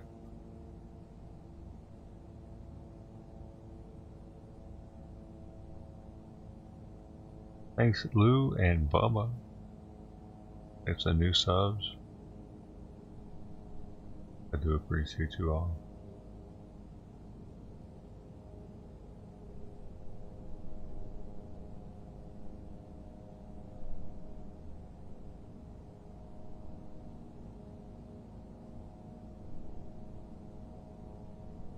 My pal, Francine Barr, and Mike Dragon. Thank you. Alright, be right back.